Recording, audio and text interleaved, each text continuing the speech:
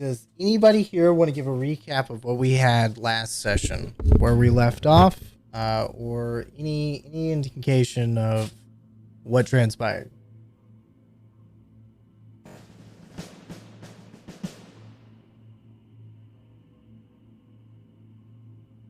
Any volunteers? No, I'll go myself then, I suppose. Well, we arrived and I am going to need help with the name of the city. What was the name? Jihao. Thank you. We arrived in Jihao and we saw that there was a festival currently ongoing, and we four who thus far have been introduced, Amareth, Bryn, Misery, and Abram, participated in various activities. Bryn won the pie eating contest. We also participated in the maze contest, the swimming contest. There were quite a few contests that we had at least one person win all of them, with each person getting a medal. The big medals were for the contest of wisdom, which Abram won, and I solved the riddle correctly. Smiley face emoji, regardless. And then we found out that there was another group of 5 individuals who had been competing against us, consisting of a water genasi, an ogre, a goblin, a drow, and then one other who I do not remember. And they had also won enough medals to go into a final trial where the task was to retrieve a spear, I believe. A treasure. It was a necklace. It was a necklace, yes. I was like, the spear was in the shark, and that's where it was. And so we went down into these oceanic tunnels beneath the dark waves and had some shenanigans with various fish.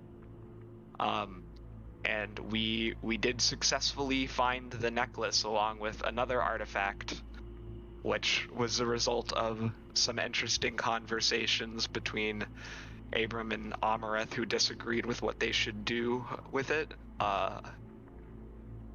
I mean, I could go into more detail about the individual contests, but we'd be here all day.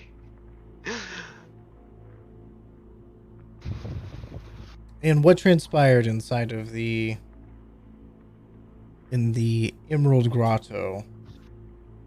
Yeah, we all found the 3 pieces of one of the 3 pieces of jewelry above game. I just know that there's 3 pieces. In game, we do not know that, but we found one of those.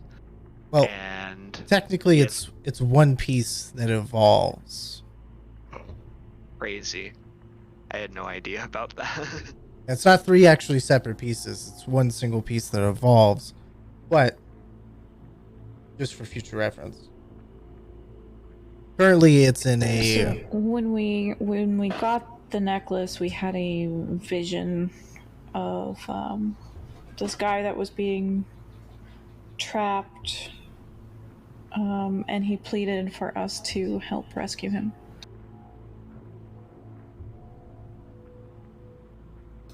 Right?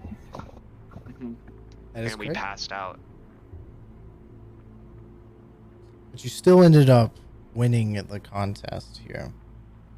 Awarded not only, for the rest of the year as heroes, well, not the heroes, but the champions of Jihao. You also have free stay at the Unbroken Tusk here, which is on top of the Razorback Tortoise. The same stall that sold the meat pies that you guys ate during your contest. The wiggly slime worm meat pies. Right. All right. So you have, can I get another volunteer? Let's see here. Dusk, you just put forth that, or excuse me, Abram. Let's get Bryn. Give me a D6 roll.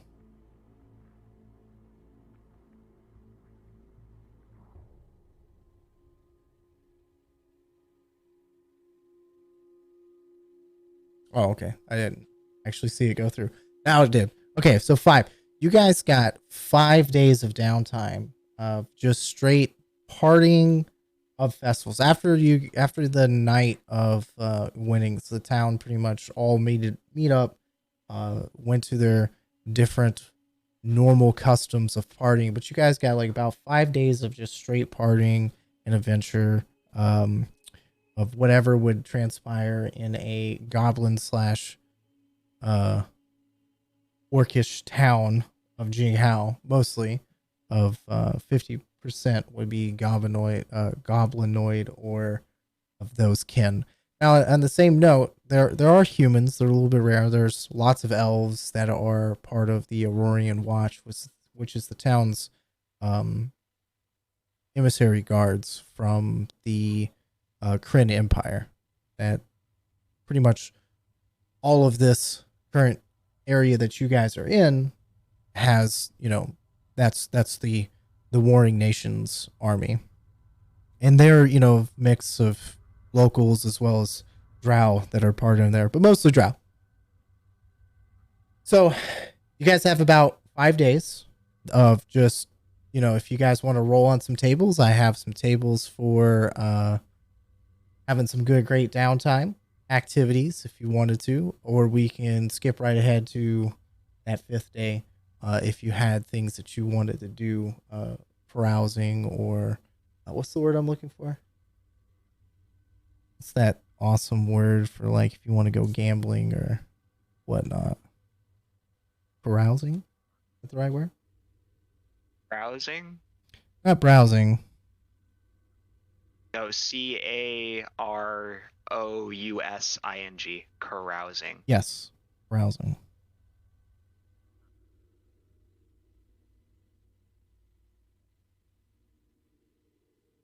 What happened with the orc? Did I see him again?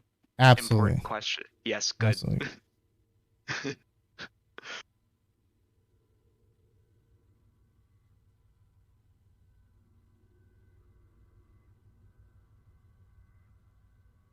I have nothing really to do. I want to buy a cheap healing potion though. I don't know if I have enough time, but I'd at least like to begin incorporating the teeth into my armor with my smith set. So you'd probably find a forge somewhere in this town near the J4, which is across the street from the Luxon Temple. As you can see, they have the temple itself looks like their holy symbol of the tetragrammaton. What is it called? Hexagon? Nah, it's not a hexagon. 1, 2, 3, 4, 5, 6. Yeah, it is. Of the tetragrammaton hexagon, whatever it's called. The right across the street from there is the local Aurorian Watch settlement, or not settlement, but they're like outpost, you would say. And of course, they have a forge there. You could probably have spent time there unless you're a party, guy. I would probably say you guys the first night you spent the entire night. Everyone's trying to buy you guys drinks, slap you in the back, ask stories of what's going on, and hearing the tales of what happened inside of the Emerald Grotto, which, one of your guys got massively bitten by a shark. You probably have some awesome scars from that incident. But absolutely, it wouldn't take you that long to adorn something onto your armor itself, at least as a keepsake, that is. More fashionable than anything else. What does that look like, by the way? Well, I guess it would depend upon how many teeth I was able to pull from the shark in theory, but I would assume if it's only 2, it would probably be the shoulders. If it was 4, it would be the shoulders and elbows. Just different locations that adorning teeth to chainmail would realistically work with these large shark teeth, massive shark teeth. Just wherever it would work realistically to try to, even if only cosmetically, advance the armor. But there will be more to come if it's only cosmetically. Yeah. It would just be a simple cosmetic thing for now. Like the shark itself wasn't magical. The only thing that really magical was the spear that you got from it. Mm-hmm. Give me 2 seconds. I should have took a fin, slapped it to the back like she said. Yeah, that would be funny. Aquaman.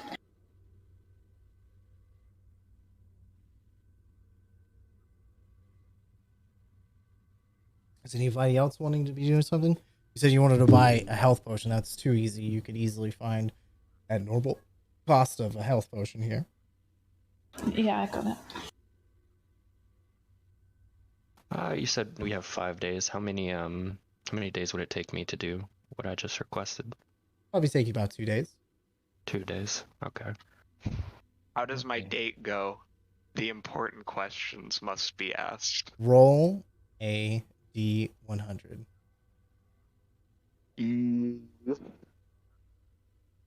Am I just meeting with these guys, or are we assuming that I was 9. not there but was there? I would assume you're at that tavern. You've just missed. Okay. You just missed the festival, looking for adventure or a path forward, and you overheard a group of adventurers finding some type of, or at least their efforts of the last encounter they had in the Emerald Grotto, of their feats of merit as well as wit, and beating the competition swiftly. Nice. But yes, I do have a table for carousing. And what did you roll? You rolled a 9. Yeah, I rolled a 9. I'm ready. Oh man. Okay, so you were roll me a D4. I'll say that could be really good or really bad depending on if lower is better or higher is better for D100. A 2. You whatever transpired between you and that person, you ended up in jail for 2 days. And God. you had a fine of 10 gold piece to avoid any further jail time. I'm Bad going off. face. I'm He going got off. a little too handsy. Yeah. Whatever way you want to roll that, I'll listen. I'll go with it. If you rolled just a little bit higher, it would have been even better. What would it have been? I don't want to say if anybody else wants to roll this. Anybody else want to do some carousing? Yeah, sure. I'll give it a shot. Now, You go first. whatever your normal expenditure is for like living, make sure you guys take that away after the fight. If you're living a modest, lifestyle, or still, there's someone find that chart and post it in our chat on what your lifestyle choice is. Remember, room and board is taken care of. So you guys don't have to worry about it. You probably didn't have to pay for any meals. So whatever your lifestyle choice is, if you, and rancid is free, but I would say you guys at max probably only spent maybe like 1 or 2 silver over the How last. much gold was I supposed to start with? Sorry. You were gonna have whatever your default is, and then Okay. that's it. These guys just won 100 gold though for the contest, but you're coming in a little late, but it's okay. Right. It's only like 100 gold anyways. It'll go by fast. So whatever your default character's class, your background, would come with. Okay, so who wanted to roll? Dom, I rolled. 26. Yep. You've made an enemy. This person, either in business or organization, is now hostile to you. Sick. But you get to decide how you've offended them. I'm assuming they probably had like a pet bird and I released it Oh, wait. into the wild. No. This was. Oh yeah, that is for Dom. Sorry. You Yeah. released their pet bird. Okay.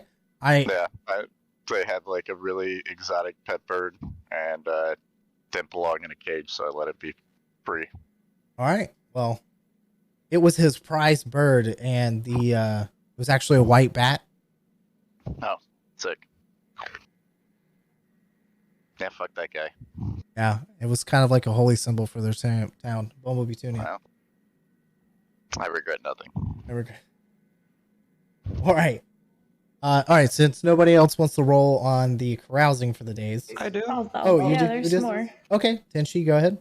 I'm sorry, Bryn. It's okay. What is it? D100 plus level? It is D100 plus level. Okay. Oh, I didn't do plus level. I just did day 100.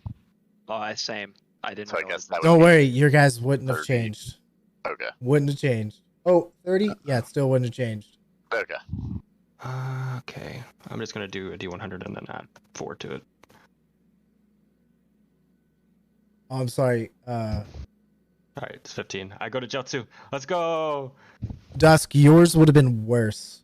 Sorry, Oh, wait, no, my I bad. don't go to jail. Okay, so yours is actually different. But Dusk, we already said yours, so and yours is Yeah. funny. Okay, so 11 through 20, you regain consciousness in a strange place with no memory of how you got there, and you've been robbed. Roll 3d6. Woohoo! Blackout drunk. Let's go. 3d6. Okay. This one. 3, 2, 3. Now times that by 5. Okay. 80. You've lost that much gold. That's okay. All right.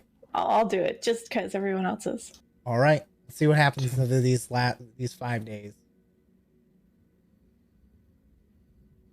Oh, damn.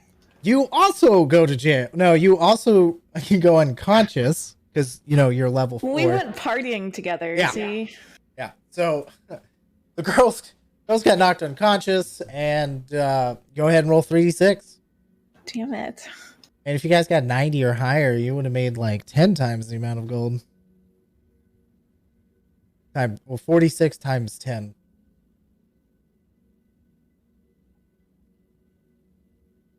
Wait, 46 times 10? I No, thought it was that's- 3d6. That's different. You when I said if you scored high, it would have been that. It's 3d6 times 5, and that's how much you lose.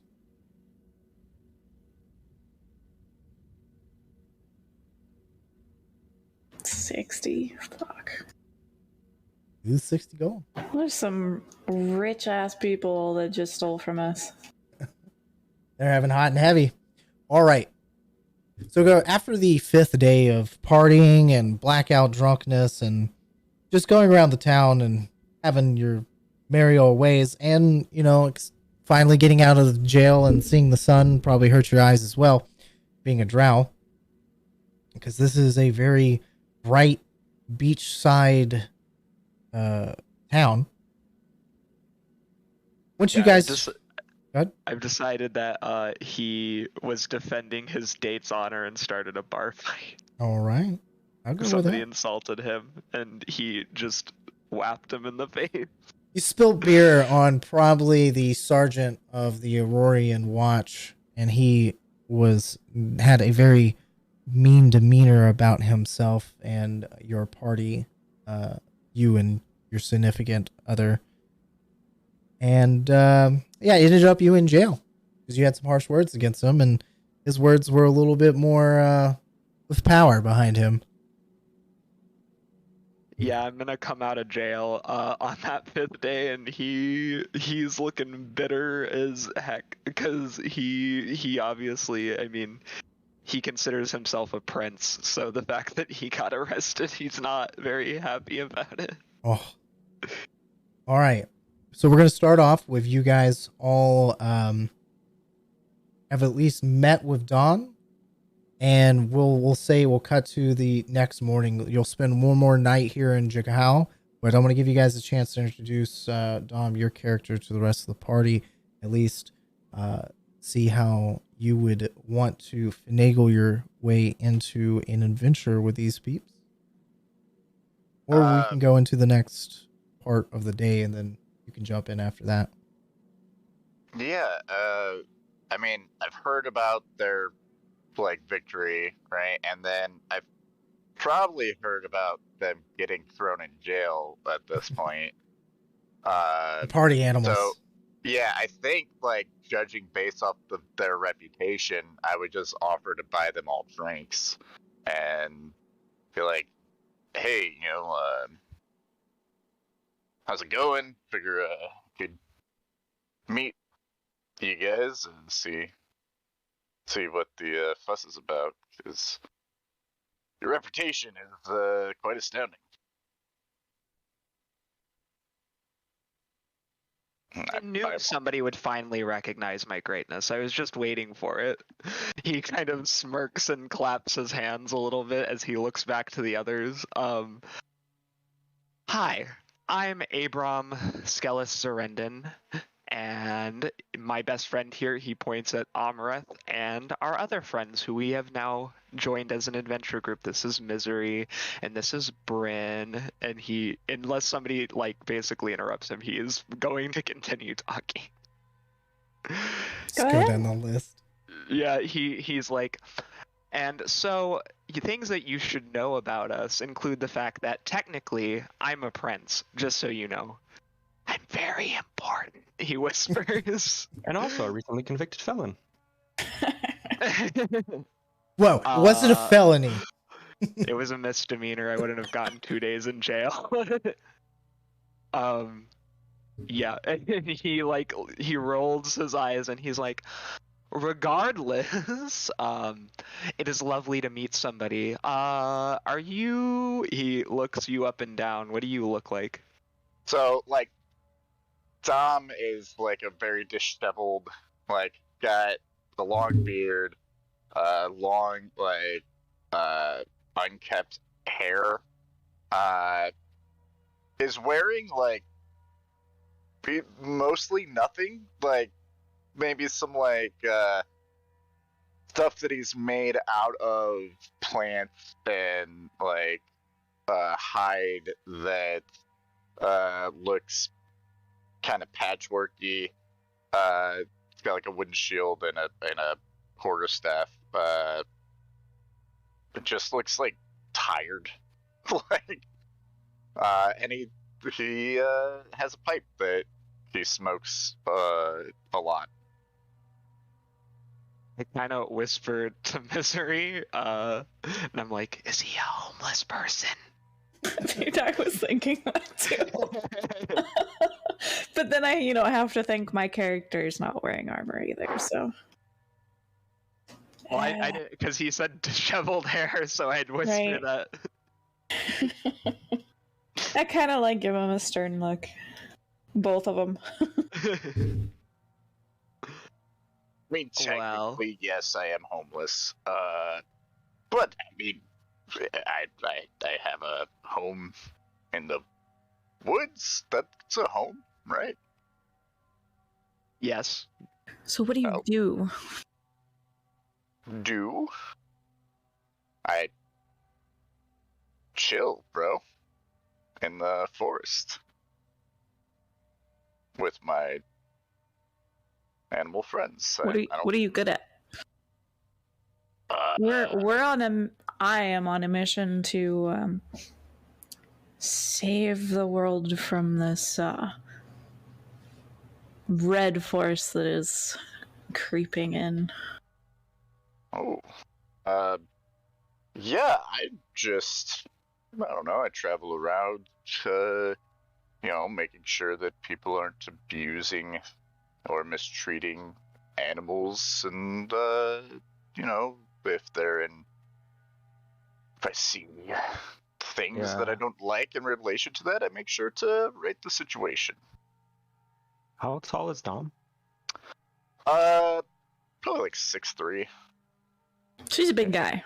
Yeah, he's a tall Pretty boy. big guy. All right, so Bryn stands up and towers over you, like more than a foot and a half, and looks down at you. Can you fight? Yeah, pretty good. How can I you can fight? heal. How can you fight? And he hands each of you a good berry. That was this. You eat that, you feel better, and it feeds you for a day. Gives you nourishment for a day. Okay, but can you fight? Yeah, sure, I can fight. How can you fight? And he shows you his stick and hit things with the stick. What the fuck is that? It's a stick. What are you gonna do with the stick? It's a quarterstaff. It's a stick. It looks like it's like a long, Yeah, shitty quarterstaff. It's not like a traditional. If do you correct him in character? Because he'll look at you and kind of be like, Yeah, he's like, it's a stick. This is a stick. You gonna beat people over the head with the stick? Yeah, works good. I mean, Sounds good to me. sounds good to me too. All right. And Good like, enough for me. I can call my animal friends, and they can. Well, he like kind of looks around. He's like, fuck some shit up, you know. They're good at it. You ever been attacked by 20 squirrels before? It's intimidating. Wrestle the bear. Is it similar? Worse, way worse. Squirrels are way dexterous. A bear, pretty easy to hit. Squirrels, 20 of them, And they go straight for the nuts. straight for the nuts. What'd you do to piss off the squirrels? I didn't piss them off. They're on my side. Oh no. Yeah. I don't think I like that. Well, just be nice to animals and we'll get along fine. Oh no, are the rats on your side too? Oh, I've got some rat friends, yeah. Oh no. Oh no. Oh, yeah. Maybe some RUSs. Yeah.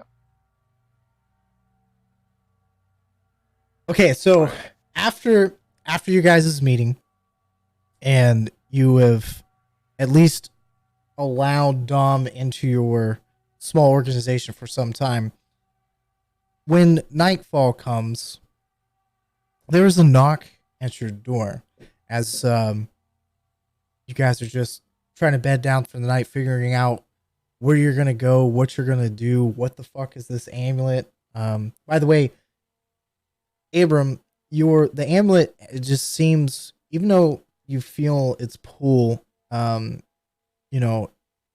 it seems heavy, but not heavy of weight. It seems more like a heavy of burden. Every time that you've tried to tune with this, it's not unlocking, but you do get those remnants of magic from it. You feel like you're a little bit more dexterous, or a little bit more protection from it. You've also figured out that it has the ability to make you invisible a couple times, but there is a limit to it, and it comes back at the next dawn. But nonetheless, a knock comes at the door, and who here is from Jihao?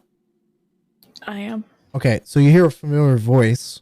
You hear the elder Urshiro, which is the goblin, the one that gave you the quiz.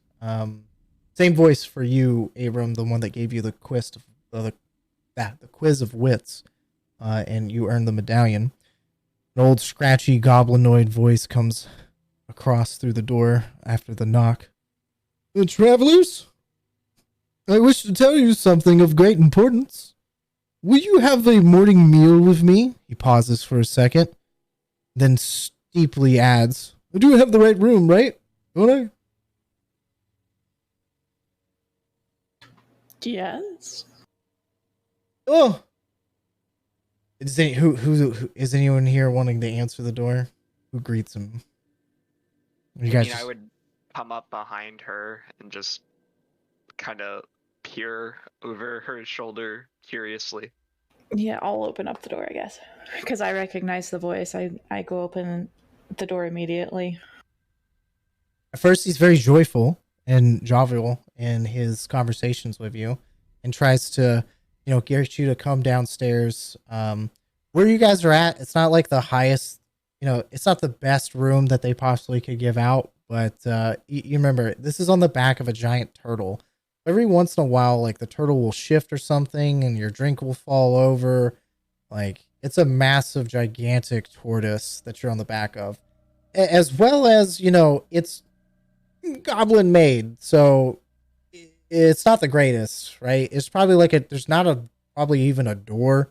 It's probably not even like windows. It's just canvas to block the sun, and the whole town can see what's going on in your room.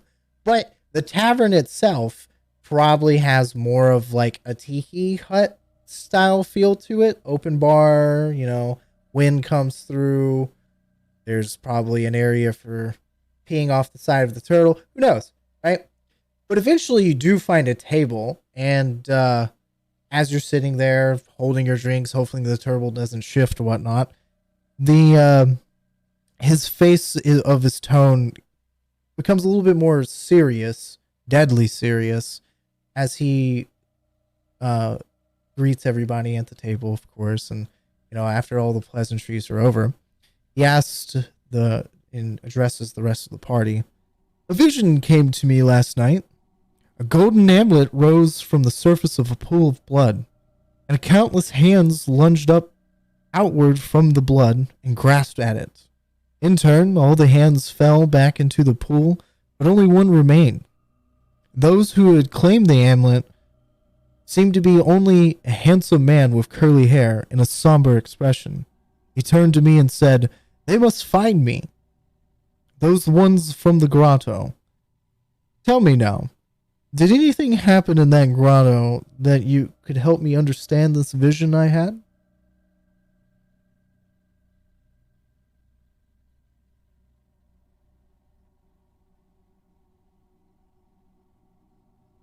This is a goblin, right? It is a goblin. You don't like There's goblins. absolutely nothing. Absolutely. Understand. Glares from the corner of the room. I will look at him and I will say, you kind of see that he's a bit more serious in the moment because he was probably spending the last hour or so in his own quarters studying this object. So he seems a bit less like he's putting on airs than usual, and he's like, "Hello, I believe this may be what you're referring to." His eyes grow a little wide when you show him the amulet. He goes, "Oh, I think that's a vestige of diverence." Oh my god, I can't even talk right. Diverence? A vestige of diverence. Yeah. Elder, when we took this amulet, we also saw a vision of a man trapped, and he pleaded for us for help. Do you have any idea who this golden-haired man is? Do you remember or recall a name?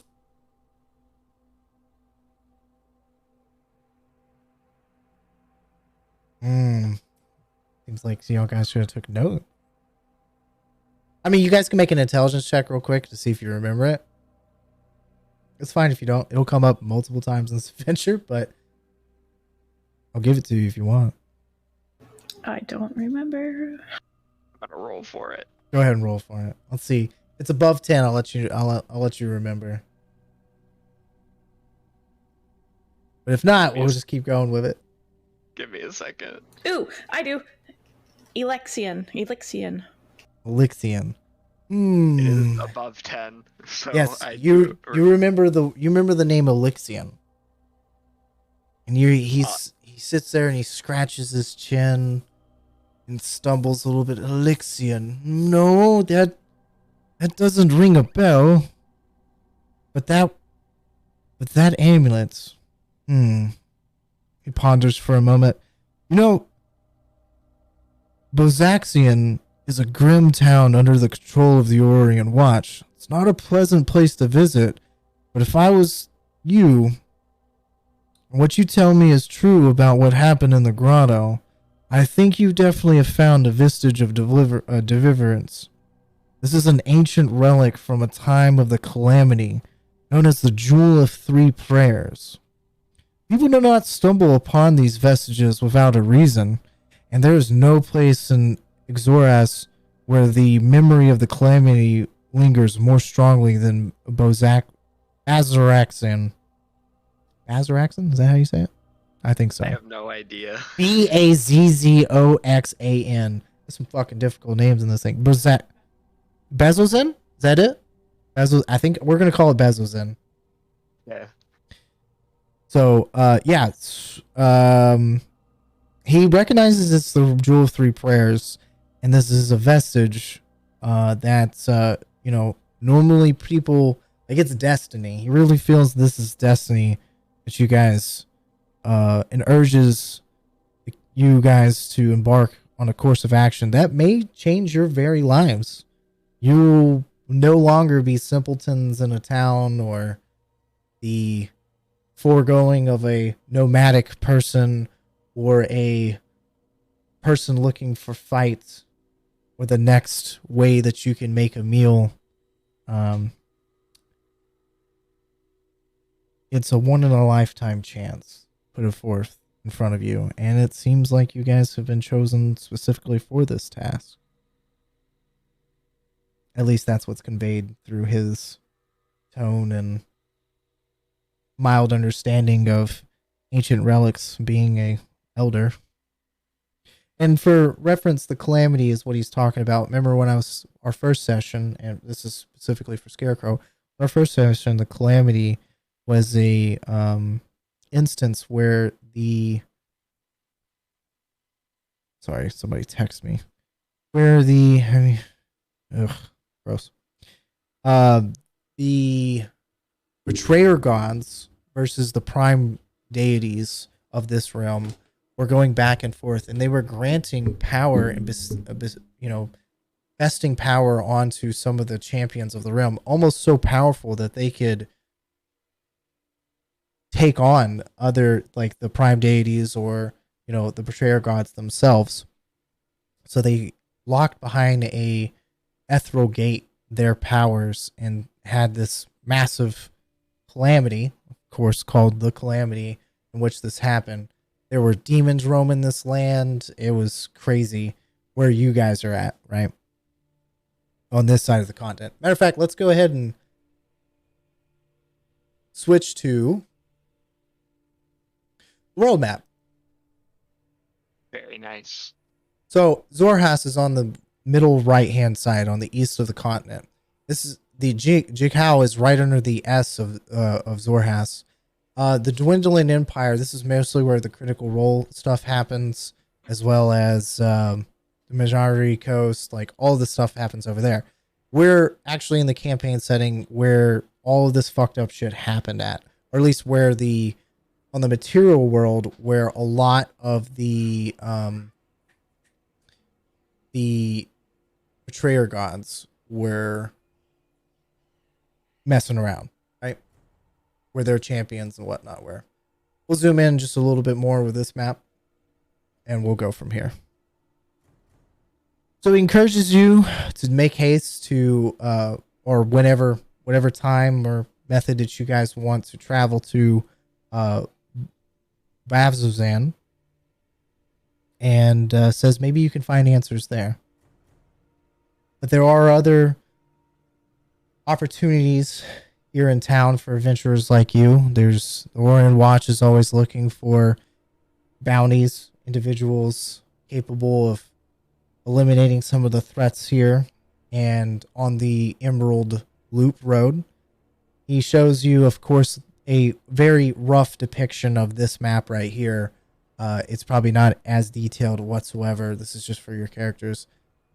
You could definitely tell the Iflon River. That's the river that you had the contest in, Panther. Or, excuse me, Misery. That was the river you're pretty much familiar with. Anybody from Urzen, right? You had the two drow from Urzen, right? Yep. Okay. Abram has spent most of his life in Urzen. Okay. After fleeing from the other continent.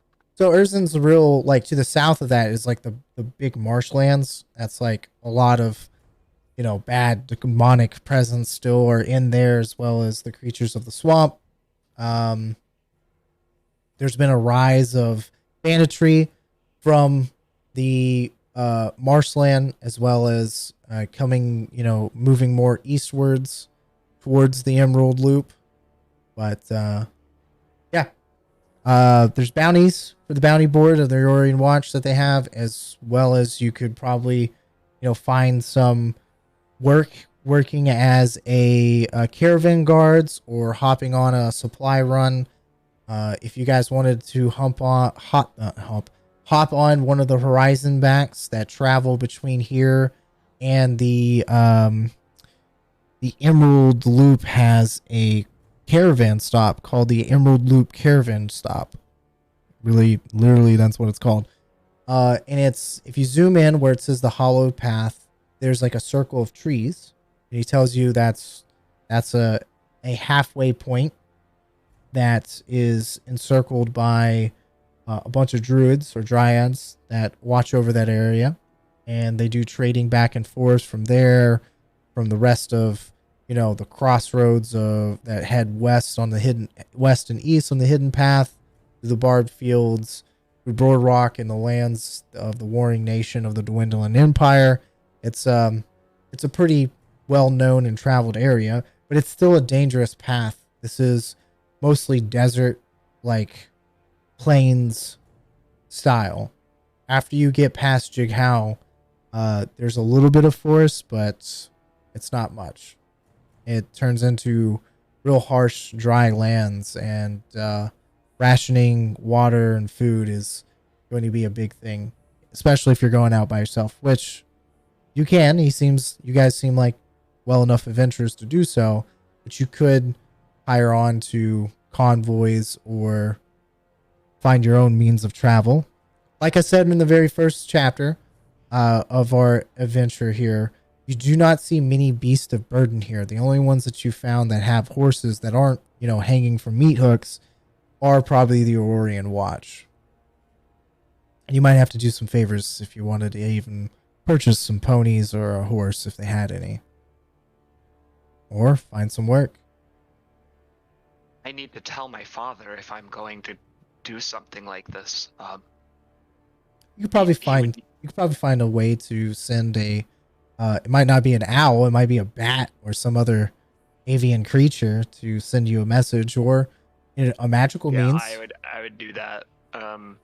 Do I have a magical spell that sends messages? Let me check real fast. I have Animal Messenger. I can send it for you. That would be most appreciated. He smiles. Sure. It takes me... Oh, it's only an action to cast it. How many miles can that bird go? It's about 25 miles. Covering about 50 miles per 24 hours. That's about 50 miles, my bad. Yeah. One square is 200 miles. Yeah. A quarter. Yep. It'll probably take you about a day. Send that message. Okay. Yeah, I mean, it'll make it. He won't get anything back. He'll have to send his own bird back, but... He's guaranteed to get that message. Yeah. That's fine. He just needs to know that I'm safe. It would be very, very bad if my uncle or my dad thought that something bad had happened to me if I don't return home. Sure. You gonna mention anything about going to jail? Nope. why would I put that in there? His dad will find out sooner or later anyway. Yeah, probably. I think Abram loves his father, but he isn't gonna be upfront about the fact that him and Amareth have been stealing, but who? So he isn't gonna just put that in there. Well, I'll tell you this: you guys don't see the rival party after the night that happened in the Emerald Grotto. After that night of partying and whatnot, which they joined in the festivities, but after then, you haven't seen sight or sound of them.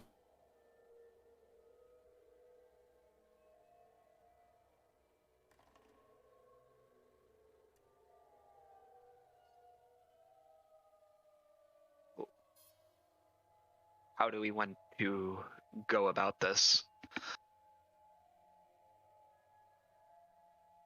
It's all on you guys. Let me know what you want to do. I kind of look around the room, and he seems much more unsure of himself than what you would usually see. Can you get me a beer? Can you get me one too? Beers for everybody, sweetheart. Yeah. I mean, I think Dom's just gonna go with the float. Like, he doesn't really have anything to. Like, he just kind of wanders. So, yeah, he's just like, hey, wherever you guys are going, I'm down. This seems interesting. Can, you know, maybe pick up a couple of things along the way, learn some stuff, etc. I'm for either doing bounties and doing that, or riding the caravan, because it's a long way, and unless you guys can think we can make it all the way there with just our packs, it's Well, I mean, we could gather food and stuff along the way. I mean, whatever you guys want to do, I don't mind. Yeah, I'm pretty good at walking. Sorry, go ahead. No, I'm just saying I'm pretty good at walking and getting food if I need to. bounties, I think, would get us more money on the way. Yes, His ear. Bozan, what are we calling again? Bezosan. Bezozan is controlled by the Aurorian Watch. So if you picked up bounties, you could definitely turn them in Bezozan when you got there. It's not a problem. You wouldn't have to come back to Jihao to report the bounties. I mean, getting rid of criminals in the name of a good drow kingdom is always something that I'm up for. Kind of says as he shoves his ill-gotten gains of gold into, like, the back of the closet with a kick. And he's like, yes, we should do that. Yeah, I know after my night of partying, I kind of need to refill my bag.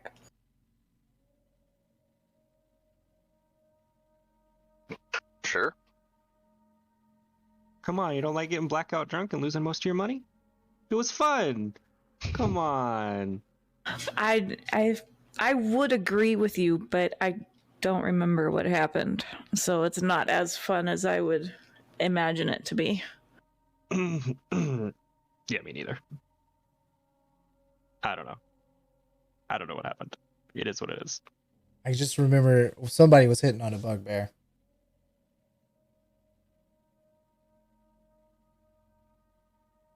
Cool. Bounty works for me. You mean Nothing Abram? That sounds like an Abram thing. EVA. Regardless, yeah, he will look at the group and kind of clap his hands together and be like, his ears perking up again as he motions us off the turtle, and we'll be like, to the local police station then, and he kind of grits his teeth. So once you finally arrive at the Aurorian Watch outpost here, there is a drow that's in charge of this area. He's you probably saw him on a palisade on the top of the watch here, probably looking down and just a meme of the word pathetic under him as he looks under this town. But maybe the guards noticed you coming back and he's like, oh, look, he's checking himself in for this time. How can we help you? Champions of Jihao. As they smirkily laugh between themselves. Grits his teeth and just motions. He pushes someone else forward because he does not want to speak at this time. You must like. God.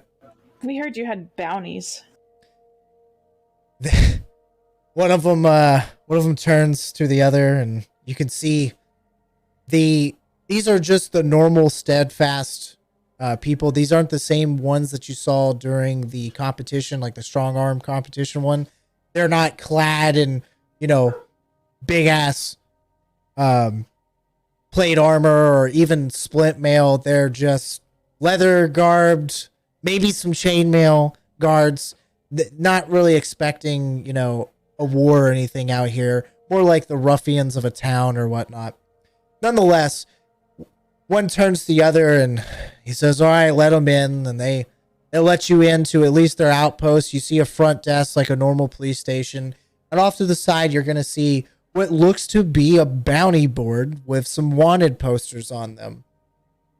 Some of the wanted posters are in different languages.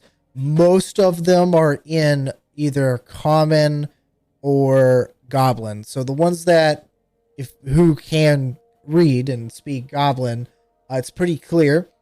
One of the bounties states looking for 6 knives, a 5,000 gold bounty for the hobgoblin named 6 Knives. Him and his bandit crew have been causing rough, chaos on the Emerald Loop. And it is signed by, sorry, give me 2 seconds.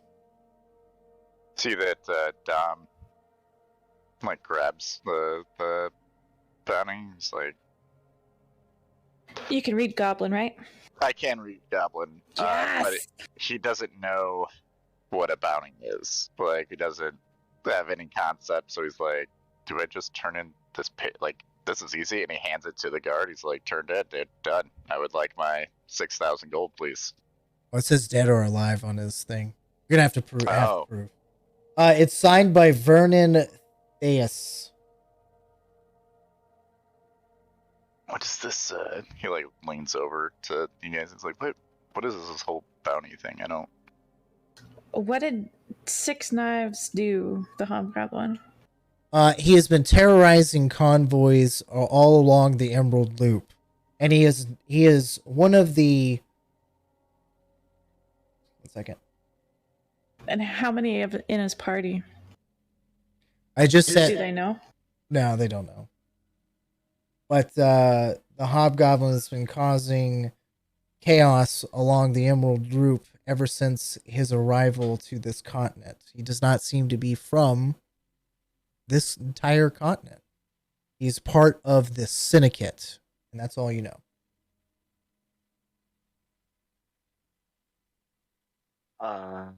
Do we have any other options? Yes, you do. There is a bounty for a Lewin, which is a lion man. That is a vigilante at large. And that is a bounty for 5,000 gold pieces.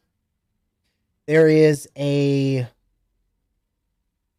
Someone roll me a D100.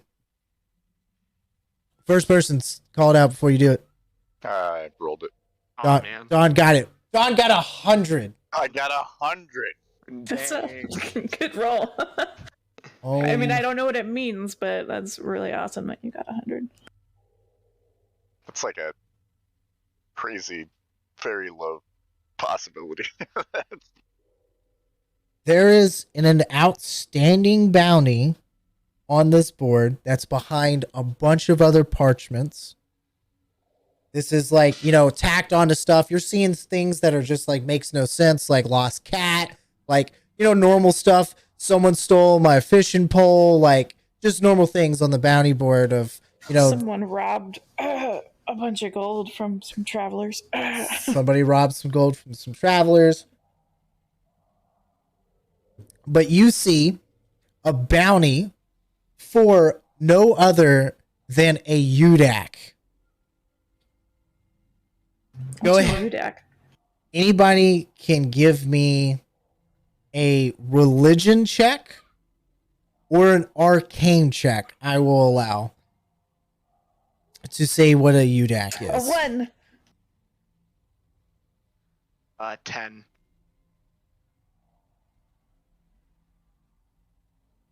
Yeah, it's a 5. All right, Bryn, you're the only one here that knows what a Udak is. And this is a gargantuan demon. This thing is a 6-armed ape-like creature that is the size of an adult dragon. And the bounty is for a whopping 15,000 gold pieces for the head of a Gardak. The Gardaks used to roam this land when the demon incursion happened, and they used to be shackled and they used to be used as siege weapons against like entire kingdoms. And they roam freely now within this wilderness, right? Very slow, easy to get away from. And the empire here, the Kryn Empire of the Drow, have somehow put arcane collars on some of them and make it where they don't come near the towns, like a shock collar, but a lot worse for a demon. There has been apparently one of them that has escaped or broken its collar or whatnot, and it's gone rampant somewhere in this area. It's such an old thing, they probably think it's dead or whatnot, but who knows? The bounty is for the retrieval, the head, or some prize of this slain beast. Bryn holds the piece of paper briefly, and this ominous grin goes across her lips as she looks to the others. How brave y'all want to be? I'm down. I mean, getting rid of demons is always a positive. I'd much rather do that than. Whoa, you don't know anything about it. He just said. Remember what he said. Yeah. Let me rephrase this question. You want to be known forever? Of course. That's it. Yeah, I don't really care about You want to probably die doing it? Definitely don't want to do that. No. That would be a no. If we don't die doing it. She wobbles the piece of paper in her hand. The only cause worth dying for is stopping this red madness. Well, this right here, let's just say we wouldn't have to work for a while. And, most of this continent would probably know who we are. She continues shaking the piece of paper, like that grin is not left her lips.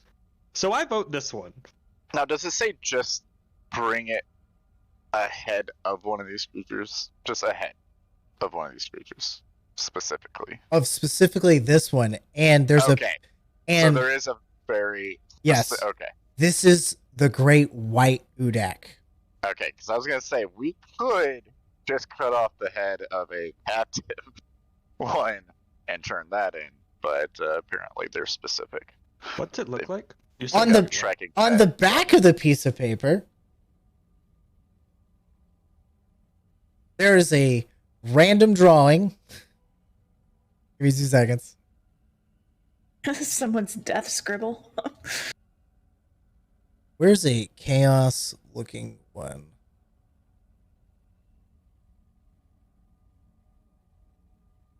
Control C. Oh, search. In the meanwhile, Bren puts a hand on Dom's shoulder. Oh, and by the way, you asked what these were? Think of these as justified assassinations. But you get paid for it, and it's not illegal. Hmm. Oh, no, wrong thing. There we go. Aha, there we go. It is a giant 4-armed, massive siege demon that wanders these lands.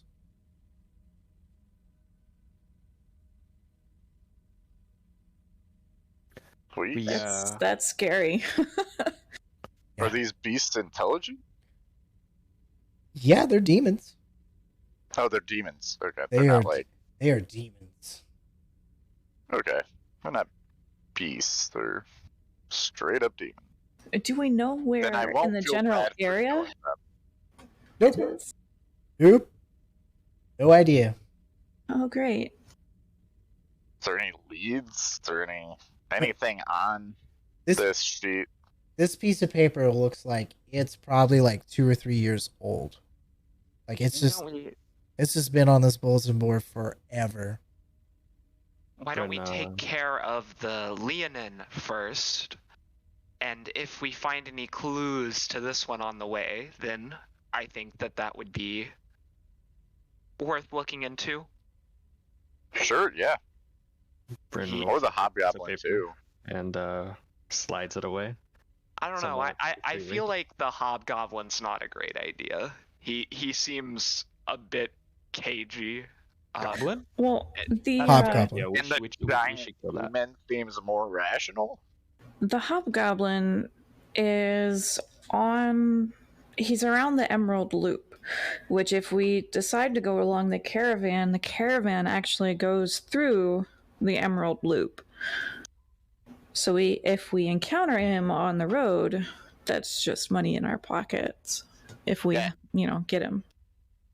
I mean, yeah, and if he's doing bandit stuff, wouldn't he He would probably attack the caravan. probably attack the caravan? Exactly. But then we'd be in the ambush. We'd be, Yeah. But they'd be coming to us. but then we'd be Exactly. in their playing field. That's not advantageous for us. These other ones, we're going to find it. But Do you we have have more information on the vigilante Leonin? all you know that is it's also part of the syndicate, and you have no other leads on where the Leoin is. It's just I say we do the caravan, let them ambush us. We'll be ready, right? And then murder. Hey, you got hold of this concept really quick. Good on you. Yeah, I mean, again, As long as it's not an as animal, long as it's right? not an animal, pretty good. Yeah, he grimaces a bit and he's like, "Okay," and takes the bounty poster and hands it to Bryn. His fingers seem a bit shaky as he does so. At even the Bryn. mention of Taldore, the other continent. Bryn takes the paper and just eyes it for a minute. And she reads the word. It's like not twice Tal- over. it's not Taldori, it's the other continent. The Oh, I thought Arcan. Well, this, It's the okay. Arcan or Arakan or whatever it's called. Might be, then ignore the RP I was doing because it doesn't make sense now. Wait. Maybe it is Taldor. 1 second. All Bryn needs to see is the word goblin and disregards the part hob. And it's just like, yep, this is fine. I'll go check real quick what the name of this continent is. Well, it would if it isn't Taltore, then I feel dumb because I was doing the role play. It's Marquette. Okay. Marquette's the continent. All right. It's like a sandy desert continent. Yeah, so just pretend like I'm not as nervous as I was, because that doesn't make sense now. But yeah, he wouldn't care. You'll be like, sure. All Bryn right, let's also, go do some murder. before we head out, Bryn steps over to the front desk and sort of leans her hulking stature over onto what is presumably the desk to look at the guards standing there or sitting there, whatever the case is. So, do you have any less disclosed bounties or work that you need done? She asks. You good at getting cats out of trees? I meant something a little more dangerous for the common person. What is? I don't think you understand what kind of cat this is, but this isn't a house cat. My Go on. ears perk up. What kind of cat are we talking about here?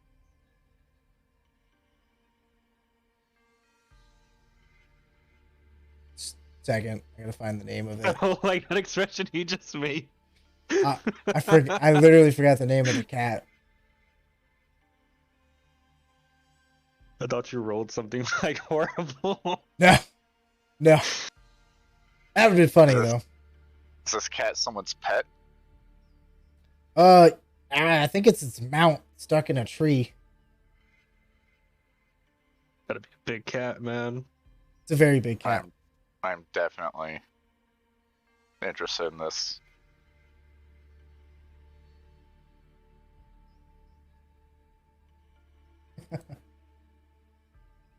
Oh, that's funny.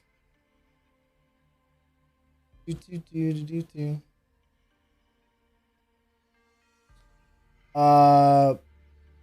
Mordbunder?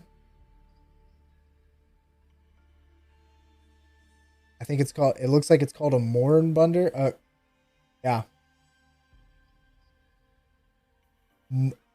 Mornbunder.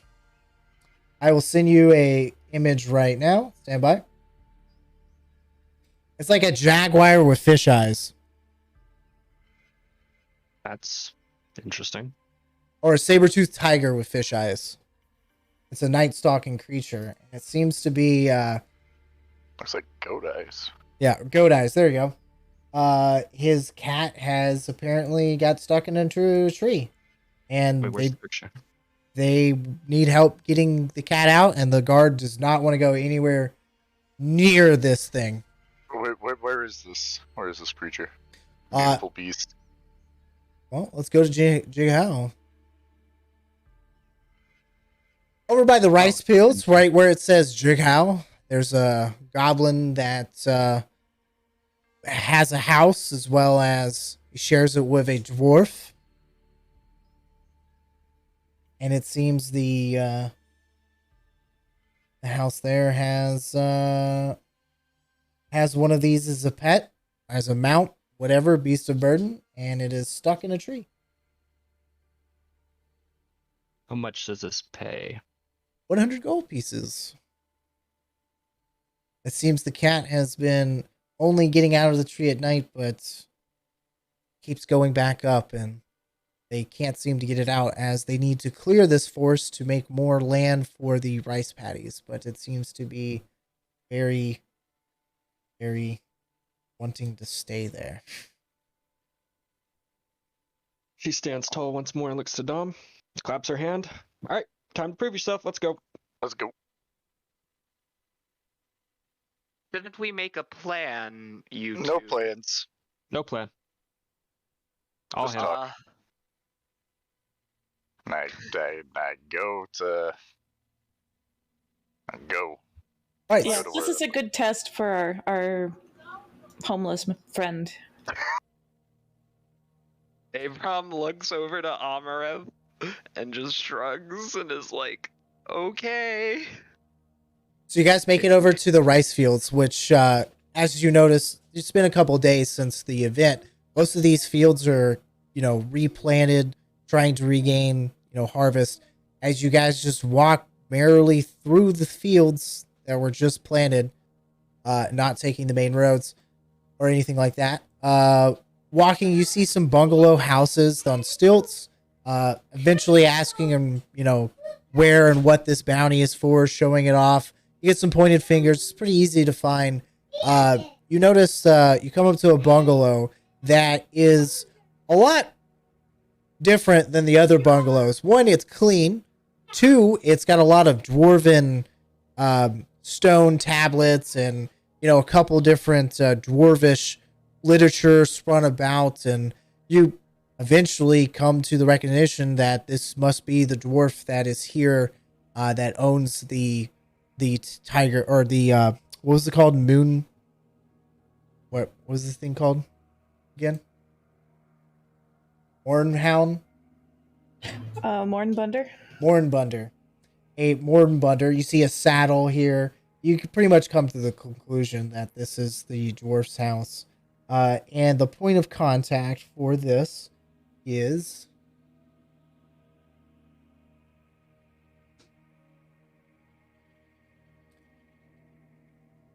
all right, stand by. Make sure I get his name.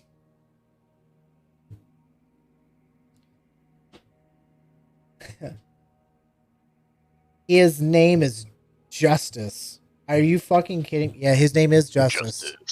His name is Justice. Where is she? Where is she? And you see on the side of the saddle the name of the beast, Rice Pudding. Love it. Yes. I'm reading it straight from the book. Amazing. Cool. Is Justice here?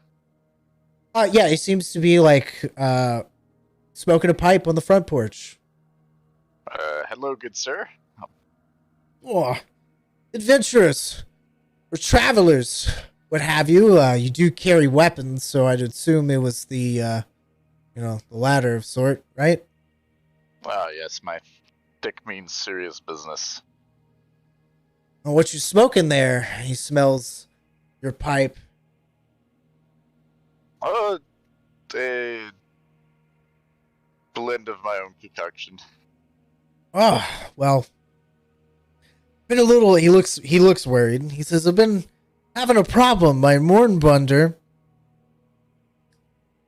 has been constantly climbing these trees.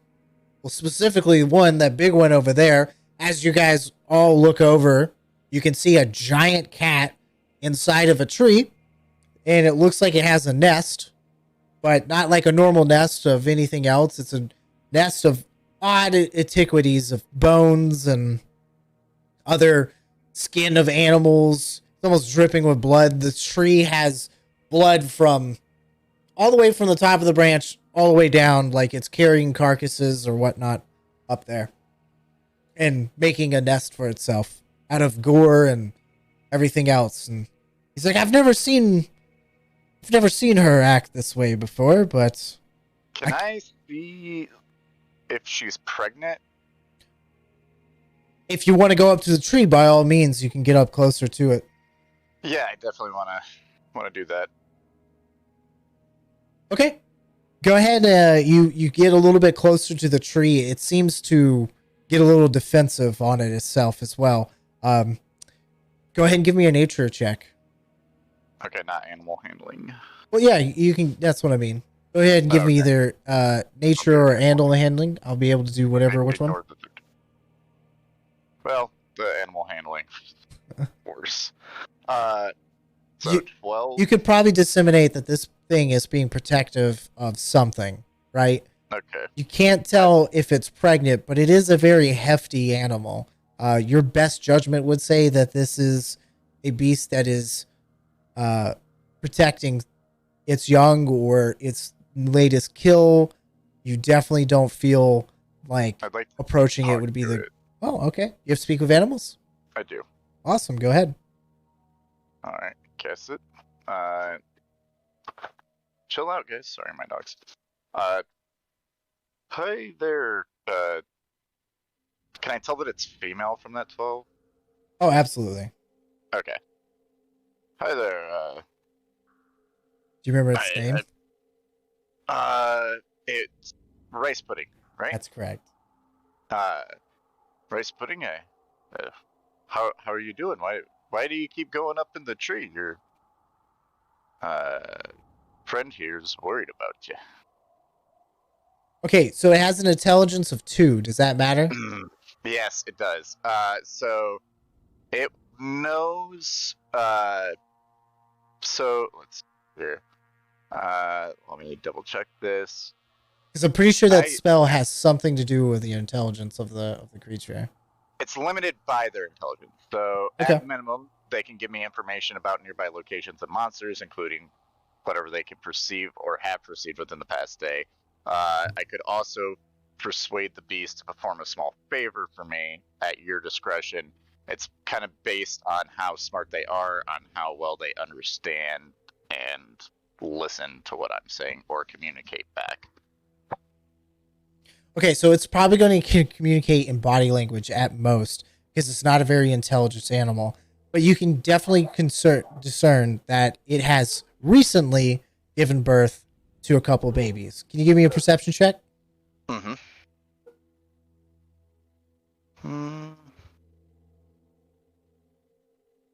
That's a 22. There are 6 babies inside of this nest.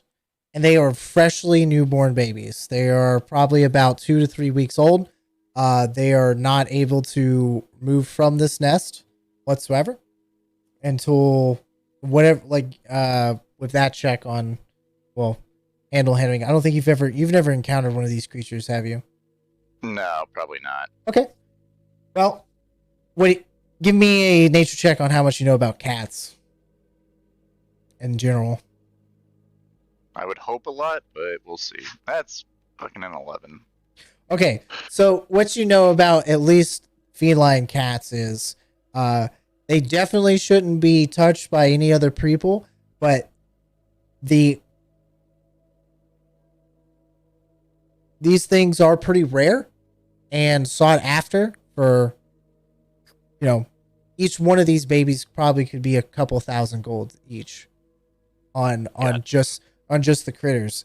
So it might not be the best wise thing to let other people know about it. They're also a delicacy to eat. And this town is very known already for eating beasts of burden. There's horse meat and everything here. Would I get that feeling that the dwarf would, Justice, would, sell these animals to be eaten? To be eaten? Or just to be eaten, or just to be used as, yeah. He would, you would think that this person, because he said that this is like his lifelong companion and mount. You have no idea. You give me an insight check. How you could feel, how you feel after talking with him. That's a nat 20. Okay, you definitely feel like he would find the best home for them, but after he gives them away, there's no telling what would happen. There literally isn't. But you feel like Justice would do good justice. Gotcha. All right. Cool. So yeah, I would go back to Justice. I'm like, well, the situation. The reason why she keeps going up to that tree and staying up there is she's recently given birth. She's got a couple of kittens, I guess, up there. From what I could see. Oh my! Rice pudding has 6 kittens. 6 Yes. kittens? That's a lot of mouths to feed. I don't know how I could pay for that. She already eats me almost out of house and home, and I wouldn't want the kittens to go hungry.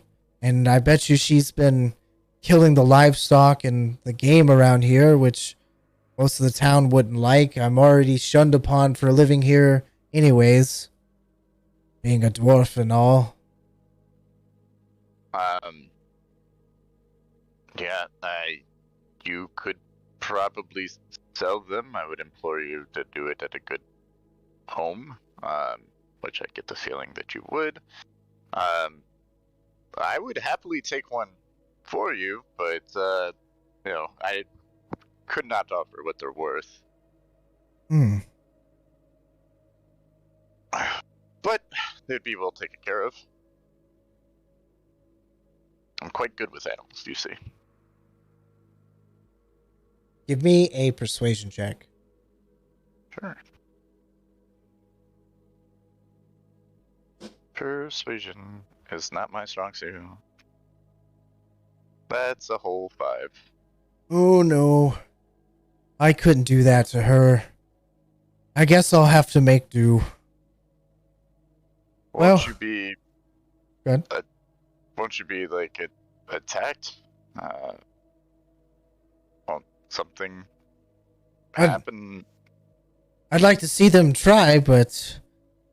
Rice Patty's been my faithful steed for such a long time. I guess my days of adventuring and traveling around are over, but... Anybody want to give me the help action on that persuasion? Maybe, talk me up a little bit so I can try to re-roll? No? Alright, cool. You don't understand, Mr. Justice. He's actually lived around animals, I would assume, his whole life. and he's pretty good at giving them what they need. Help. For sure. Yeah. Go ahead. All right. Try it one more time. Oh my god, I hit 5 again. Holy shit. He sadly Wow. declines. Man. Well, I want to give you some gold at least to help care for these animals if you do plan on keeping them all. That's really all I can offer you. But yeah, she probably won't be coming down at least until they can be. I would definitely not touch them until she's ready to come down, because if you mess with them, it's gonna get bad quickly. Yes, she has massive tusks and claws. I wouldn't want anybody to go near one. So how should we inform the guard? What do you think? What's your best assumption? She'll be gone out of there in a week or so, or Would I know? whatever you want to tell them.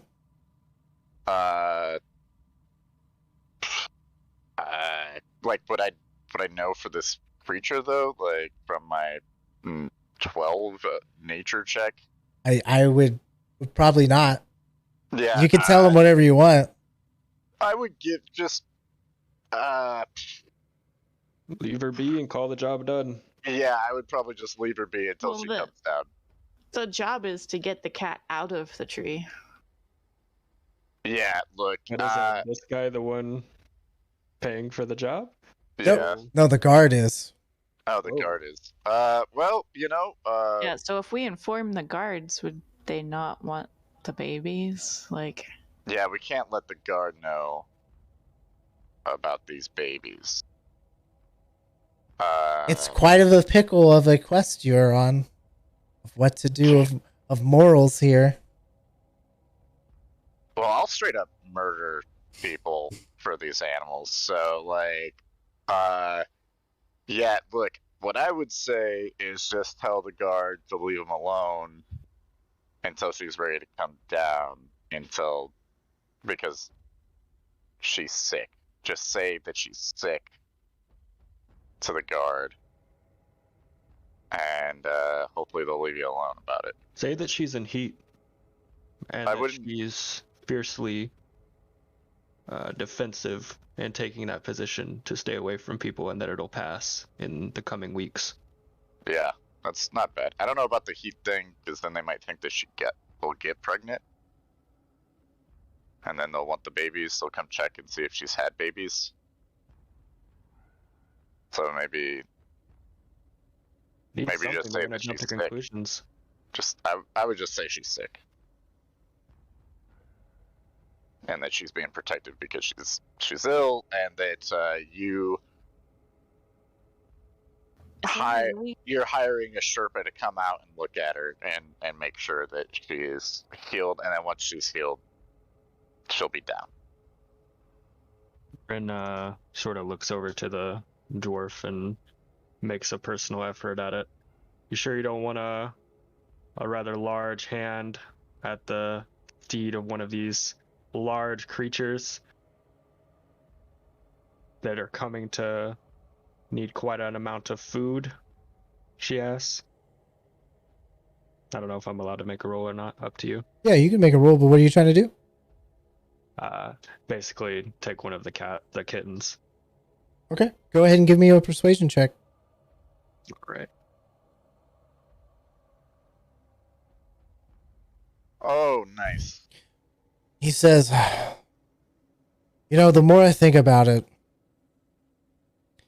it'd be one less mouth to feed, but you're going to have to make an imprint on her. She's the one that's going to be the one that gives the baby up. And if you can converse her, I won't stop you. But it's going to be hard.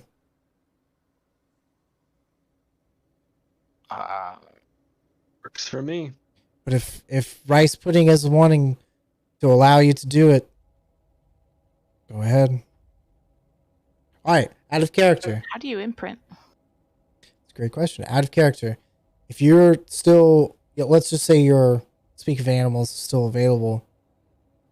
How would you want to try to carouse a mother and her cubs or kittens? I think I would explain to her that if she allows us to take a kitten or kittens, whatever it may be, that they will have a better chance of survival than where they are now. Because if And that's a true statement. So right, I want you to give me a persuasion check with advantage because of the situation we're in. Let's go ahead. See how it rolls. Kittens with nat an M. 20. Oh, thank God, the advantage, because the other one was a 2. Okay. No, it was a 19 and a 20. Oh, it looked like it must have rolled over. Nice. Okay, yeah. Fantastic. Yeah, it was a So- 19 and a 20. Awesome. Roll me a d6. All right. Come on, Dom, get us all the kittens. Roll that 3. 6. Damn. She reluctantly allows, she transports by the neck 3 of these Mournburners kittens. However, they do not look very healthy. They look like the runts of the litter. And it's going to take a lot of effort to make sure that these kittens are taken care of over the next couple. You would probably say they would get to a level of where they can fend for themselves, like attacking small creatures, whatnot. But they are looking to imprint. Who wants to imprint on a kitten? Clearly me. I am definitely Well, I wanting think one. the question is who doesn't want to? Yeah, which one of your guys' characters would not want to imprint on on one of these kittens? And Dom, you would be showing them how to imprint on them, like how to feed it, how to gain its trust. And this is going to be over like the course of this adventure, by the way, because Yeah, this will be very difficult. and just to let you guys know, out of character, like there is no time frame for this adventure. If it takes 5 years in game, it takes 5 years in game. Like you guys could take a break and go crafting or whatnot. There might be senses of urgency between one or another. Just play it as it is. Now, how long until they in game roughly until they would be healthy enough to where it's not going to be constant attention? You nowadays? would have to do at least a week of constant attention. nurturing these things, Right. to get them to health. And that's going to be animal handling. I'll allow for that. Okay. Can I, for everybody that gets one, can I try to can I be their Sherpa until they're good? Absolutely. Or will they imprint on me as well? 'Cause, Absolutely. I don't want to imprint all 3, obviously. Yeah.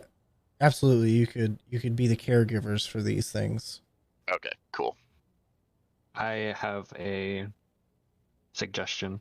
Go ahead. I would suggest out of the people here, the 3 kittens go to Misery, Dom, and Bryn, because last session, I know Dom wasn't here for it, but I made sure that our amulet holder is already Abram. So just to kind of, diversify these items. It's up to you guys.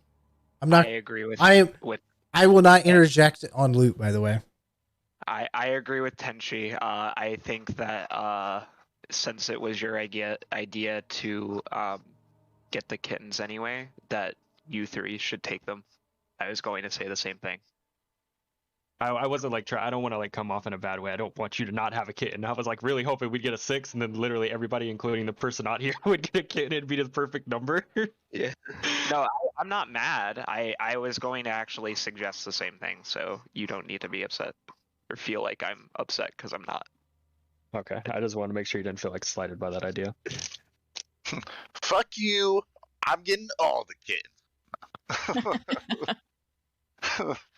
So I'm gonna take back that Secret. persuasion roll. Secretly imprint all the kittens. I have Honestly, an you army could. of kittens. You No, really could. I would. You Yeah, I won't though. imprint them all and then tell them to behave for us, and then one day turn them against us. Yeah, exactly. Like, Like and they ambush now us in the middle of a fight. it's like the long goal plan. I could just It's a long con. I could just see it right now. He's got like a custom knitted holders for each one of the cats, and he's like wearing a backpack, and he's just got these things like Just a bunch of baby Bjorns. Just amazing. Yeah, Sorry. go ahead. I was gonna say, is this perhaps something we should, since we're about to go on bounties, should we perhaps for the next week or two at least, Yeah, I won't be like a able human, to. a Yeah, human specifically, someone that's not a goblin or an orc, to nurture these things? Like I know there's like not servants, but I know you can hire people to do relevant tasks for you. That's true. You could hire someone, or you could use one of your party members that's not currently here, aka the drow rogue that steals things. Definitely not him. yeah. I What think about, I what would about that other just one? hold out for a week. Be like, look, we can. You could hold don't out know. for a week. Yeah, I don't know how long these Yeah. bounties have been there, but like, The if you next guys want to caravan go doesn't ahead. come But for the next week. yeah, I could. Well, okay, so these caravans, the Razorback tortoises, believe it or not, are really slow. Wow, who would have thought? So when's the next caravan coming? Or going? Give me a D100. I've never had so many D100s coming through. It's going to be about 6 more days. It's about a week. About a week. And that's when it comes in. Who knows when it leaves? You guys sure you want to do that hobgoblin first? Well, we don't know where the The other two Leonin are. is, nor do we know where the Udak is. Yeah, the strongest lead we have is on the hobgoblin.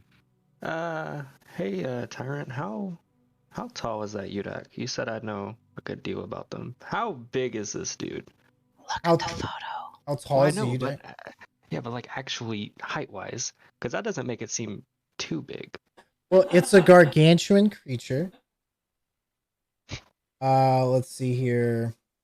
Trying to figure out how tall one of these things would be. How do you spell it? Udaak. Well, in the picture, he's crouched over, and considering that the person who is presumably about 5 or 6 feet tall is 1/5 of his size, he's probably over 30 feet. Hold. I'm Yeah, trying to we think should if this not thing is like, sorry. fuck with the UDEC. I'm trying to think if it's like troll size from Elden Ring, or if this thing is like 5 times that size. It's probably Like Attack on Titan. yeah, like size. gargantuan is huge. Like Gargantuan. Listen, gargantuan hunched over. It is 32 feet tall. On its back legs, when it raises up to smack something, is 64 feet tall. Okay, so yeah, Bryn looks over them. It probably wouldn't be too hard to find the Udak. And it weighs 100 tons. that thing Oh can my- one-shot us, bro. Also, its head. How would we transport the head? We have to think of logistics here. He begins to like pull out an abacus from his bag. If it weighs 100 tons, that means its head and brain case alone must weigh. He quickly does some like math on his abacus. At least a ton. Yes, at least. I can pick that up. I don't believe you. Bryn says this like with this very confident face. all of a sudden, like, hey, give me an intelligence check, Abram. Okay.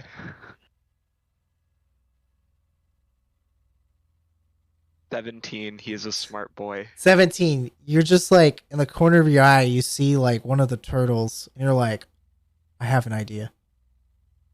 I think I know how we can carry it.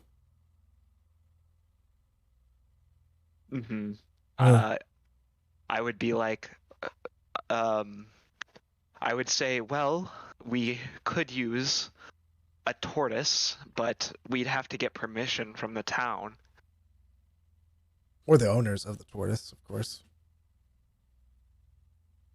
Or, we could just not mess with a giant demon. Come currently. on, aren't you brave? Come on, you were all about this a minute ago. I just feel like there's some steps we should take before we get to giant demon. You'll probably die, but if you don't die. So, what I'm not understanding, though, is, like, you seem uncomfortable with a hobgoblin, but... Uncomfortable is not the word I would say. But a giant demon the size of this town, fine. No, hold on. Where did you get uncomfortable from? Because that's not the word I'd describe. I would say due to the fact that you keep trying to dissuade us from going down that path, this seems uncomfortable. Don't you want to kill goblinoids? Yes, that's why she's arguing this. Oh, Who's the one that keeps not wanting to do the hobgoblin one? I just don't want to wait. That was a mistake on my part. Like, I didn't want to do it originally because I thought it was a hobgoblin from Abram's home continent, where he fled from due to the fact that those drow are demon worshipping still and stuff and serve Lolth. So that it was a mistake. I said retcon. Bryn is definitely not uncomfortable to the concept of let's go kill anything with the word goblin in it. So just to catch you up, Dom, Bryn is blatantly racist to anything goblin in this town. Anytime she sees a goblin, you can visibly see it. Visibly distraught. It was very clear in the last session. Yes, it was.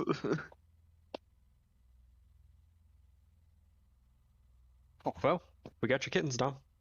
Awesome. Yeah, I'm gonna take the week to make sure that they're okay, and like healthy enough to travel. All right. What do we do with the cat for the rest of the week? That's up in the tree. Just kind of leave her be and then kind of like ignore the quest? I think while I'm waiting it out, like, I'd like to stay kind of in the woods close by, if possible, in that week. So not go into town and yeah, just to take care make of them sure, there? right, to make sure that nobody sees me with them, to make sure that, You could probably let them right from their mother. yeah, and I can keep an eye on the mom to make sure that, like, nobody's following up with that. Okay, so the kittens... I would actually... Yeah, go ahead. The kittens themselves, they don't look just like the mom, by the way. Kittens are... the kittens are more like... got the fawn, like, print on it. Here's an image. They have... oh my god, that didn't load. Wow. Hold on a second. Just a... I'll stay and help if you need assistance. That's still not loading. Okay, Put it in Discord. Putting it in Discord. But for people on stream, you can watch it. It's like the kitten in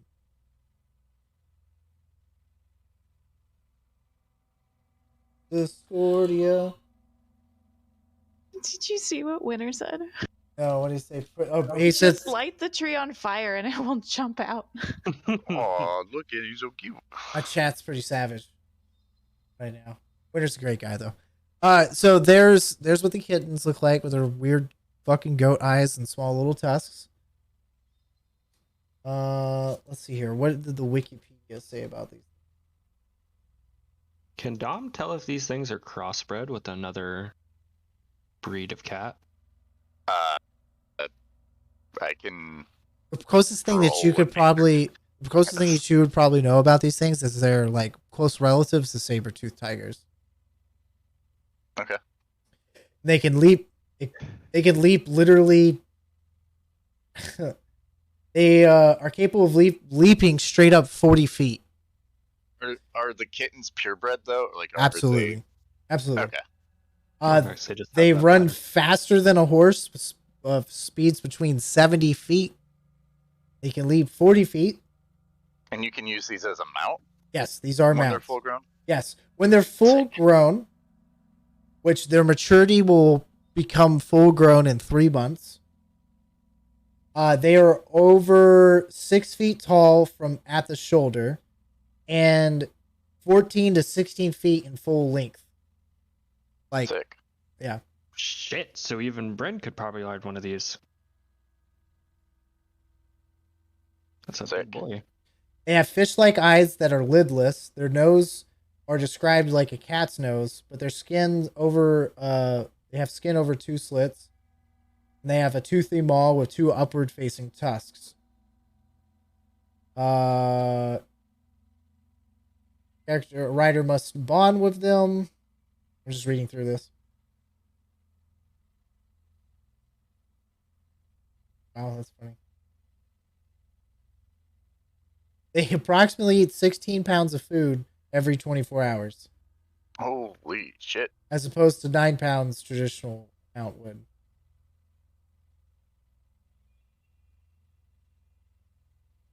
All right. Yeah, I just want to stay close to the mom for now and wait until she's ready to come down, which I would assume would probably be around the same time that the babies were ready. So it says a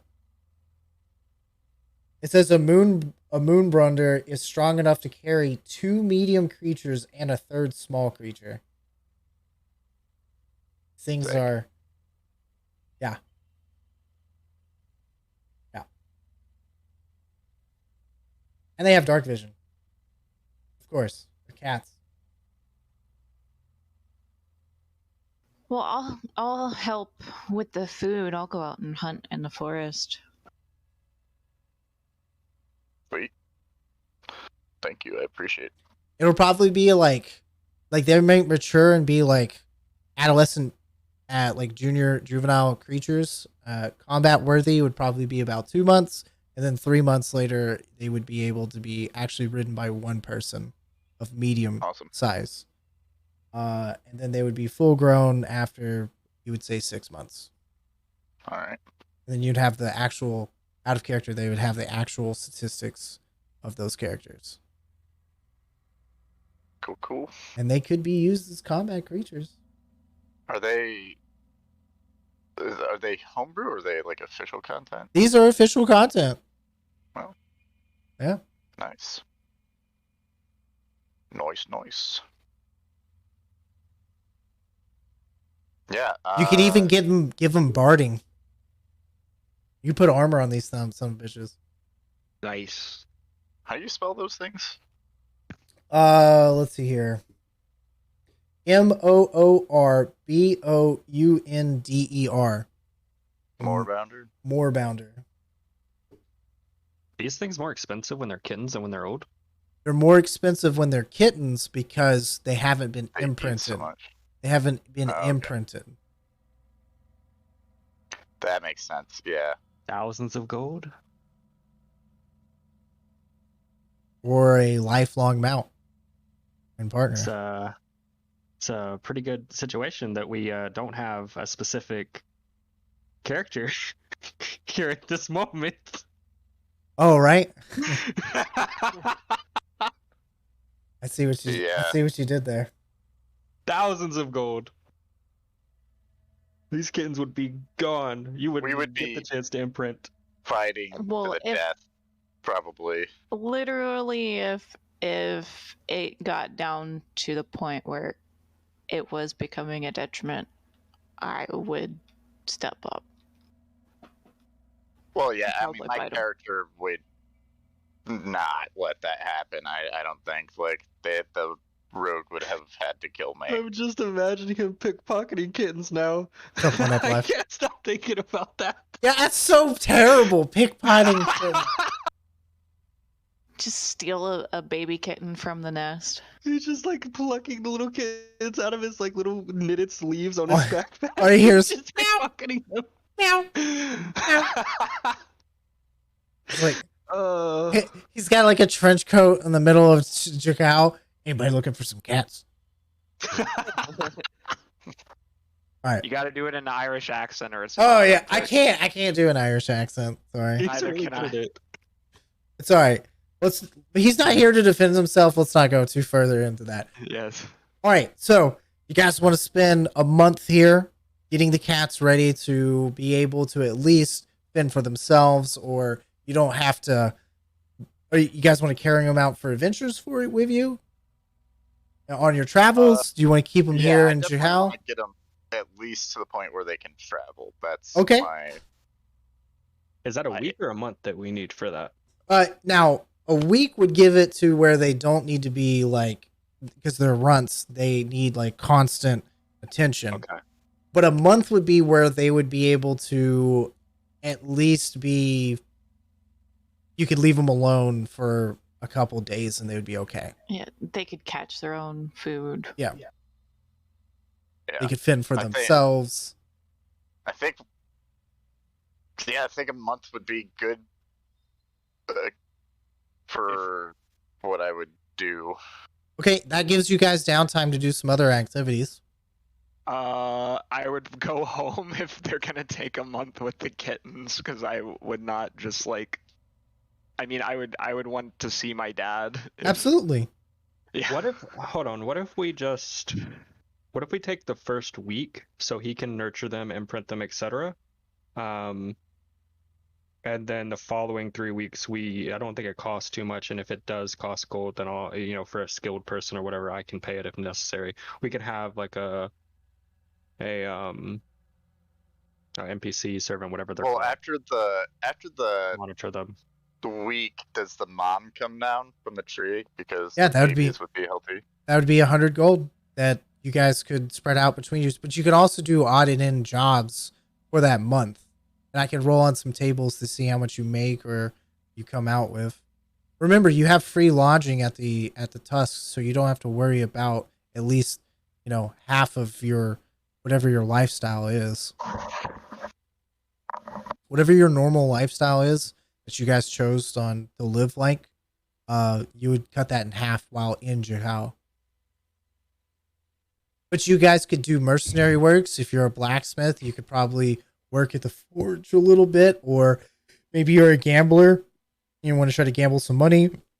You could travel back and see your father for a little bit and, spend some gold on getting to and fro or catching, whatever caravan or just adventuring by yourself. I wouldn't know how that would turn out. However way that you would make it there, I guarantee you could reconvene here back in a month time. And if you guys want to roll some tables, I can, or we can just fast forward and say it's been a month.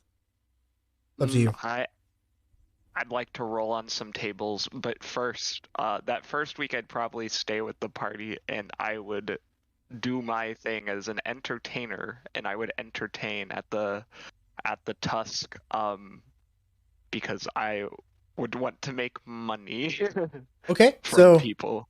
I want you to roll 7 performance checks. 1, 2. Go ahead. Come on, give it. Go. I'm rolling them. As you go through this, let me roll some dice. 3. That first night I was rusty. Yeah, it's getting better. Even better. Oof. You're becoming well known, but the My- 4th act was not good, or 5th act was not good. Ooh, no. 6 was terrible. All right. And then 7, I recovered in the finale. 1, 2, 3, 4. You got more than half. That's good for me. All right. Let's roll your stuff. Our last roll was clutch. Yes, it was. It was also the best. Wow. Wait, I rolled that twice. How does that make sense? Damn, son. You got 41 gold pieces out of the whole thing. Yes. Money that will be spent on me regaining my princely title, but without demons. I want Nice. to try to make bags and sell them out of like I don't know leaves and shit. Just very like Okay. made together like knickknack. Here's Well, some underwater basket weaving. Yeah. I'm gonna be hunting for the animals, so you can take some of the skin if you need to tan it. Yeah, could do that. Yeah, I'll make some bags. Okay. I'll We'll say those bags are 2 silver pieces each. Why don't you give me both of you give me a survival checks. Okay. Now let's see anything. The DC is going to be 10, and then any one over 10, oh my god, is going to be how many bags that you can create. So she got 11 bags, or Dom, you could create up to 11 bags. Now let's see how well. May's survival check 18. You're very much capable of finding animals to kill. You got 11 of those bags, so you sold them for 2 silver each. Give me a persuasion check. Let's see how well you do on that. This will be the last roll for you. 14. Oh, yeah, you probably sold one for 5 silver, but everybody else buys the, it took you a whole week, but you eventually sold all 11 of them. And what is that, like 3 or 4 gold? 22 silver. Like two gold, right? Because every 10, it's 10 to 1. Yeah.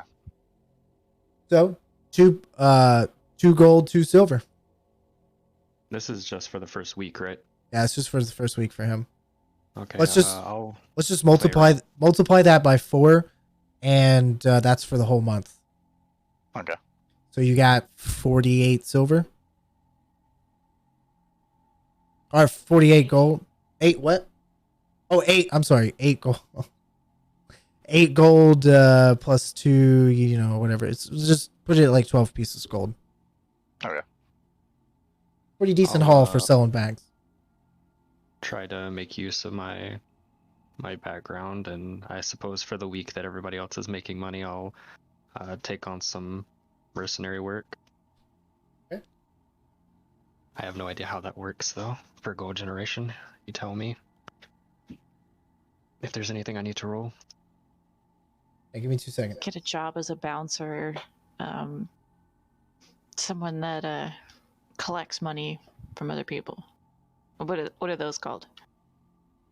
A solicitor? Like a bouncer? No. A knee breaker? Yeah, like that. Those kind of people. That's an enforcer. Yeah, just being That would work. Enforcer.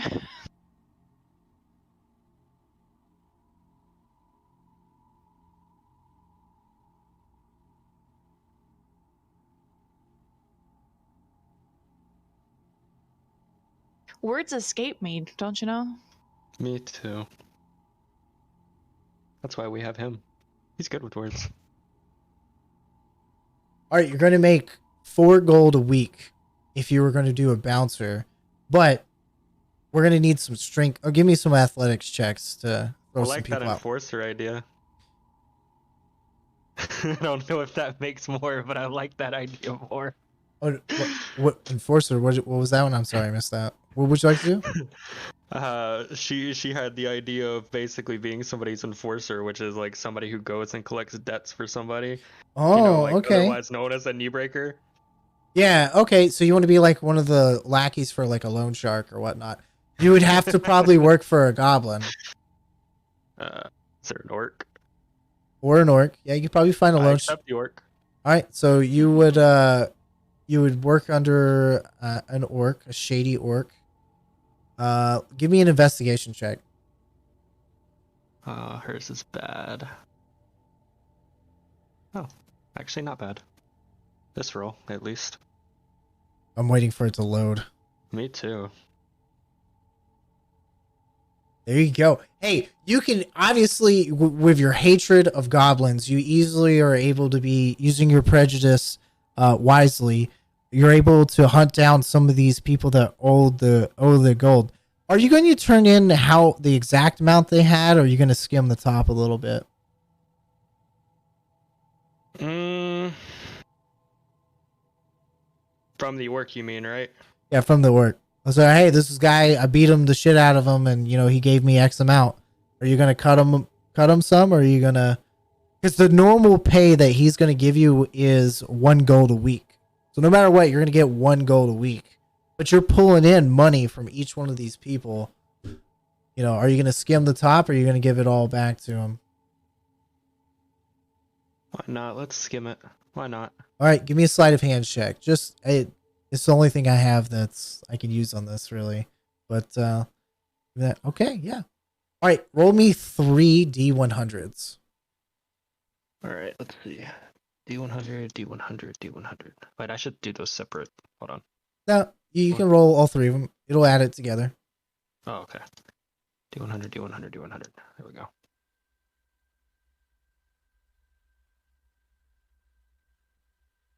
All right, what is 118 silver pieces? By that, it's 11.8 gold, right? No? Yes, or is 100 silver 1 gold? No, it's 10 to 1. It's 10 to 1. So that'd be 11.8 gold, right? Makes sense, right? Let me just I can just add 118 silver. Let's see what it does. 118 silver pieces. Yeah, it became 11 something gold. There you go. That's plus add four pieces of gold to that, because you got paid 1 gold each. That's the stuff that you skimmed off the top. Nice. That's a lot of gold for this area, believe it or not. The fact that the dancer got 41 pieces of gold was pretty fucking good. But he plays a pan flute. Plays that is what he fucking damn good pan flute. No, it's gonna look like Sleeping Beauty, as they're all like dancing around that well. Oh yeah. Yeah, all the like little minions and stuff, and you just see him at the top. That I mean, yes, that would be if I was a bard, maybe, but he just does this for fun. He is still warlock at heart. All right, let's take a quick break here. We're just over our 2-hour mark. We got 2 more hours left before Abram has to go. So let's take a quick 5-minute break, use the restroom, and then we'll get right back onto it. We'll speed ahead 1 month time and see what you guys want to do next. Hit the road, whatever. It's up to you guys. All right. Just one thing to say. I'd like to do different actions with my other 3 weeks if possible. Oh, I thought you were doing that for the whole month. Oh, was that gold for the whole month? Yeah, I thought it was just for the first week. No, that was gold for the whole month. Okay, never mind. That's fine. Then we'll leave it at that. Okay. Oh, we'll be right back, folks.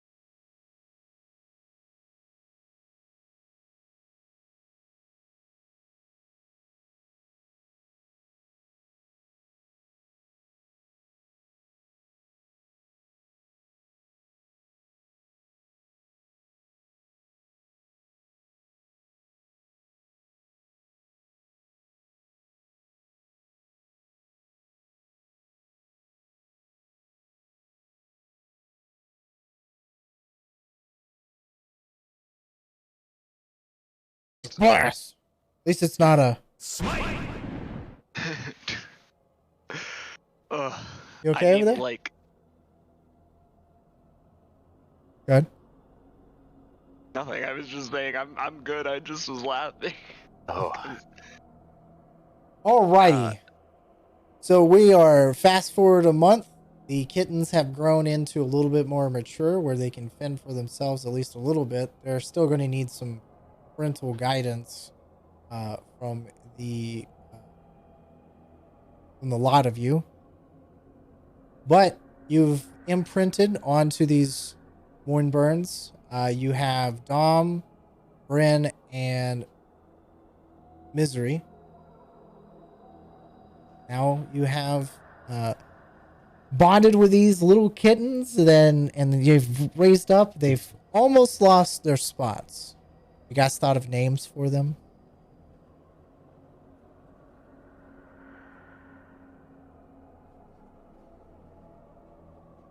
No, not yet. What gender is my cat? mine's named Bobrick. Bobrick is yours? Okay. Bobrick. Tenchi, you can choose if you want. Excuse me. Bryn, you can choose if you want, or I can roll. Let's roll it. That sounds more fun. Okay. Half, if it's evens, it's male. If it's odds, it's female. And let's see here. I got a 2. So female, right? I don't remember what I said. I don't remember what you said 5 seconds ago either. I think it's female. Pretty sure you said even's female. Okay. It's a female. Let's roll for the other ones too, right? Unless you guys want to choose. Panther or Misery? Bobrick's male. Okay. You want to roll or no? Roll. It doesn't matter. Okay. Yeah, I'll roll. Roll a dice. If it's even, it's a female. If it's a male, it's odds. You have a male as well. Okay, let's continue on. Month has passed. You guys have earned a little bit of coin doing some odd jobs or whatnot. Abraham comes back from greetings with his father, meetings with his father, still with the amulet, of course. And you guys are sitting all happily in Jihao. You haven't seen hide or sound of the rivals that you witnessed in the Emerald Grotto, but you have heard tale that they have headed south, but you don't know where.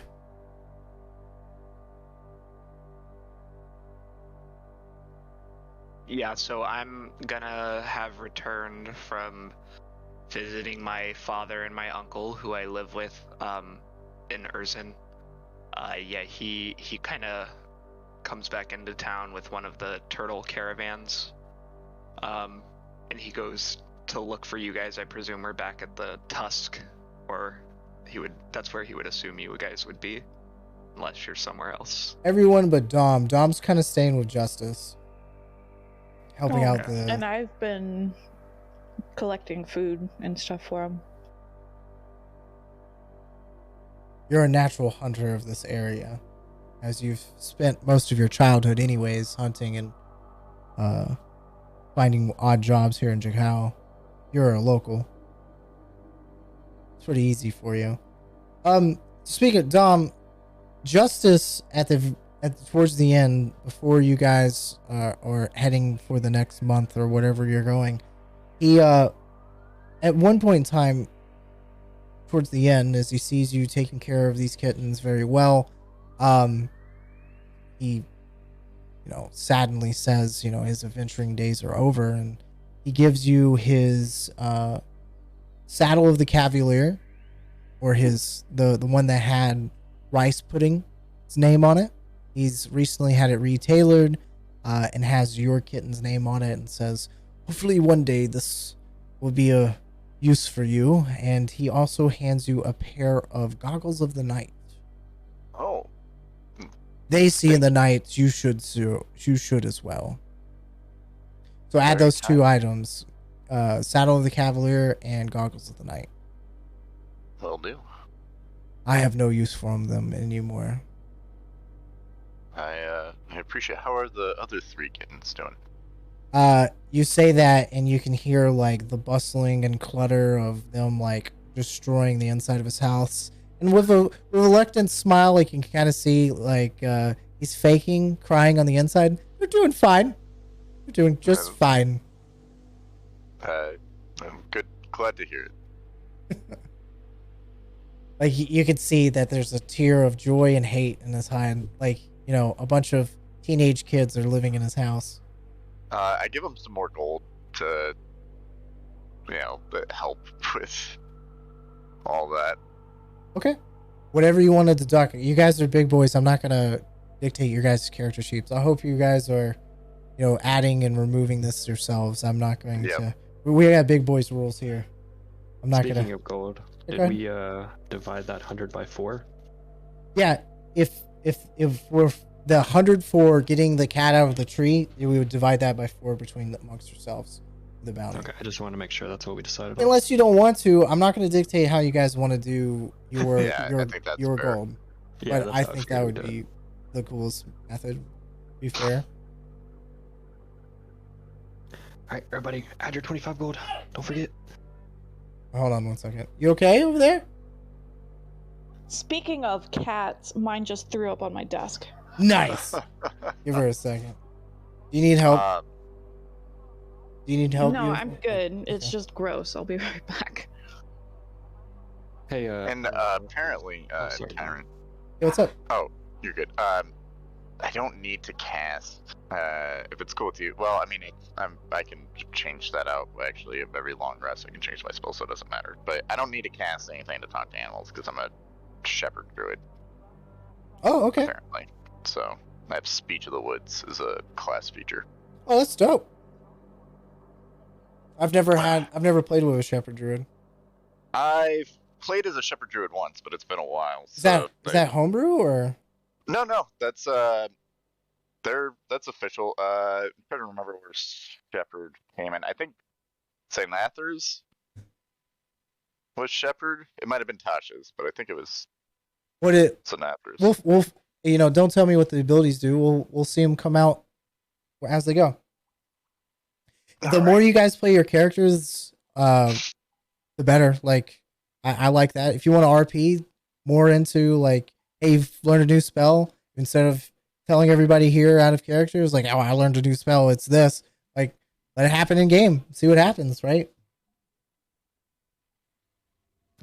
Hey, Tyrant, this Gotcha. is one of the things I was going to see if I could do during the downtime, but perhaps it won't actually require a downtime activity since we constantly stay at the inn. I was wondering if I could inquire with the people at the inn if they know where our rival party has gone off to. Yeah, give me an investigation check. Okay. See if you can browse for some rumors and whatnot. Oh man, I should ask for help with this. My investigation check. All you know is they went south. That's bad. You hear random rumors like, oh, they went to another continent, like, oh, they took an airship, like some really crazy stuff. I'm back. Did I lucky that roll?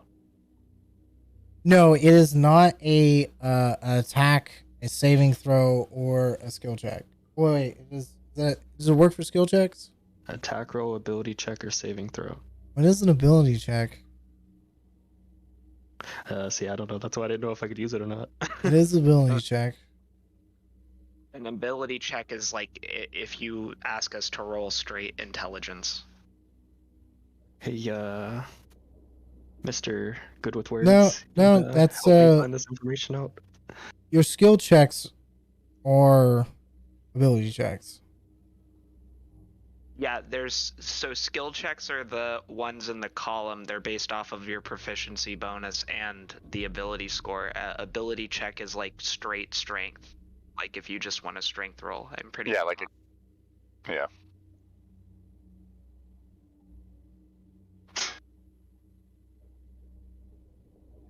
Mr. Good with Words, what was calling? I was asking if you could help me with this investigation roll. Oh, I'm trying to find out where the rival party has gone off to. And this tavern would probably be 20. the place to know. Oh, God bless. I didn't know if you were asking in. You should have said that in. You should have emphasized that I was in character. He would say, you have the map turned upside down," and kind of help you. Just to go back onto those specific abilities, those fall under ability checks. Ability checks, like I'm reading verbatim, ability checks in particular can pop up often in combat or social interactions, myths, exploration, or whenever the rules say you're making a check using the 6 ability scores. You're making an ability check. This is true whether or not the check involves a skill, such as a strength check, dexterity check, charisma check, quote unquote, persuasion check, wisdom, quote unquote, perception check. Those are all examples of ability checks. So skill checks are still following under ability checks. So you could re-roll using a lucky on a skill check, because a skill check and ability check are basically the two same things. It's just they're more specific. Does that make sense? Because you can train in those specific skills. That's why they do that. Or add your proficiency in specific ability checks. Just to clarify. Makes sense to me. So, like, if I did Hex on you and I took down your ability check or ability scores or something, it would mean you would be less successful at doing, like, a grapple check or something if I chose strength. Okay, what was the question? Essentially, I asked Abram to assist me with investigating where the Oh, rival okay. party, and he rolled a 20. You heard the last known location. They were at the Emerald Loop, which is the halfway point. And they've been doing odds and end tasks for the druids or dryads there. You also heard they fought a Gloomstalker, and one of them was very, very, very injured. You don't know which one. And that was like a while ago that he got injured. Do not know the repercussions of what happened or who it was. Would either of us know what a Gloomstalker is? Who would know what a Gloomstalker is? Who's here? Who's from this continent? You are Abram's. Abram and the other drow, but he's not here, and Misery. You guys would know the stories of, especially even traveling around this area.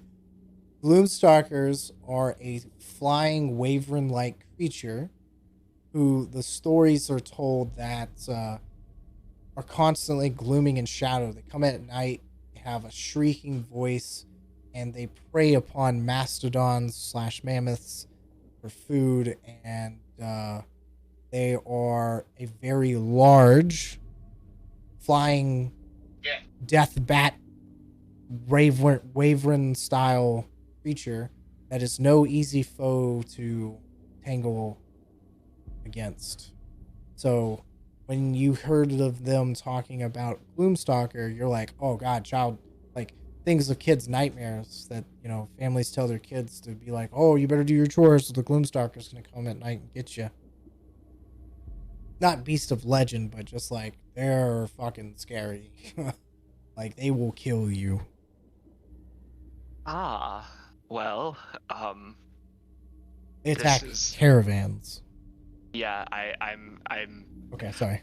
trying to roleplay this out. Sorry, my bad. Well, it would appear that they've been unfortunate enough to have been attacked, he says as he quizzically looks at the map and kind of points to the circle. This is that place that we were told by the elderly goblin to go.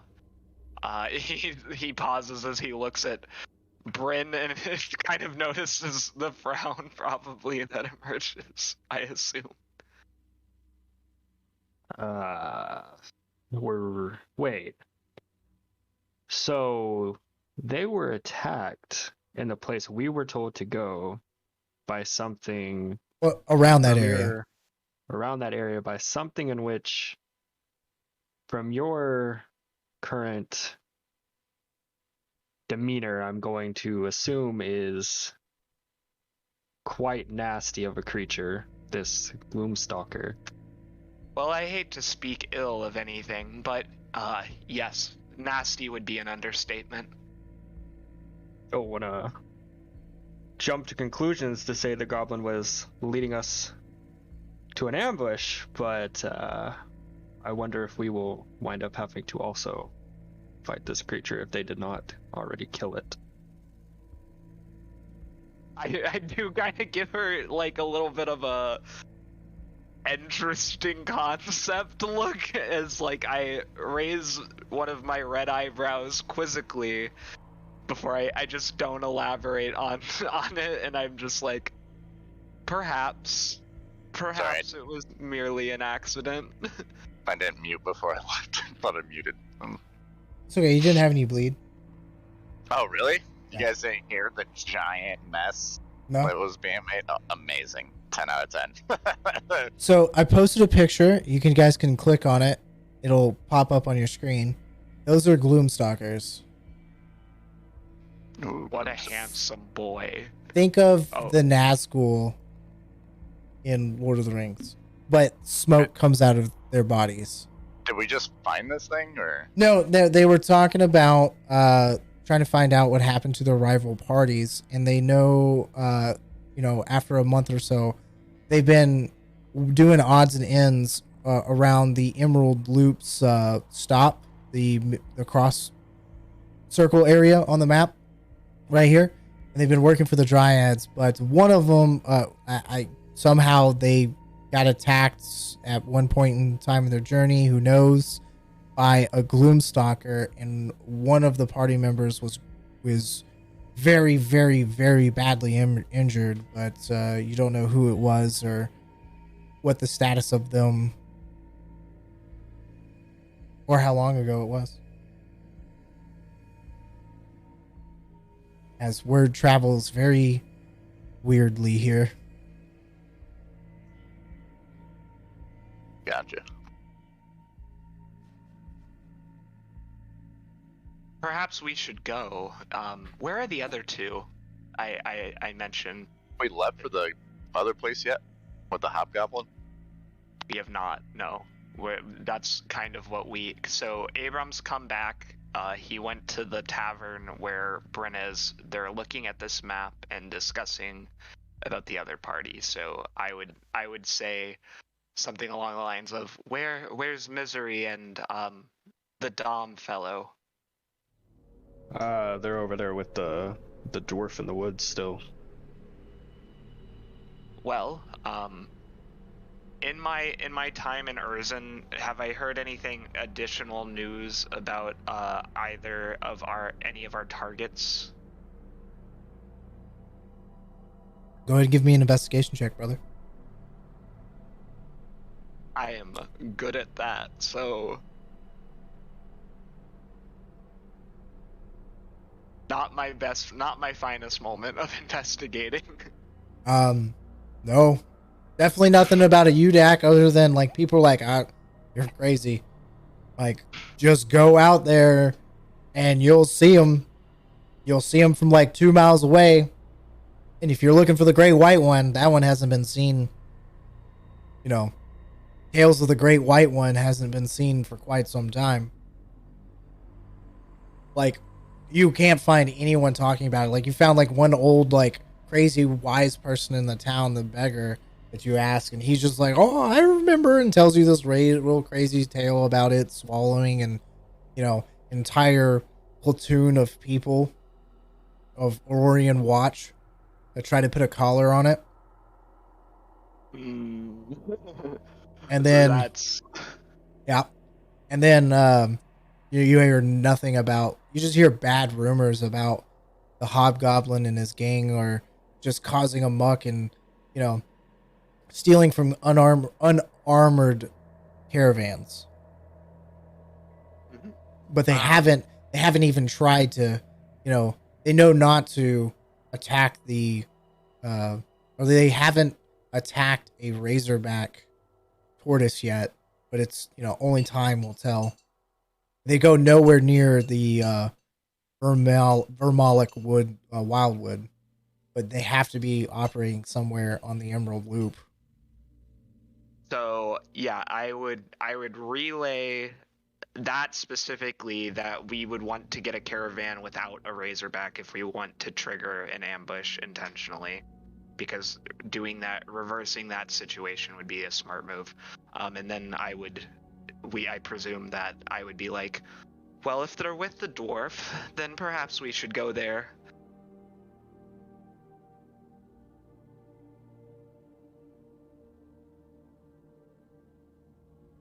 Bryn. Sorry, I forgot I was muted. Okay. Bryn nods in approval and grabs her drink, tucks it down, basically one swoop, and then agrees to head off to the dwarf with him to find the others, and agrees with his sentiment of not doing the Razorback. Yeah, so I would he would probably like go along the southern part of the rice terraces, just so he could avoid the muddy ground. He's gotten his shoes cleaned, his sandals cleaned while he was back home. And he doesn't want to dirty them that quickly, so he kind of like steps around it a bit. And then what are the other two doing, I guess? I don't know. When we get there. Playing with the cats. I don't know. Are we done? Are the cats like good to go now, or? Yeah, they're good to travel. You definitely feel like they're worthy of traveling, as like when Bryn comes up, like baby birding them. Yeah, when Bryn comes up, his one named Nilia like almost tackles him or her to the ground. Nice. Niloa. So just for concept, I let chat choose this. There's a channel point redemption in my Twitch. Awesome. And they decided to choose the name of the cat. It's Niloa. I don't want my my viewer to start reading at me. This cat knocking Bryn over almost is quite alarming. Yeah, by this even at a month old, like this is the size of like a Great Dane already. Like these cats have eaten. I feel bad, or at least, Misery probably is really getting tired of having to feed almost entire venison or whatever animal game that she feeds them. Like it's gone with and they're still hungry. Like they eat each almost 10 pounds of food right now. Every day. So but you did roll really well. So you're able to find and feed for them, and they're pretty reluctant to eating good berries. They're mostly carnivorous. And there are not scraps afterwards. That is not a thing. Does mine like good berries? I want to believe that mine likes good berries. I mean, I still feed it other stuff, clearly, but... They're mostly carnivores. You want to, try to force this onto eating good berries? Yeah, I mean... Give me an animal handling check. Give me an animal handling check. We'll see. We'll roll with it. I'm totally down. See what the dice feel. You get over an 18. 22. Well, it eats fucking good berries. Hell yeah. You got a rare vegetarian version. It likes magic. It loves consuming magical berries. Well, the dice don't lie. There you go, folks. All right. If we're ready, are you guys want to hit the road? What do you guys want to do? What's the plan? Once you guys figure it out, you tell me as the DM. Well, I would approach them, and Abram, kind of meticulously thinking about things and having thought over things in the past couple of days, he mentions that line of thinking and says, I believe it would be in our best interest to hire an unarmed escort to the Emerald Loop. If we want to provoke the hobgoblin out into the open, the wisest course of action would be to bait him into doing so.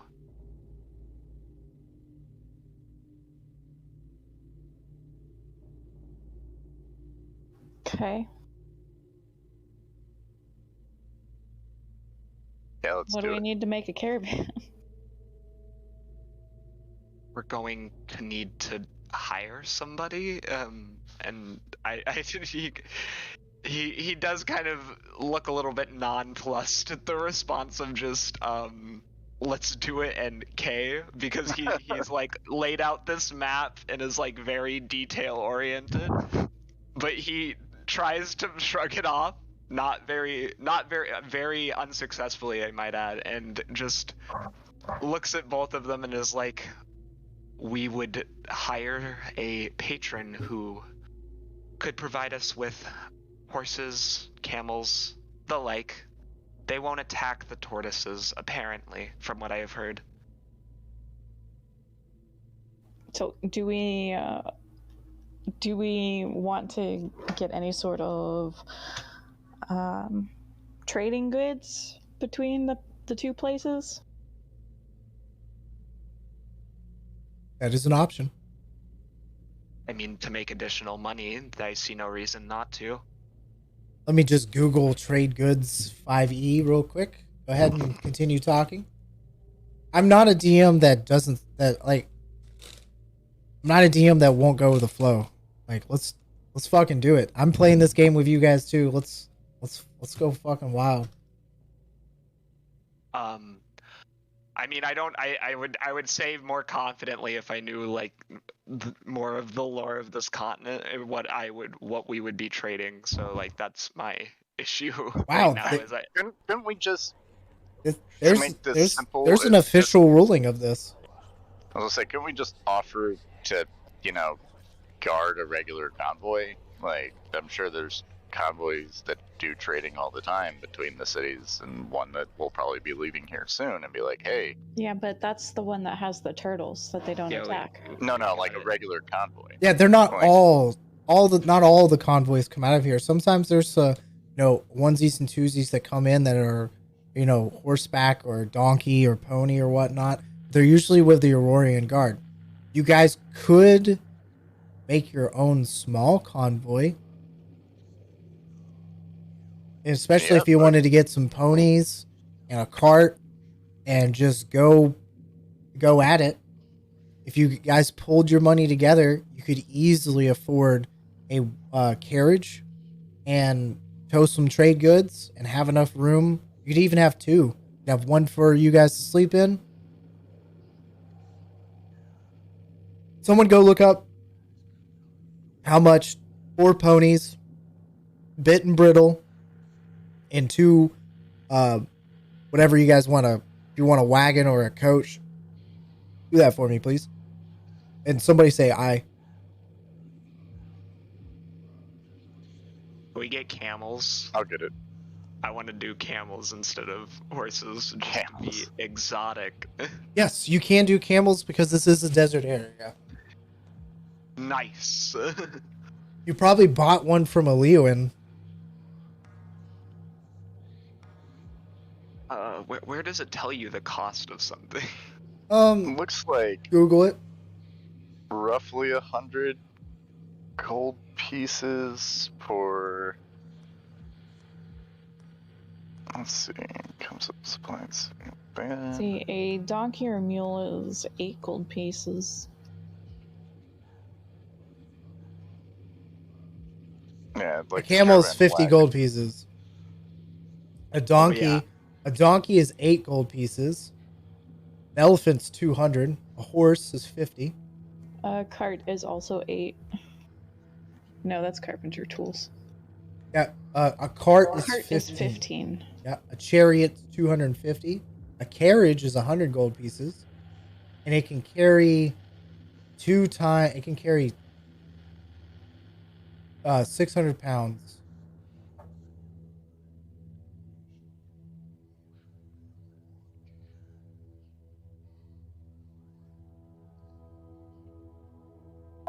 Bit and brittle is 2. 2 gold pieces each.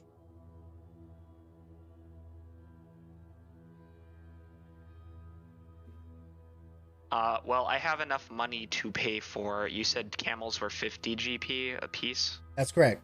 That's what this says. I'm gonna hire out 2 camels. Okay. You have 2 camels. Nice. Feed per day is 5 copper pieces for 10 pounds of feed. Yeah. So I'm gonna buy enough feed for the journey, Okay. which would. And are we gonna get a The carriage journey, or a cart? the journey to the outpost depends on which speed you go. If you go at normal speed, to get the outpost will take you 6 days, and then another 4 days to Bozizin. Azozin. Yes. So Is the it total just- trip time 10 days. If you were going at normal speed. Go ahead. Sorry, Scarecrow. Or No, I was just being obtuse about the names. And that's the normal camel speed, right? 50. 50. Yes. Feet. Yes. That's Okay. correct. Just want to make sure. Camels are a little bit faster than horses, but they're faster than donkeys, and they can carry more than donkeys. But a draft horse, I mean, even with that extra stuff, it's still the same amount of days to get there. But we still need to buy at least a cart, right? Cart and or carriage. At least a cart, yeah. So the carriage is 100 gold. Carriage is 100 gold, but a wagon is 35 gold, and it carries 400 pounds. Captured. What are we gonna load this with? I mean, we gotta make it look like it's. So there is a spreadsheet for trade goods that you could buy, and I'm going to copy it and paste it in Discord. Right about now. Oh my god, that didn't come out the way I wanted to, but yeah, that's legible, right? First. Yeah. Okay. All right. So we got cinnamon and pepper is 2 gold. Ginger's another gold. 1 pound of copper, 1 square yard of cotton. So like I can spend the rest of my gold and get us the supplies to fill the cart because the wagon, but somebody's gonna need to rent the wagon. I can rent the wagon. I would like to spend 30 GP to purchase 2 pounds of saffron, just to make it look expensive and smell nice. Hey, Okay, I was gonna spend 50 Bud? gold to load up a bunch of different shit on here. go ahead. That's- Just I mean, whatever you guys want to load up on the wagon, just make sure you take your gold pieces and do so. And just out of character, how we're gonna do this is if you guys make it there alive, and your goods are still able to be sold, because who knows what will happen on the road? Maybe they'll get stolen. Maybe you guys make it. We'll roll a group check on whomever is trying to sell or offload the goods, and we'll see what happens. I'll find a table or something I'll roll on. Maybe I'll find a book how this works.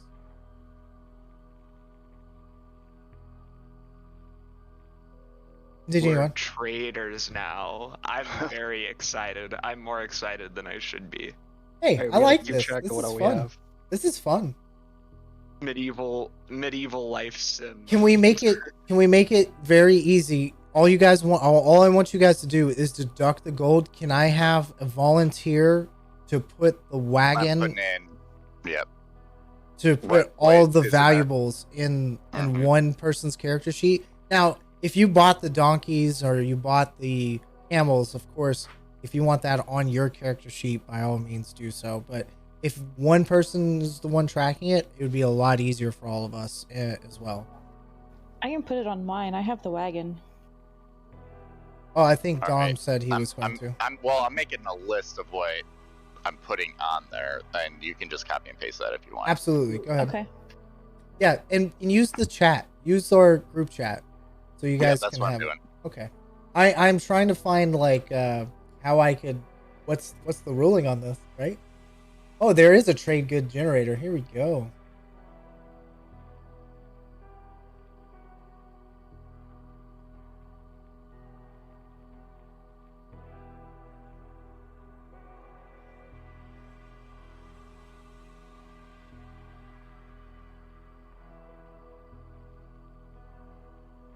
we go.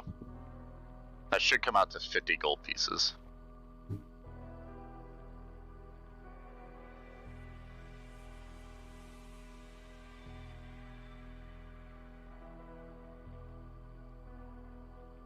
Ooh, there's... Yeah, here we go. I found it. Oh my god, this is a whole book. Yeah, so I put 1 pound of saffron, a yard of silk, 2 pounds of cinnamon, 2 pounds of cloves, and a pound of silver. There's... And then Good. I think somebody else was buying 2 pounds of saffron as well. Yep, I also purchased. Alright, so I'll edit that to be 3 pounds. So how this works is once you guys get to your location,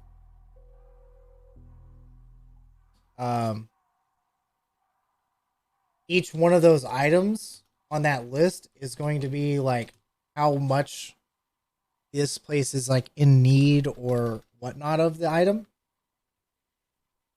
Cool. And then you can sway that number with your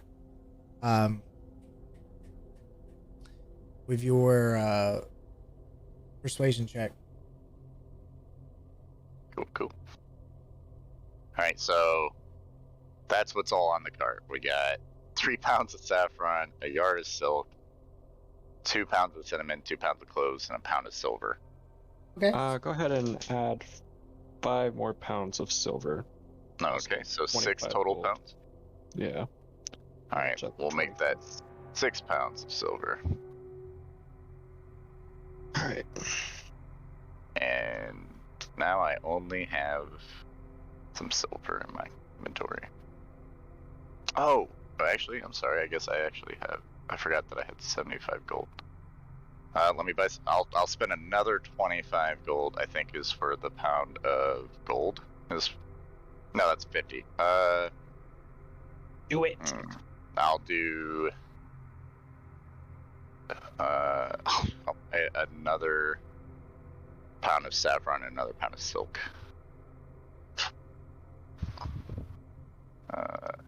So 2 yards of silk, 4 pounds of saffron. So it's 2 silk, 4 saffron, 2 cinnamon, 2 cloves, and 6 silver. Correct. My question is, should we be keeping track of our personal investments in this? I don't think so. This is an enterprise.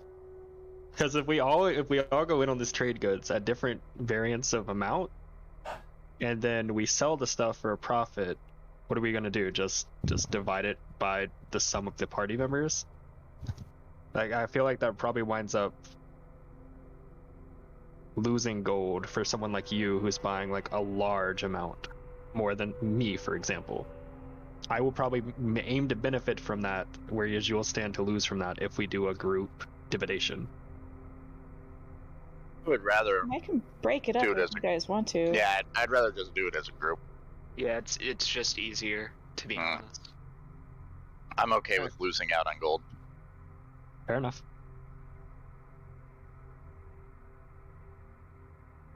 Because if we make a bunch of money, I mean, it's not like we can't help each other out with purchases. So.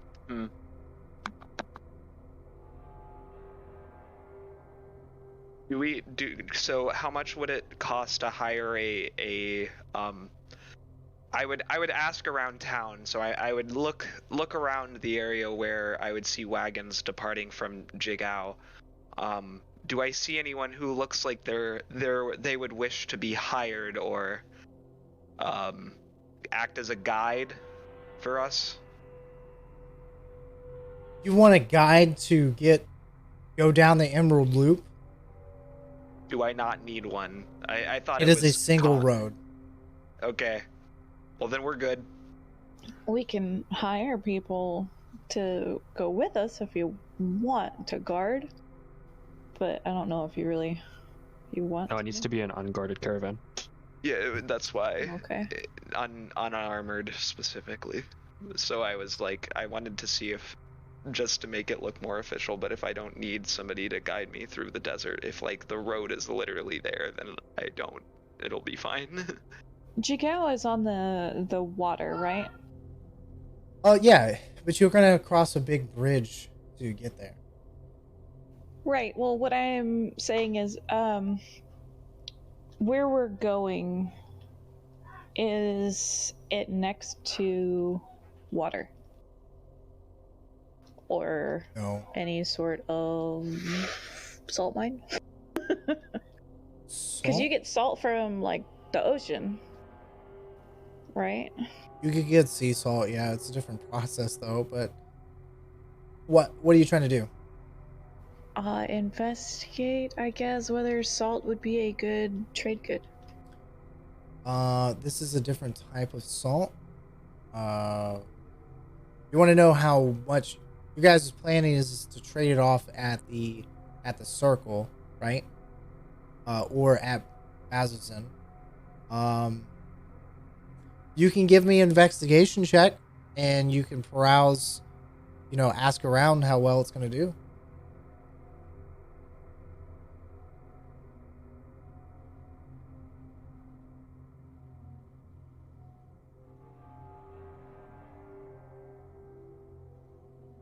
Oh, come on. Let me know when you do your roll.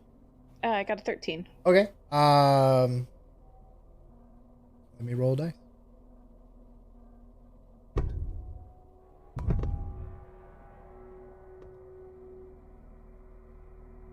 You do not believe it would trade very, very well. Okay.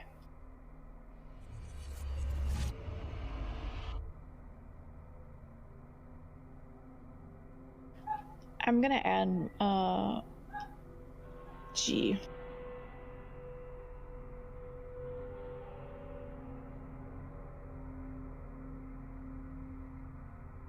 I'm gonna add wheat to it. Since we have a bunch of wheat fields.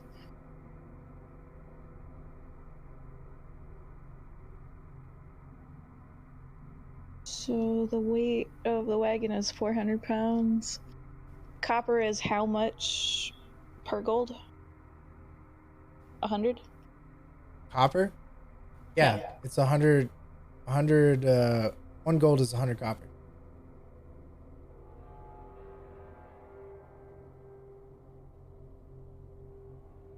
I'm gonna do 200 pounds of wheat. It's a lot of wheat.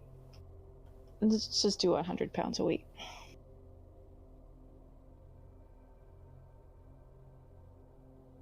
And then we can sleep on it. Wink. Buy extra feed for our kittens. Oh. Not just feed for the camels, we should buy feed for our kittens. Those would be like rations.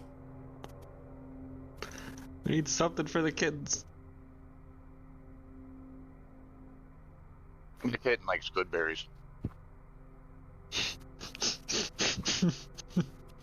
Which I have an infinite supply of.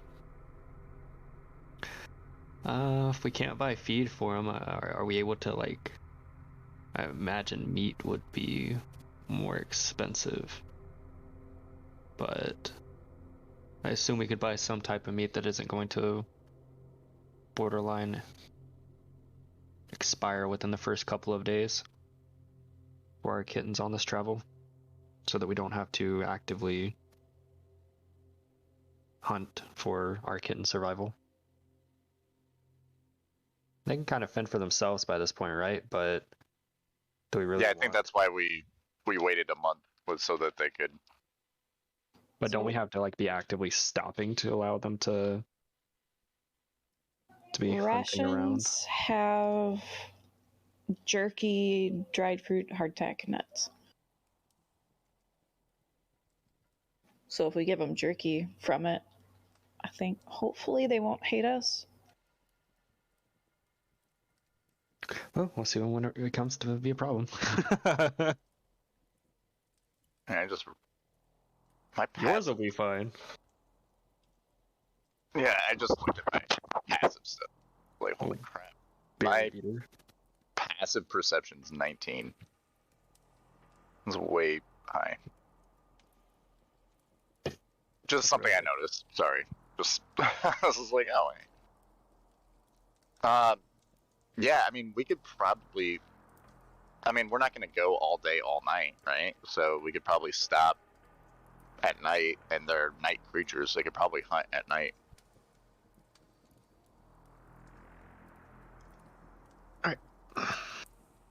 Right?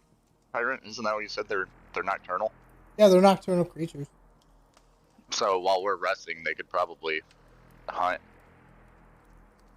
Sleep in the back of the wagon. Yeah, that makes sense. Well. Okay, so I found the table. If you guys were going to sell these things, and how to sell, we can do this. It's pretty easy. Then there's a price fluctuation. Okay, that makes sense. Cool. Awesome.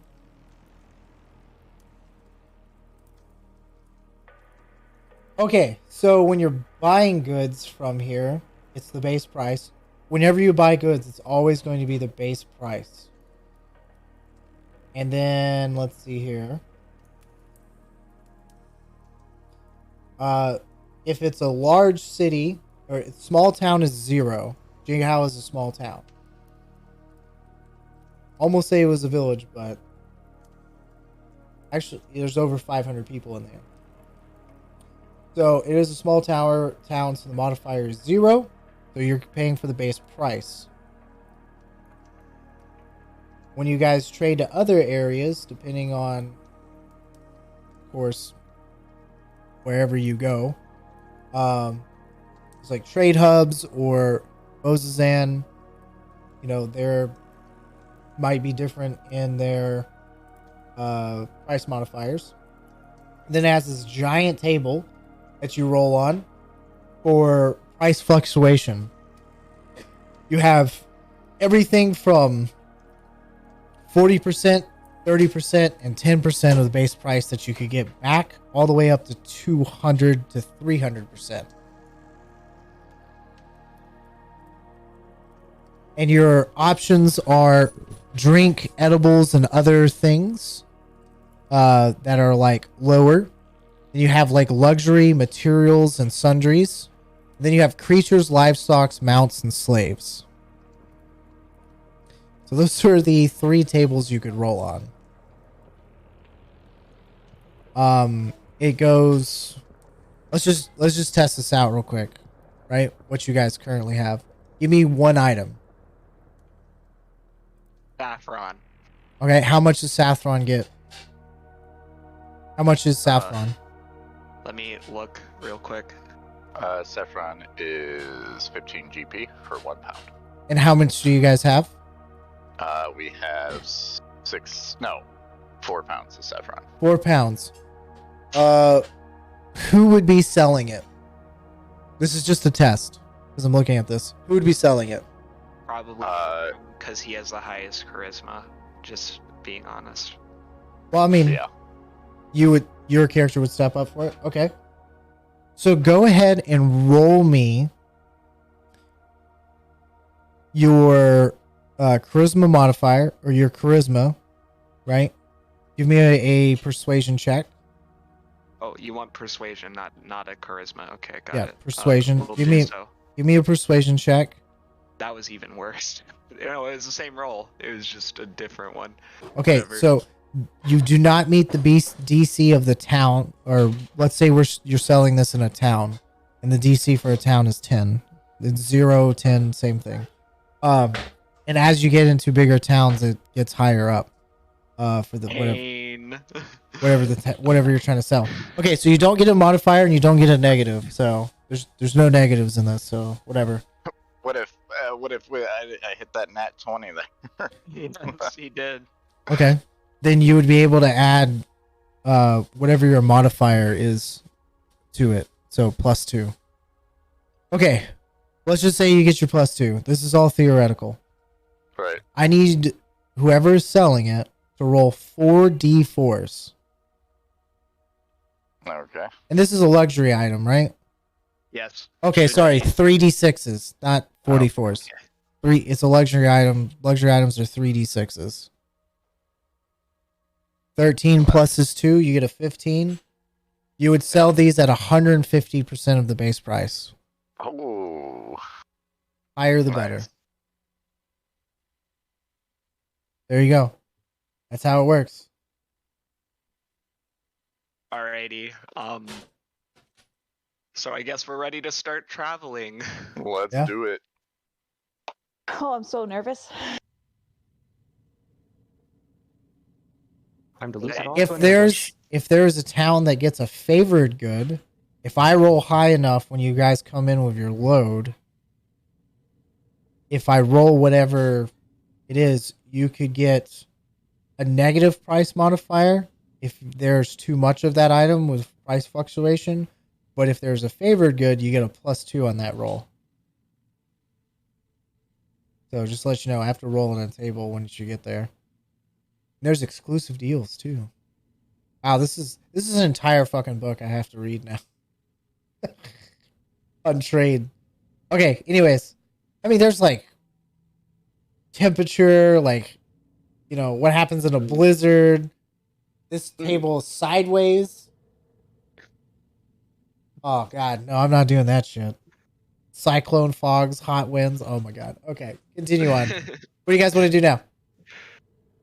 I guess we have 1 hour before we have to call it today.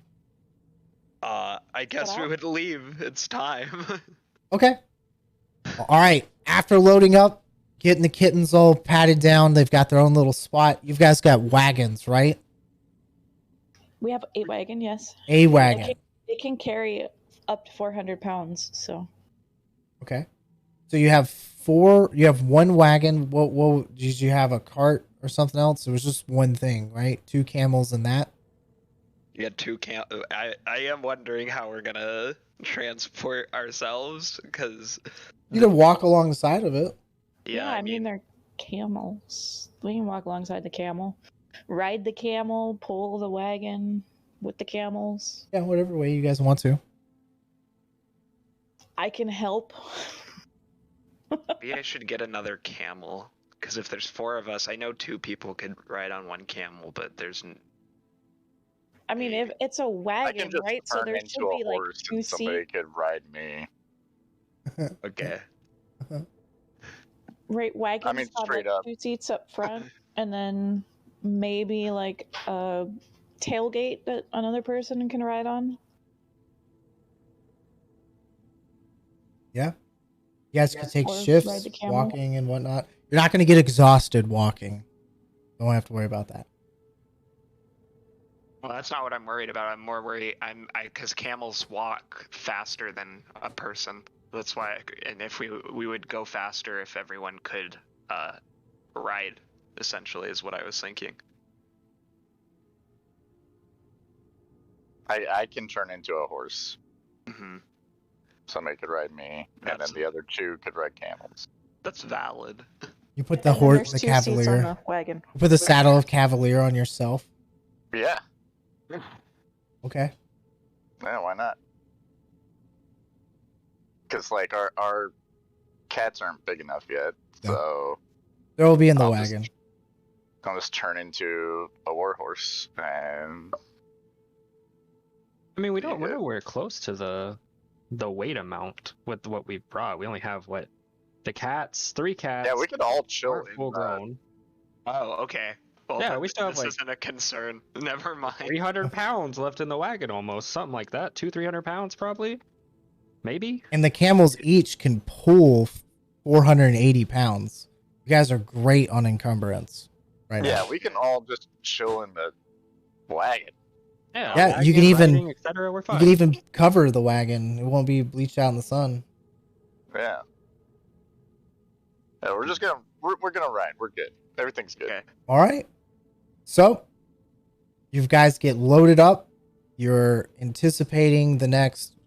When do you guys want to leave? You want to leave daytime, nighttime? Right now. Right now. Right now. All right. What time of day is it? I'll roll a d20 and see what time it is.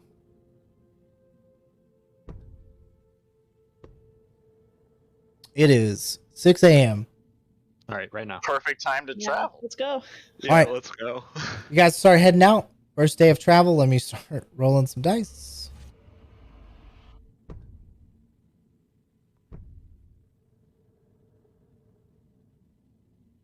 Oh, okay. Well, your first day of travel is uneventful. You guys leave Jihao.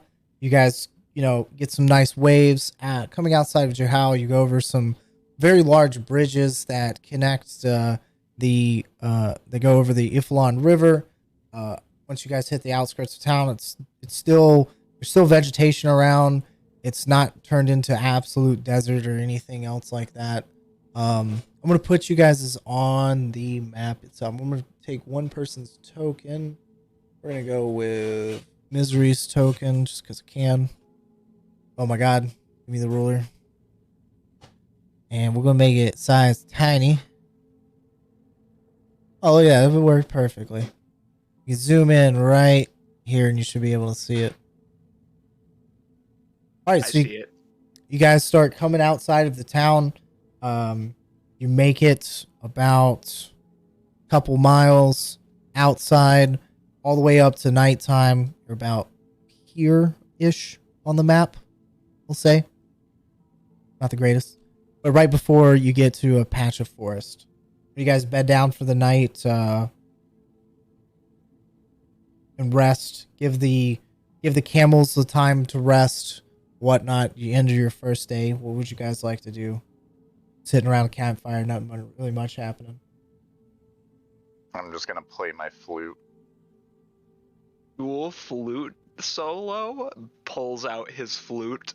Oh shit! Yes. I'm gonna let my cat go hunting. Okay. Dirty 20. Also, let my cat go hunting. All right. They feed for themselves. What are you guys eating? You guys have your own rations? Okay. Yeah, rations. Make sure you guys seriously tick off your rations as you go by. I bought extra before we left, so I have 20. Okay. Whatever hardtack or stew, whoever's cooking for the night, prepares the rations. I give anybody that wants it the jerky from my ration. I don't need it. I eat my berry. All right. I eat a berry also. Well, we'll just forget we have rations because we have a druid.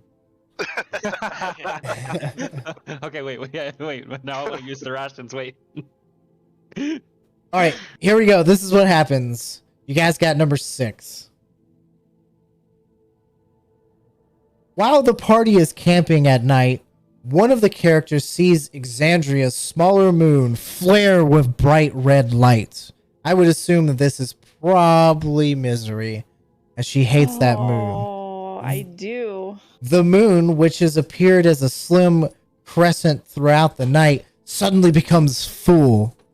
When this happens, each character here, for the next 24 hours, you are now cursed. Oh, sick. All of you have disadvantage on ability checks and saving throws. Sick. If only we had a cleric that knew remove curse. Yep. That's what happens today. All right, moving on to the next morning. Unless you guys want to talk. You guys feel this red ominous shadow from the moon. You're a coast for 24 hours. Yeah, since Abram doesn't technically sleep, I mean he does like half being asleep for 4 hours, but basically it's like meditative. So I don't know if Misery makes a noise or something, but he would notice if she was saying something. I don't make noise. I've got to sleep to rest, and she would, I think, be more scared, I think, than anything, because it like scared / stressed, like turned pale. Definitely a bad omen that I rolled. Spooky. Bryn would share the information that her and Abram learned in the tavern, because I don't think we've done that yet with the rest of the party, about the rival group and what they encountered throughout the campfire session and whatnot in the night, just so that they're caught up on what we may or may not encounter. It's a bad Okey-doke. sign. Cool, let's get back on the road. Next day. You bring it up the next morning, or I guess you're just keeping it to yourself then? Wait, All wait, right. So my character doesn't really like to talk about it, so she's pretty nervous when it's brought up. Well, I mean, But- I wouldn't bring it up just offhand. I was curious because, like, that would be the only way he'd notice it himself, unless, like, it's obvious. Okay. But would I pick it up on my, like, perception? I have, like, a...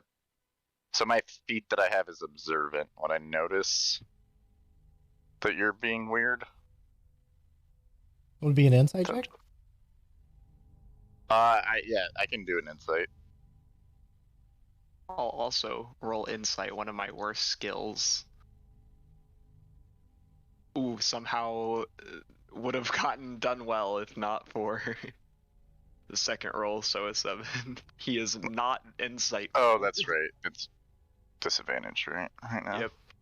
Alright, I'll roll second one. So second one's 16. So do I have Just to the roll lower. something to check that? Yeah, deception. If you're trying to hide it from them. If they, I'm just saying if I notice. Like, I'm not saying that I'm trying to bother her about it. I'm just seeing if I pick up on it. Yeah, That's all. give me a deception check, you Misery. Yeah. You guys obviously can tell she is. Why did it hit roll 2? Just disadvantage. Why do you- Disadvantage. You have disadvantage on deception check? We all just said Ability- that we all Ah, had- yeah, that's right. Work first. Yeah, Yeah, you we're all- absolutely can tell that there's This is something good. wrong. She is not happy. Even Abram, who has low whiz, high int, can tell that there is something wrong. Very unsettling. Yeah, I mean, I'm pretty new to the group, and even though we spent like a month together raising these animals, I'm not gonna really Let me- bother you about it. Let me just read off what I wrote for my background on this subject. Absolutely, let's go. I'd love to hear it. Campfire so- stories. Misery is haunted by the same nightmare, like every night. She had this dream, since, she basically awakened with this. So the blood moon Ruidius, whose normal size is small in the night sky, grows bigger and brighter. As it does so, the land starts decaying, and the once powerful people begin to go crazy. Their magic power begins to fluctuate, and red crystals emerge from under their skin and fur. As the red moon grows larger, the people grow more crazed as their faces grow red veins that undulate with their pulse that extends to their brain. When the nightmare reaches its climax, Ruidius dominates the sky and eats Catha, which is the larger of the two moons in the sky, leading credence to the idea that, oh my god, so many lines, the nightmare will become reality because Ruidius is the betrayer god and it's eating Catha, which is more illusions and misdirection. Anyway, after Catha is eaten, the sky turns red. Only Ruidius is visible in the night sky. There is no day anymore, and the world is bathed in crimson from both the moon and from the slaughter of the inhabitants. Misery looks down at her arms, and the same affliction of red madness starts creeping into her body. She now participates in the fight before her, and a strange magic lashes out from her body. When she wakes up, the strange magic lingers in her as a constant reminder of the ill omen. and she knows that she must stop this chain of events from happening. That is her nightmare. And when the sky flashes red, it sets off that that foreboding like within her, and she just kind of like gets all weirded out. Probably lock up.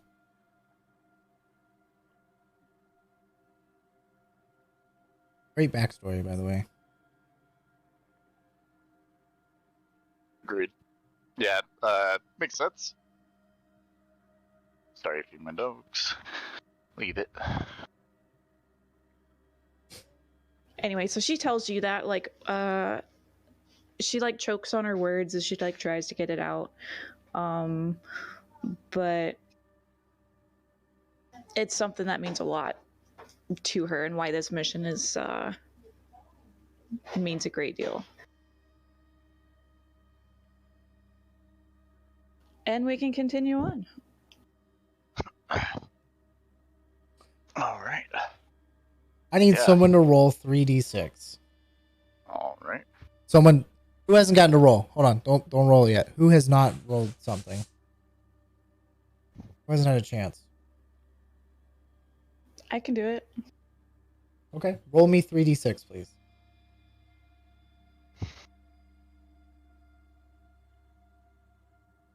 Times that by 100. Okay. 800 feet away from you, you hear the roar of what sounds like an elephant. Or a couple elephants. And in the night sky, it just so happens, Lee, you see what appears to be a large bird-like creature screeching and howling and attacking the mammoths.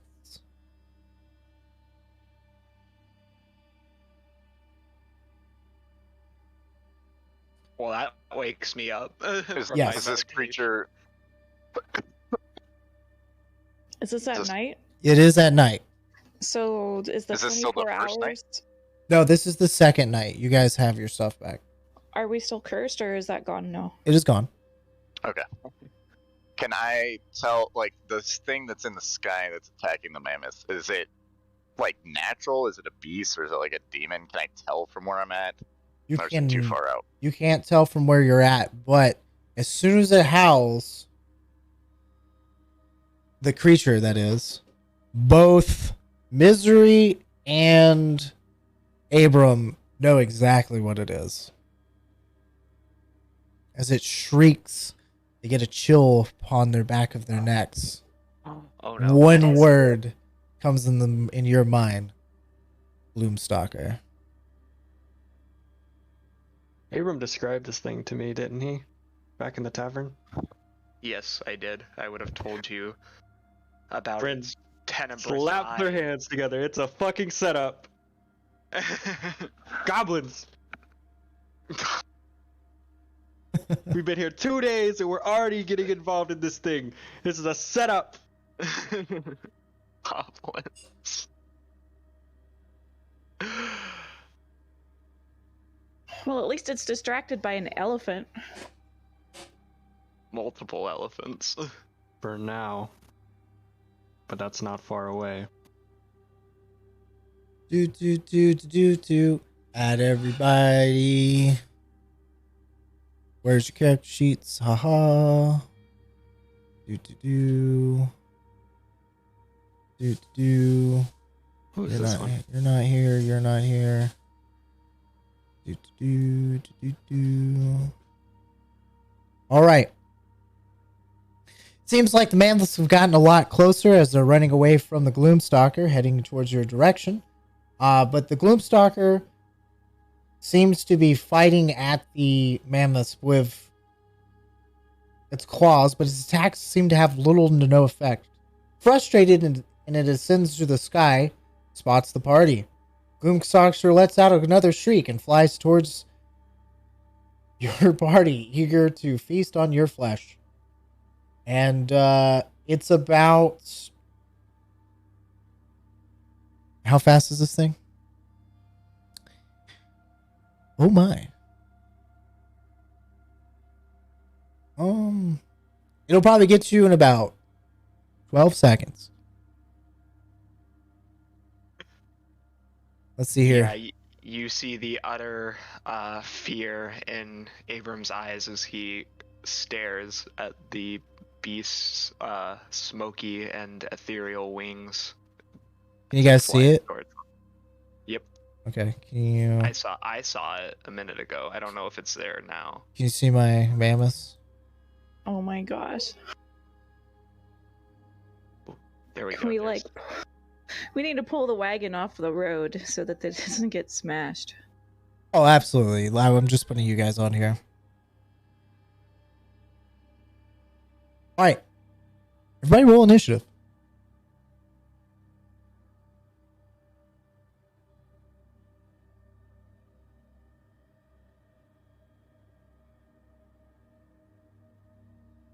very mid initiatives. Do. Nickelodeon. I need combat music.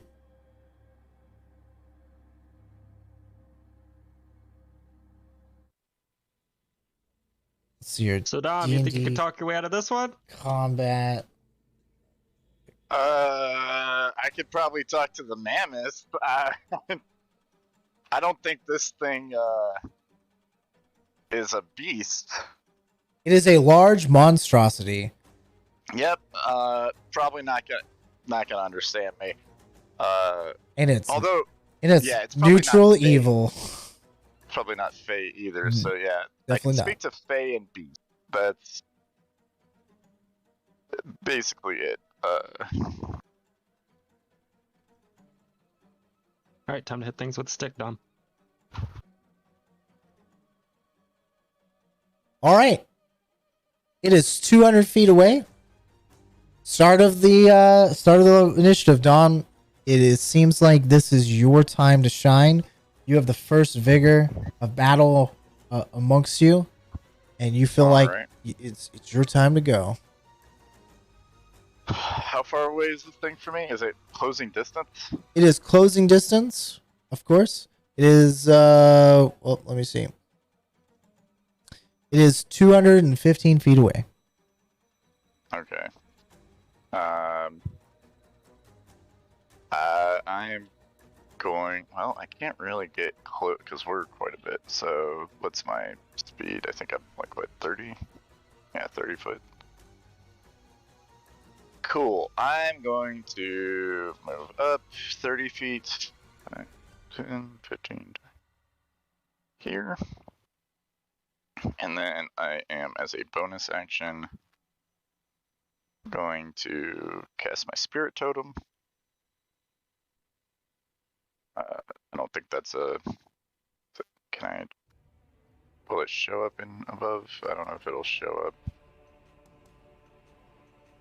up. Basically, I pick a point that I can see within 60 feet. Gives a 30-foot radius, and I choose an animal, whether that be bear, hawk, or unicorn. For this, I will use unicorn.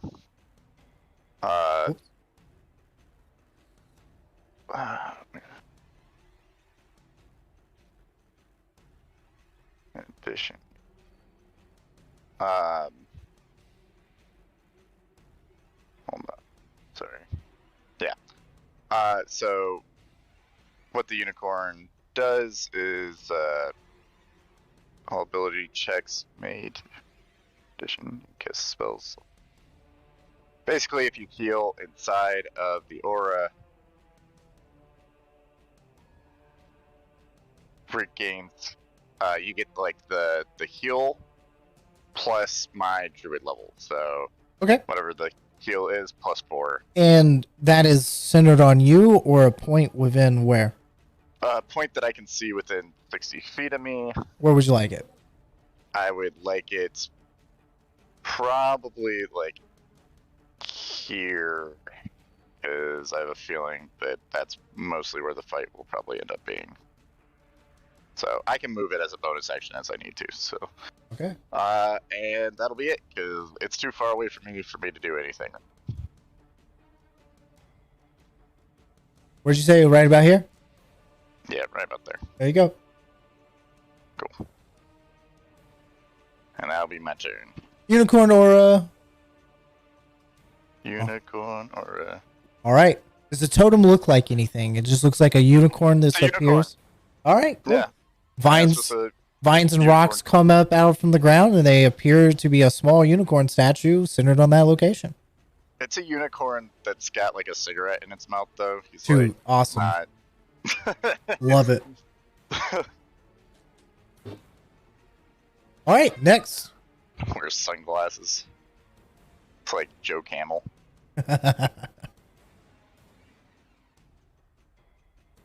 Misery, it's your turn. Alright, I'm gonna move up into the aura and ready one of my javelins. Okay. What's the range of your javelin? You want to do it when it's in your medium range? I mean, long range or within its normal range? Well, long range is what? Disadvantage? Yes. Oh. If it comes... Sure, I'll throw one at long range. Okay. It's 120 feet. So if it comes in within 120 feet, you'll hold. You want to hold your action too? Can I also ready an action? Yeah. Just your cantrip, right? That's all you can do, right? I mean, all I did was a bonus action, so I haven't used an actual action. Well, that's not a spell. That's your not a spell. That's your yeah, class it's just my ability. class ability. Okay, yeah, you can cast any spell you want or ready a spell. Just remember, if you ready a spell on your turn and it's like an actual leveled spell, not a cantrip, if it's a leveled spell and the conditions are never met, you lose that spell slot. Yeah, that's because fine. you're basically casting it now and then releasing it. But if it's the start of your next turn, you're going to lose that spell. Okay, so what would you like to cast? Moonbeam. Moonbeam. Where at? Yep. Or you're... with it, once it gets within 120 feet, or if it doesn't within the next turn, then it'll be at 120 feet, probably however 120 feet is from me. Let me see. Okay. Yeah, like over here. You can cast it like right in front of you, or I got you. I hear you. Yeah, you want it cast right on top of it, or when it comes in range? Yeah, as soon as it comes in range. Okay. Cool beans. Sorry, I forgot about readying an action. Admore, Abrams, it's your turn. I'm going to ready an action to cast. Actually, 1 second. Let me think about this really quick.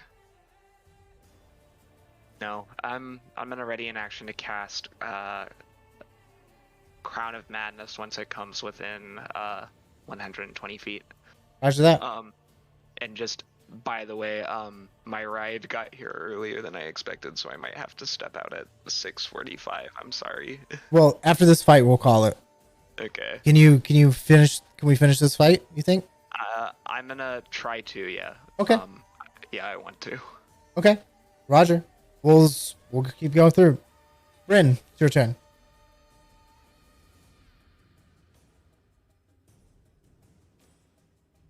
Okay, I will move 1, 2, 3, 4, 5, 6.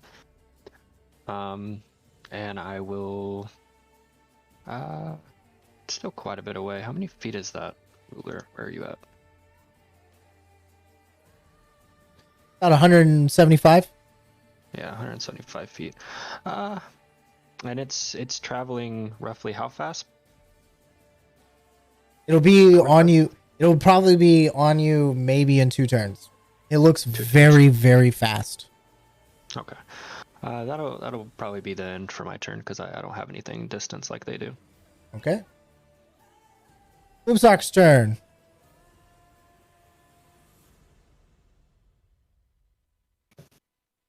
He gets right here.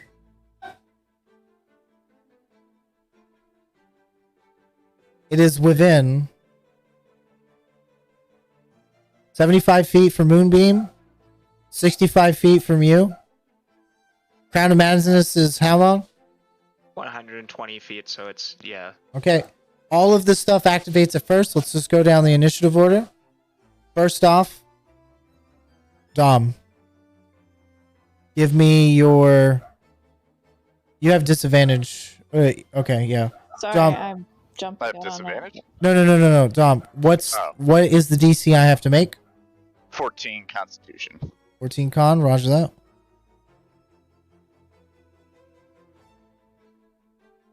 Let me zoom in on this. If you guys zoom in on that picture, I could take assets from WoW and put them as tokens. That's Drake from WoW. Oh, nice. Okay. You said it was what now? DC 14 Constitution. Rolling. They fail. All right. What am I taking? 11 points of radiant damage. Ooh. You see the moonbeam. Let's and by the way, how big is the moonbeam again? Isn't it like it is a 5-foot radius, and it's a 40-foot high cylinder. 40 foot high? Where'd it go? Where'd I go? Oh, it's right here. Oh, there it is. Okay. All right. Centered on him. He takes the moonbeam damage, and it looks like it seriously affects them. And how much damage? It's a shape changer. Not a shape changer. Okay. It shrieks in pain as this looks like it dealt ridiculous amount of damage. Oh god, what have I done? 11. Yeah, it's 11 No, damage. I accidentally clicked the wrong thing. 1 second. I pushed after 11 and it went full screen. Went to hit delete.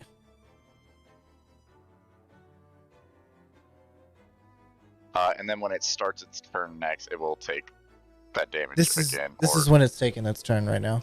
It's taking the damage. Moonbeam. Yeah, I'm saying at the start of its next turn, yeah, it'll take it again. Well, it'll have to do a con save again. Yep. Okay, and it shrieks. Well, I'll do that here in just a second. Well, let's finish the damage first. Okay, who had next? Misery. You had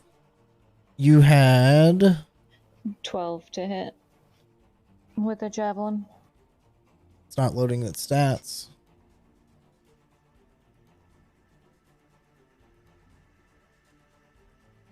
What's going on here? Click stats and it's let me go ahead and F5 this. Give me some weird errors.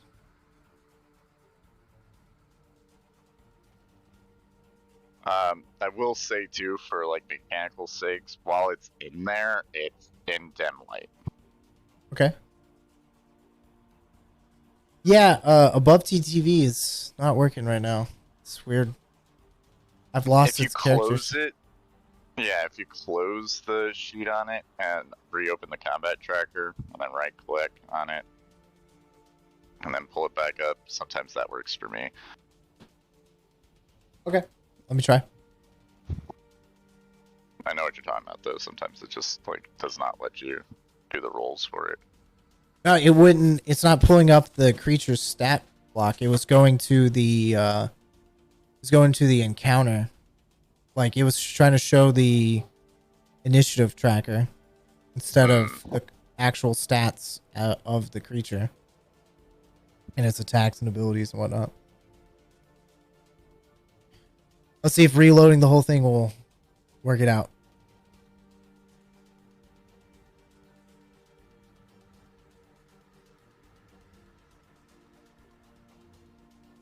It's doing some weird stuff.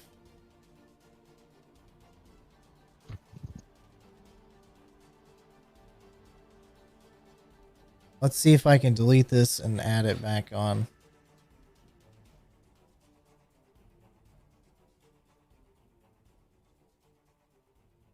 Usually that works. Bloom Stalker.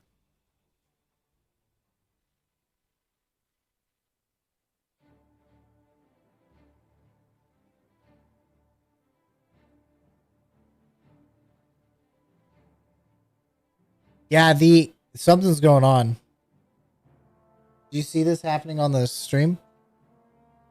Yeah. I've never seen this before. Oh well, I'll do this manually.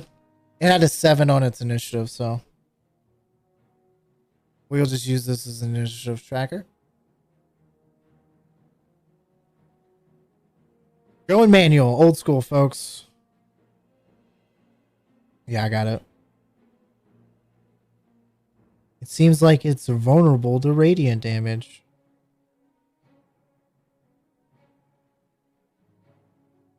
Oh no.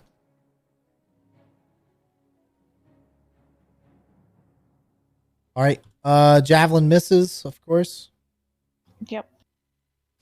And I guess we're top of the initiative. No, it gets to do its shriek.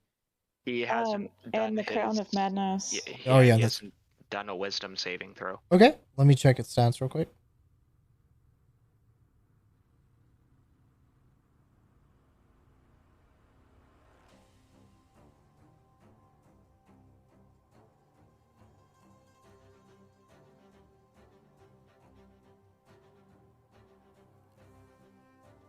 Of course, it doesn't want to load on my phone.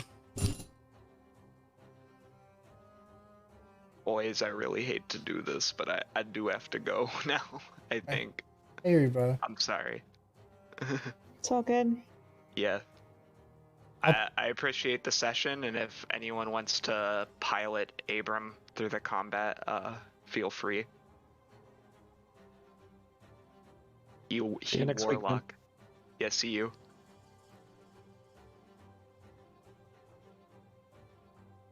Why am I having so many issues?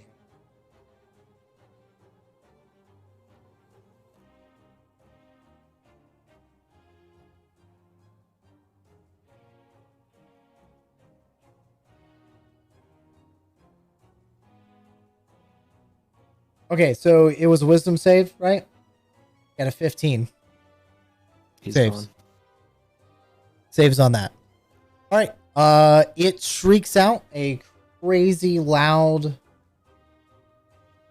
unsettling shriek. Who's within? No one's within 60, right? But it's okay. Let me select these things. God, stop doing that with a combat tracker.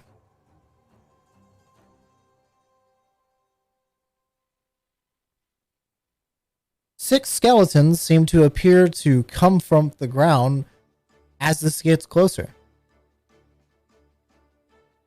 And yes, each one of these skeletons has a different animation. Some have crossbows, some have pikes. And we're going to add these guys to the combat tracker. We just, I'm going to see if I can delete all these things from the combat tracker and see if that fixes this. All right. Dude, why does this keep doing this?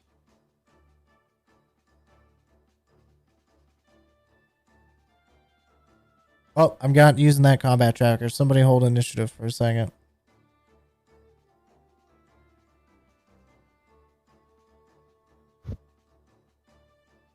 Wow.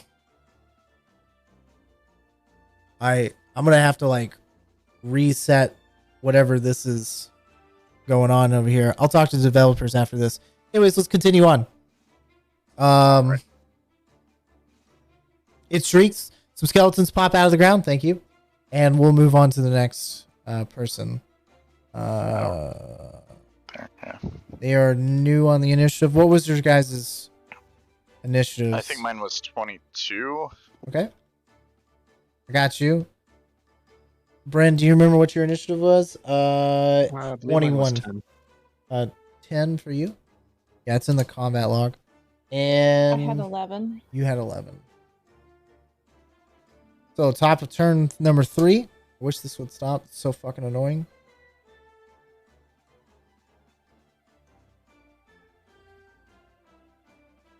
So Dom, it's your turn. Cool.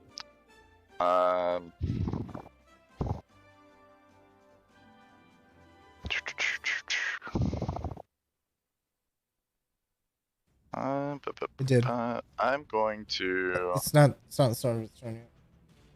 What's that? I was talking to her. Sorry, I didn't mute. Oh, you're good. Continue. Well, I don't want to move my beam, so I'll leave that there. So I will do. No, that's concentration. Can't do that. I guess I'm gonna do a. What's the range on that? 30 feet? How far are these guys from me? Let's see. Cool. I'm gonna thorn whip this guy here.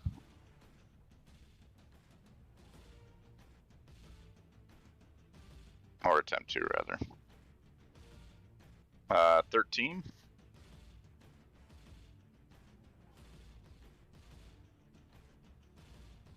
Not 13 is a seeing. hit. 13 is a hit. Could you double click the one that you did?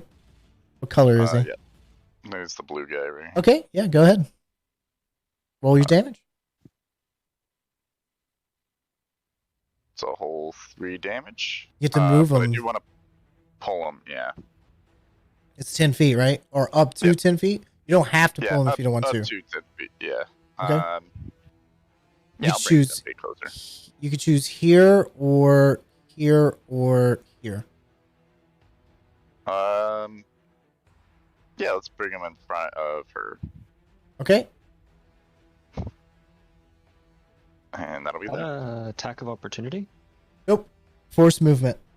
Yeah. And it's only when it would leave your threat range. But did you ready in action last time? No. Okay. I'm not too familiar with readying, but I'm gonna brace and I'm gonna hit it, or try to hit it. It's not your turn yet. On your turn, you can. Oh, okay. I thought that was. Yeah, I can't throw. Well, I don't have enough pull movement to pull him into you, but that would also cause you damage. So. Sorry, I thought I could use brace on something else's turn because it's a reactive. Is it reactive? What does brace say? When a creature you can see moves into the reach you have with the melee weapon you're wielding, you can use your reaction to expend 1 superiority die and make 1 attack against the creature using that weapon. Absolutely can use that special thing that a fighter can do. Normally, people can't do that, but you absolutely can. You use your reaction. About being a fighter. Yes. You're gonna use your reaction for this turn. Go ahead. Okay, if the attack hits, add the superiority die to the weapon's damage. This is my first time using this, so... No problem. This is good. This is perfect. Yeah, that's the dope thing about fighters have a bunch of reaction stuff that they can get. Okay, so I think I need to first... let me do That's this. the wrong button. Hit dice. All right, is that 2 hit? Oh shit. Let me see. It's just a... I think so. That's a critical fail.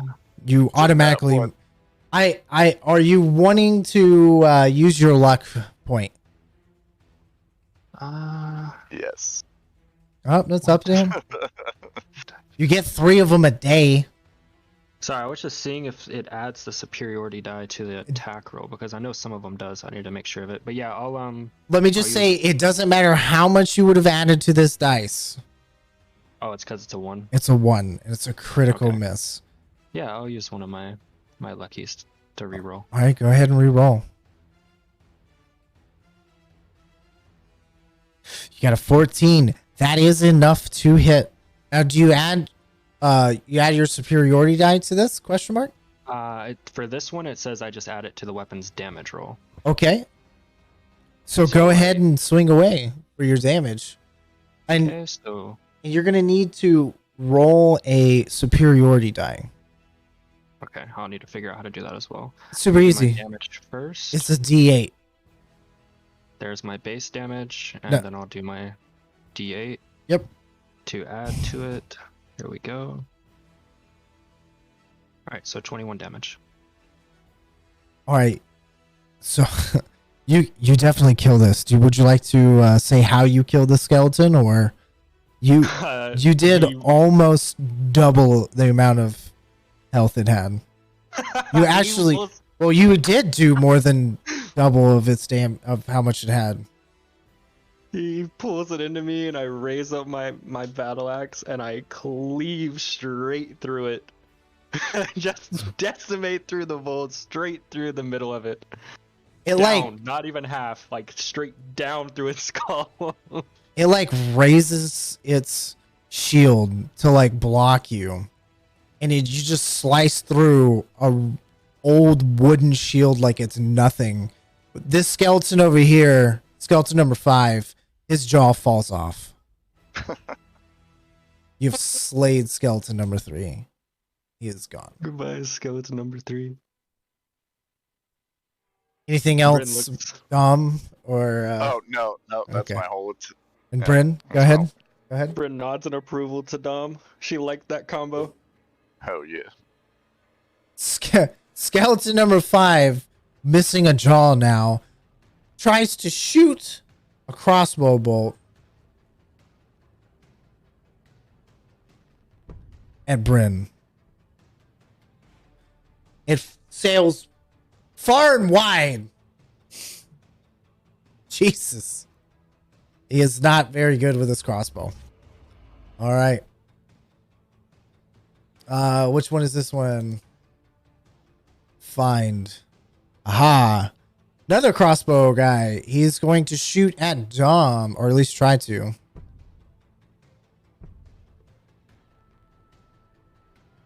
What's your AC, Dom? 15.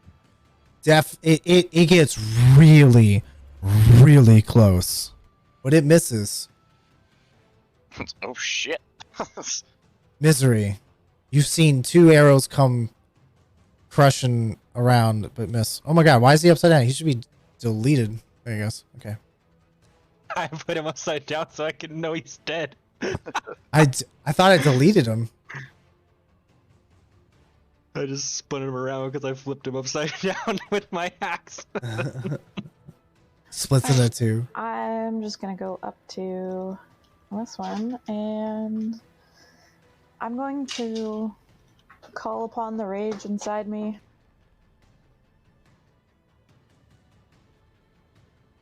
Ooh, what's a 6 do? Until your rage ends, you are surrounded by multicolored protective lights. You gain +1 bonus to AC, and while within 10 feet of you, your allies gain the same bonus. Hell yeah. You guys don't know that. Stop. No, but No. How does he keep coming back? So it also doesn't affect you because you're not within 10 feet of me. So you guys have no idea about that effect. right. And I am going to attack this skeleton with my greatsword. Do I want to do that? So what does this wild magic look like to you? 20 to hit. Absolutely. Unequivocally. You 13 damage. So just red lights just kind of like emanate around my body and just like sort of within the 10 feet space around me. You chop into the skeleton, you break open his rib cage. Most of his femur bones come off, like, but it's still standing. It's still like ricking and racking around. It's gonna try to give off a shot if it can after it reloaded its crossbow. Maybe one more valiant try after when it gets its opportunity again. Bryn, it is your go. Okay.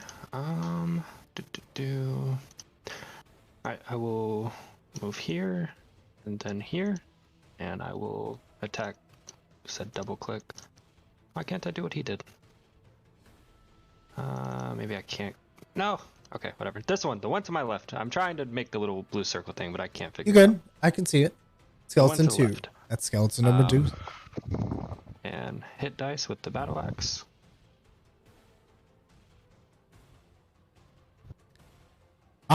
You know, it blocks your attack with its sword, but you're still able to connect with it. It tries to parry, but you just are able to still sink your blow into some vital bones.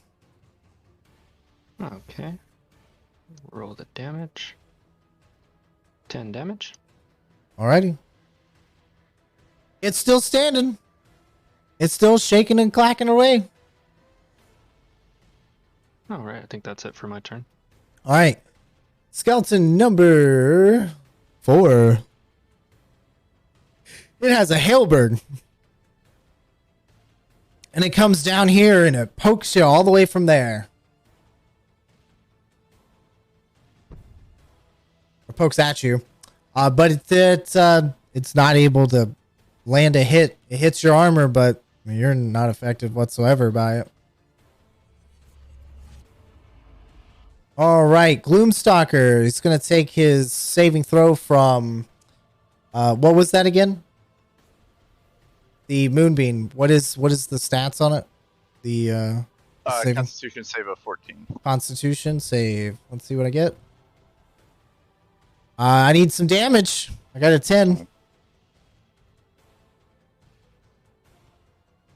Ooh. That's gonna be 10 damage.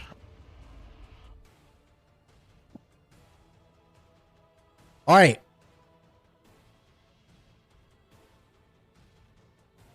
One of its bite, one of its claws. Range.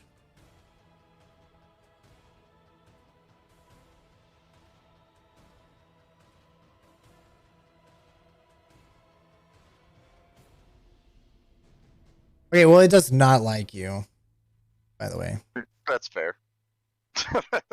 Well, it probably doesn't know you're the one doing it, so it's just going to attack the first guy it can. So it's going to come here, and it's going to attack Misery with a bite, and Bryn with a claw. All right, Misery first with the bite.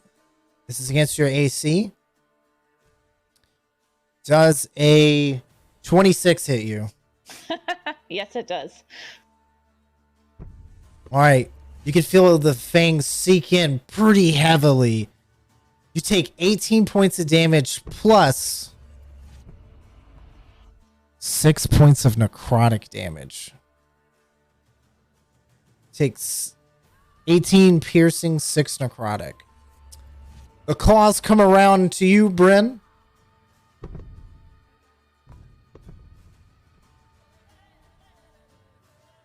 Oh my god, it's playing the song from Witcher. The 9 does not hit you. As a... I'd like to riposte. Alright, Ripazay. Okay, how does this... Okay, let me post this. I want to use all of these. I've never learned how to use Go them. ahead, this is what it's for. When a creature misses you with a melee attack, you can use your reaction and expend 1 superiority die to make a melee weapon attack against the creature. If you Here's the thing, though. You already used your reaction. Ah, that is correct. Yes. And so unfortunately... This was a different turn. No. Because look, Dawn, this is still round 3. Okay. And you used it at the top. The very first person that got to go was Dom. And he pulled it towards you. You use your reaction. This is top of the round 3. See how? Okay, sorry, I thought I refreshed. No, you're good. No, I'm sorry. It'll It's per round. It's whatever the round is. Okay. So next round you'll be able to use your reaction if Yeah. you're attacked again. Alrighty. Sorry about that. No, don't be sorry. We're all learning each other's characters' strengths and weaknesses. Listen, I am not a DM that's playing against you. This is me playing with you guys too. This is my first time playing a barbarian, so yeah. I'm still learning it. All right. Wild Magic Barbarian is so fucking fun. So after it bites at you, you want to react, but you seem to not be able to after killing the skeleton. You're pretty tired for this time. It teleports behind you, Scarecrow. Sick. Hit it with the stick. Skeleton number 2. Where's he at? Oh, he's the one that's wounded that you hit at him. Oh, it's going to try to retaliate with its short sword. Does a 23 hit you? Who? It does. Oh, it's Bryn. You take 3 points of damage from piercing. It seems to, as you're distracted by the giant flying monstrosity, you drop your guard down and get a small cut between the armpits. That Bryn just immediately glares at it with this intent to kill. its jaw falls off. I thought this one's jaw already fell off. No, that was this one. That was skeleton. That was this one. We have 2 jawless skeletons now. If it had butt cheeks, they'd be falling off too. All right, top of the initiative order. Dom, you have a Gloomstalker. Very angry, slightly singed of radiant damage from your moonbeam. Peering right behind you, breathing almost, you could feel its breath on you. Well, I'm gonna use my action to move my moonbeam here, because I can't make it all the way to this giant thing. All they'll take that on the start of their turn.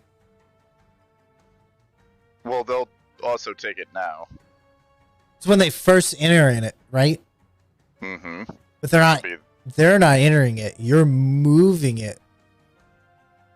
Yeah, but it's on that, like, they're entered into it when I put it on them.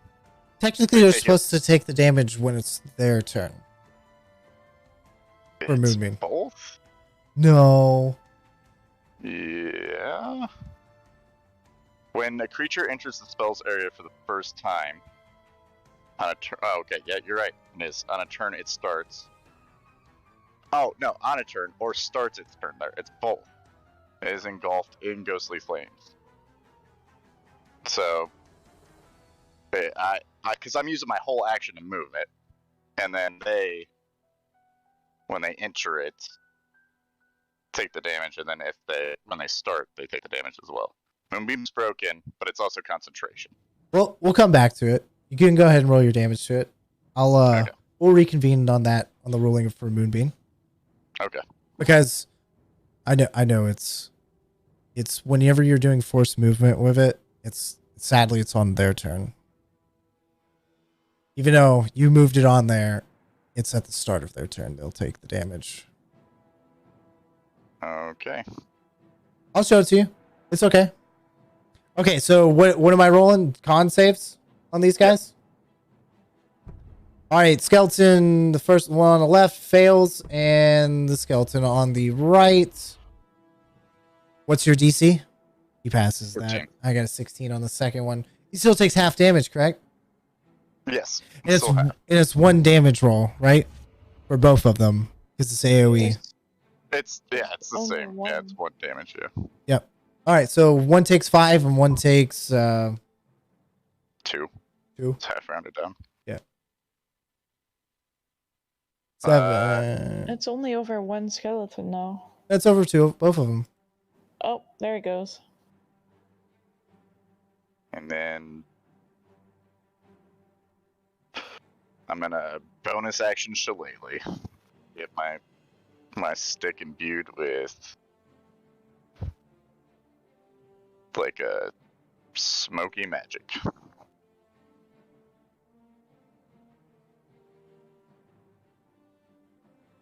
And that'll be my turn. Alrighty. Skeleton number 5. He's going to try to shoot at you with his crossbow with disadvantage.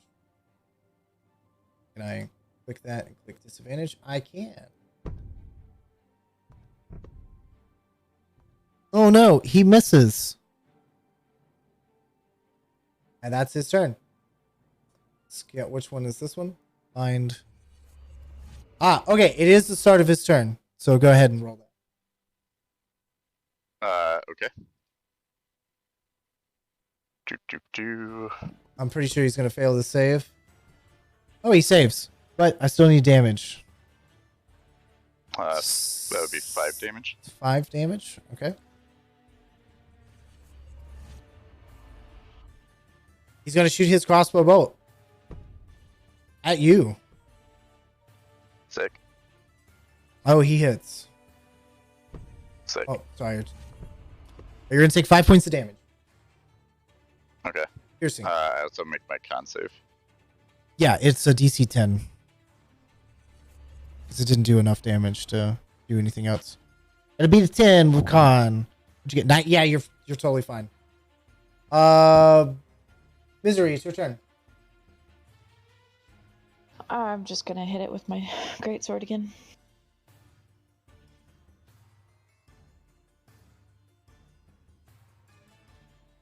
Or not.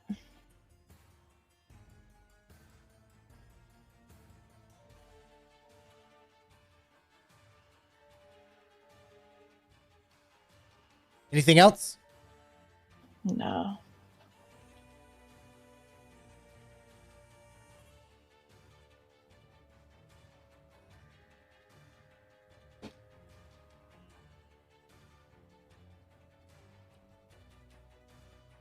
Bryn, it's your turn. Oh, sorry. Okay. I will swing at the skeleton right beside me first. 13. 13 is a hit. Okay. Damage. 7 damage. Oh my. He's super dead. All right, now quick question for you. Attacks of opportunity. These 2 skeletons down here, if I move down, say, to here, is that going to trigger an attack of opportunity?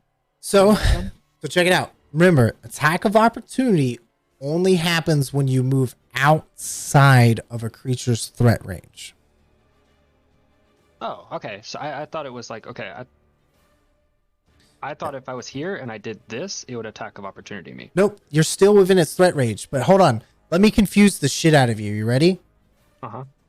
If you were here and you move for this one, because its reach is 10, if you moved here, you would still be in its threat range. You would not get an attack of opportunity. But if you were here and you moved here, this one would be able to hit you because it has a short sword, which has a reach of 5. Therefore, you've moved out of its reach of opportunity. But if you moved here, this one would be able to hit you because you move outside of 10 feet. Would the other one also because it has a crossbow? No, that doesn't work for ranged weapons. But he has a short sword as well. Okay, fascinating. Okay, so after killing the skeleton, I want to move into this square towards both of them. Since they both have a longer reach weapon and a ranged weapon, hopefully that does some kind of mechanic since now I'm in their face. Hey, thanks for the biddies. That'll be my turn. Which one? Oh yeah, you're just moving. I'm just in. advancing into their space. Absolutely. All right. Well, the one with the pike's gonna try to swing at you. You did an attack? It's just a normal attack. He misses. He is unwieldy with this thing. All right. Now I want to riposte. Yes, you could. You do have the opportunity. Okay. Ripose. All right, let's see. Riposte. One superiority die to make melee attack. Okay, so same thing, and then just add damage, I think. So Now, do you get a bonus to your attack roll or no? Yeah, that's definitely a hit. Also damage. Yeah, to the attack damages roll on hit. Attack and damage roll? Here, I'll read the whole thing. When a creature misses you with a melee attack, you can use your reaction and expend 1 superiority die to make a melee weapon attack against it. Add the superiority die to the attack damages roll on hit. So I think just the damage. Okay. Yep. Sounds right. Okay. Here's the damage first. 7, and then here's the d8. Oh, 9 damage. you didn't even have to roll that extra one. You cut his arms off with this pike, and he just so brittle. He's a non-combatant anymore, and he's dead. No, well, It's this gone. one's gotta fall off. That one doesn't have toes anymore. All right, Gloomstalker. Gloomstalker is going to bite at Dawn.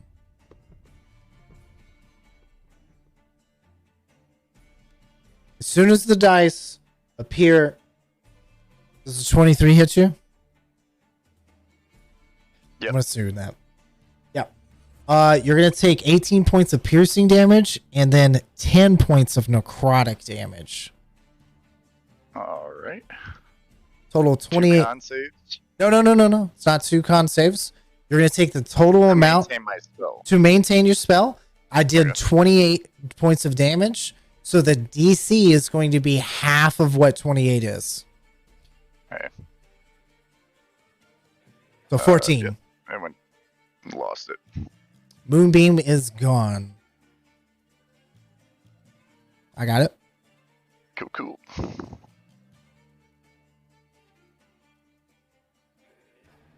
That's the end of its turn. Oh, well, hold on. Do I get this? Wow, I can do this all the time.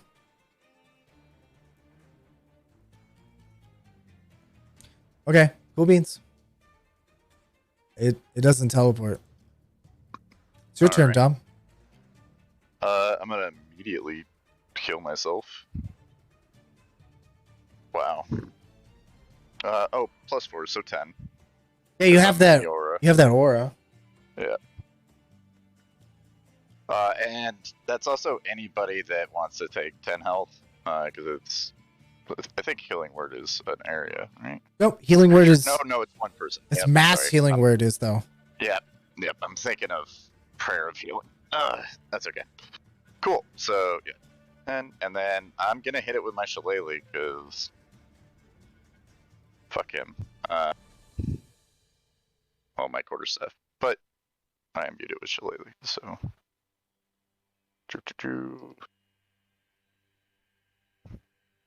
Yeah, give me an attack roll. Come on. 13. No, it's a little bit too fast for you.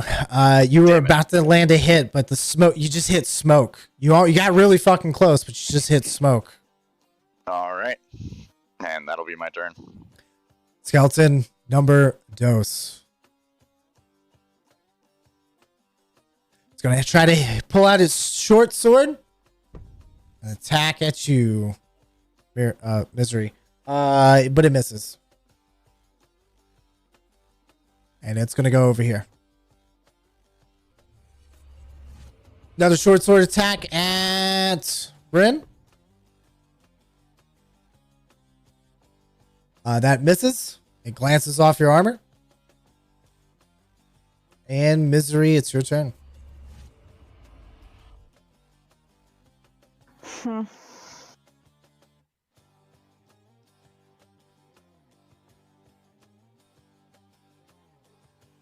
You are still raging, right? Yeah, I am, because I've, been attacking stuff. Well, do you have to hit it or you just have to attack? I just have to attack. Okay, cool beans. And Scarecrow, I sent you that message. Yeah, I'm reading. No problem. It's on that page. I know, trust me, I've had this conversation before. It's fun.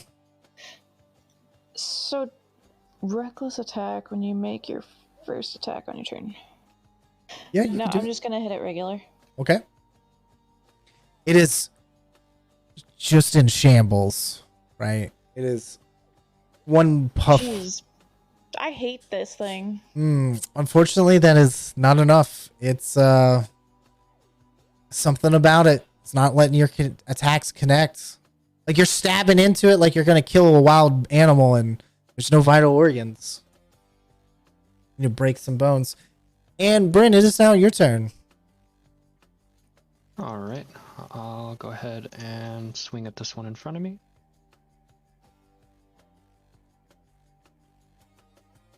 $16. Absolutely. 11 damage. Exploded. Okay, and then I'll move over to 1, 2, 3. behind the skeleton. All right. Is flanking a thing?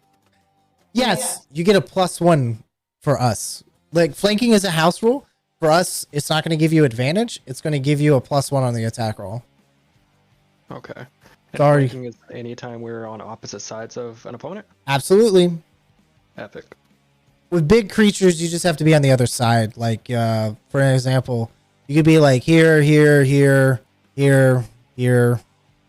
Just anywhere on the other side of the circle. Yeah, just anywhere on the other side of this thing. So, like, here would work, here would work, here would work, here would work. Okay.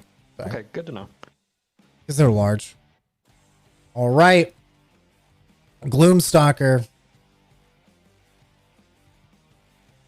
It's gonna use its multi-attack and bite and claw. I think you're out. You are unconscious. You take... Tyrant? Yeah, what's up? I remember from last session, but I don't exactly know exactly what this does. Given the predicament he's in, is there a way that I can save him from what he's going through with inspiration? Not him. Okay. I Uh, don't know if I could like give it to somebody else. Scarecrow, you don't have lucky feet, do you? No. All right, you're taking 21 points of damage. You're at 0. You're unconscious. Yep.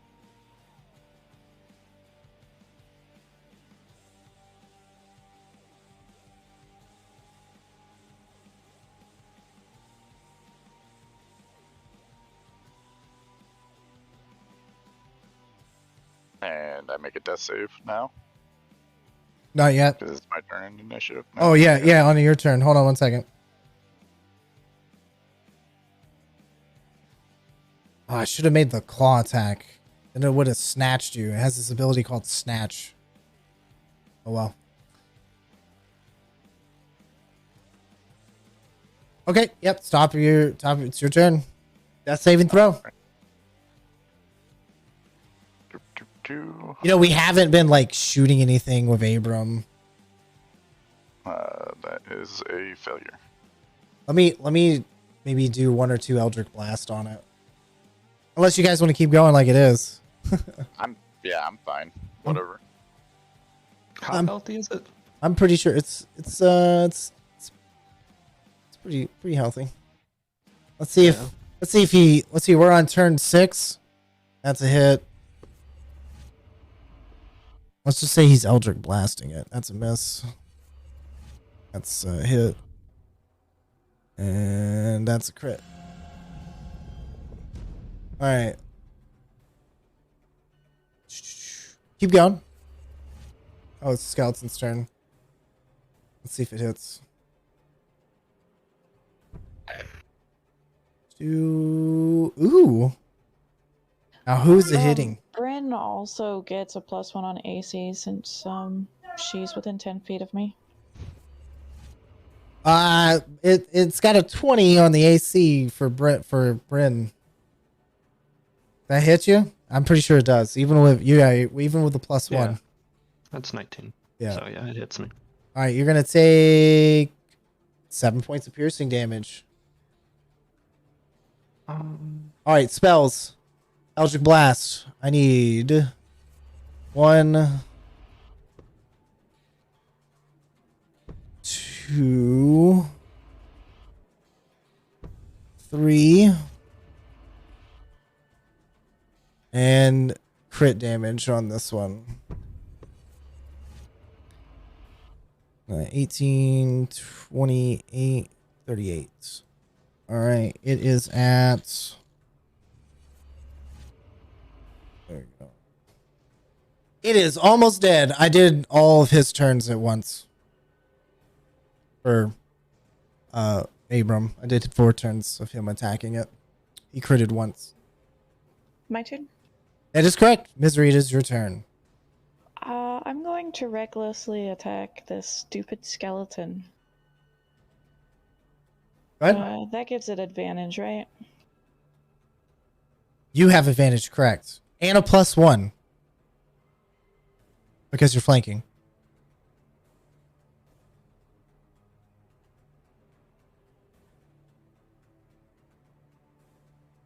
So 19 to hit. That's a hit. Swing away. I'm sorry, guys. I totally forgot about Abram. This probably would have been Right. So over sooner. 12 damage. Oh, it's super dead. All right, so that's not the end of my turn because when I reduce a creature to 0 hit points with a melee weapon, I can make one melee weapon attack as a bonus action. Okay, you still have your movement. Yes, that's exactly my point. I'm going to move up to here, and I'm going to swing at the Gloomstalker. Go ahead. Do I still get the... because I'm recklessly attacking? Remember, reckless attack says your first attack. Well, you have to declare it for your first attack. Oh, did you roll? Did you roll to hit with advantage? You did. You rolled to hit with advantage on that one. You can decide to attack recklessly, giving you advantage on melee weapon attacks using strength during this turn. I thought it was only one of your attacks, or is it all of them? During attack rolls, Okay. plural, using strength during this turn. Go ahead. Yeah, and it goes until the end of my next turn, so. Go ahead. But it has advantage on attack rolls against you, too. Yes.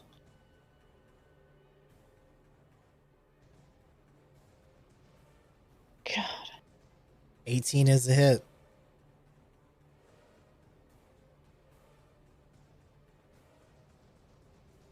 And does rage adds stuff to it? Damage? Yeah, I forgot see to it. add. I see 2d6 plus 4. And then 2 for rage. So 15 points of damage? Yes. All right. What happens?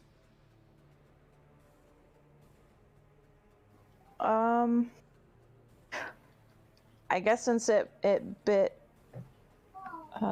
what's his name? Brom? Is it Brom? Gone.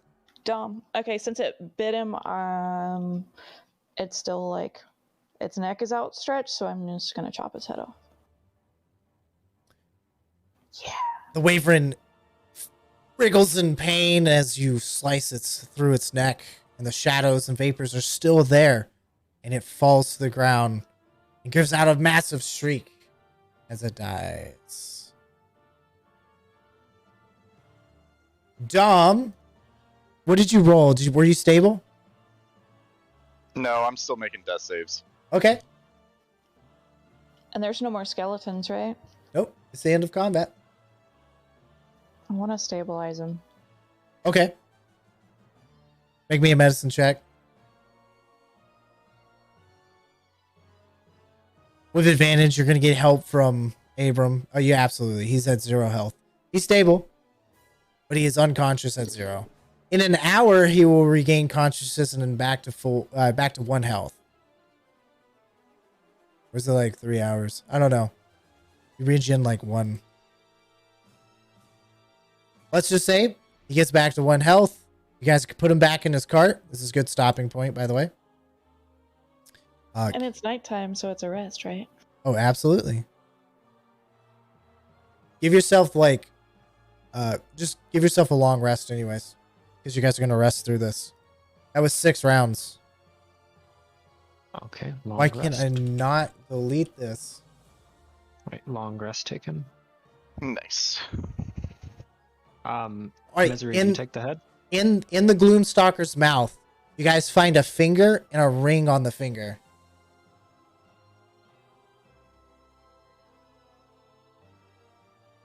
I look at my fingers.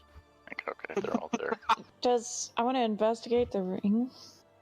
Like, I mean, what does the ring look like? Does it have any name on it or like engraving? Yes, it does. It says Waste Stalker on the ring. And stand by, I'm going to tell you more about it. This music is really loud. Blah blah blah blah blah blah blah blah. Excuse me. Blah blah blah blah blah blah. There's a small sapphire ring. There's a small silver ring with a small sapphire. It says Waste Stalker engraved on it. The rings, the finger is still in there. It looks of humanoid. And you would probably say the ring's worth about 250 gold.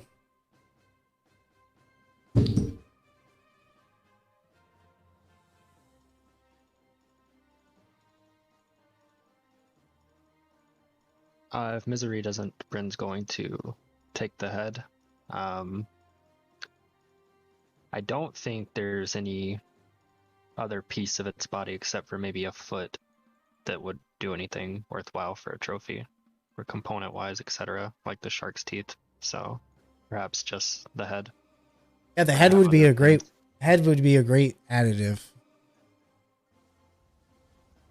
We take the head, unless Misery takes it. Does the ring appear to be magical in nature?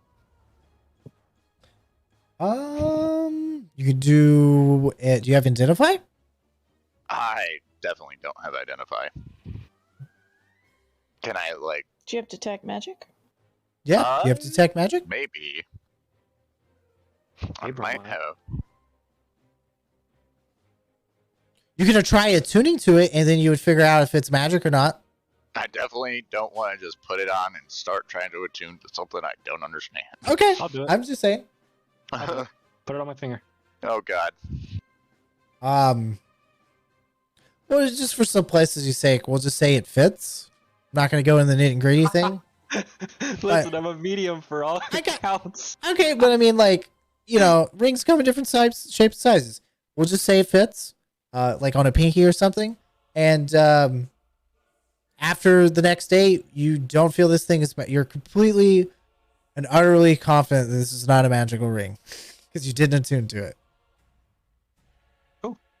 Or at least there's no attunement requirement for this ring, and you do not find any effects of it being magical. It does not feel magical.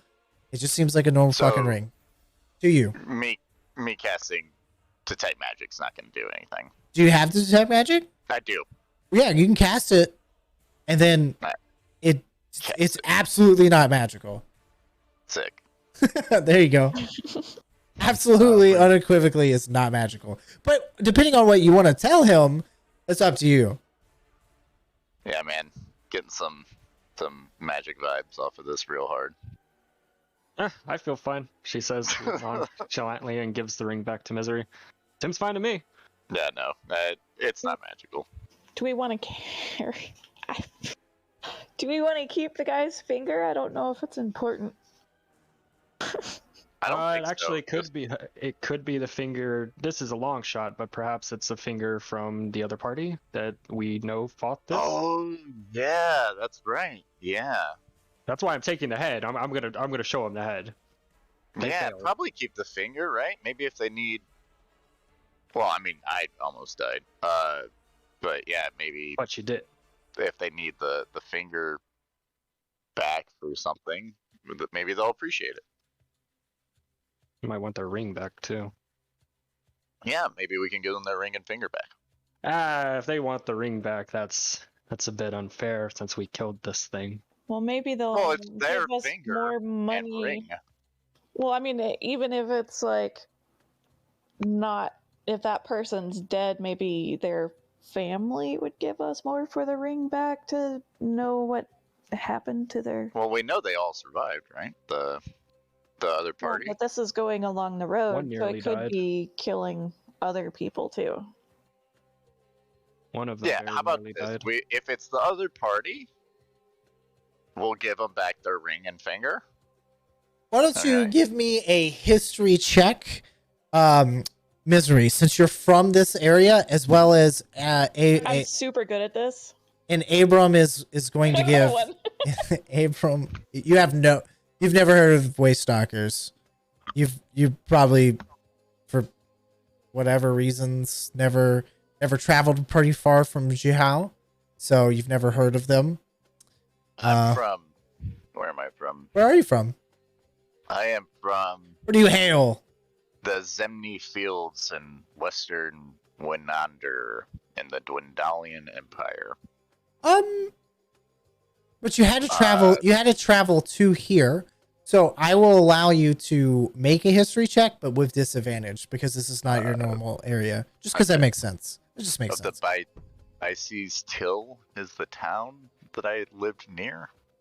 So Yes. Abram. No, that's I rolled that one for Abram. Am I able to find anything out about this topic with my background? If it's like a company of some sort, or I am observant. So I don't know if that matters. he got a 19. So Abram, of course, is like and gives a long-winded speech about the Waste Stalkers' reputation. They're kind of a nomadic people that like to hustle and push people around. Not necessarily doing evil deeds, but definitely not cutthroats or anything like that. They're just a known wandering nomadic tribe, and they have a lineage. They are called the Waste Walkers. Am I saying that right? Yeah, Waste Walker. And this is one of their like signet rings. This is obviously someone of part of the real family of the Waste Walkers. This is one of their rings, and they're not per se a bad person. They're like the low lifes of this wasteland. They have a bad reputation about them. Not every one of them is bad, but when an apple doesn't fall far from the tree is what I'm saying here. would it count as a mercenary company? Yeah, they're like a mercenary company. So you probably know about it too. All right, so I guess I know a little bit about the company, including the names and reputations of its commanders and leaders and who has hired them recently. Okay, that's with your background, correct? Yes. Well, okay. So you would know that,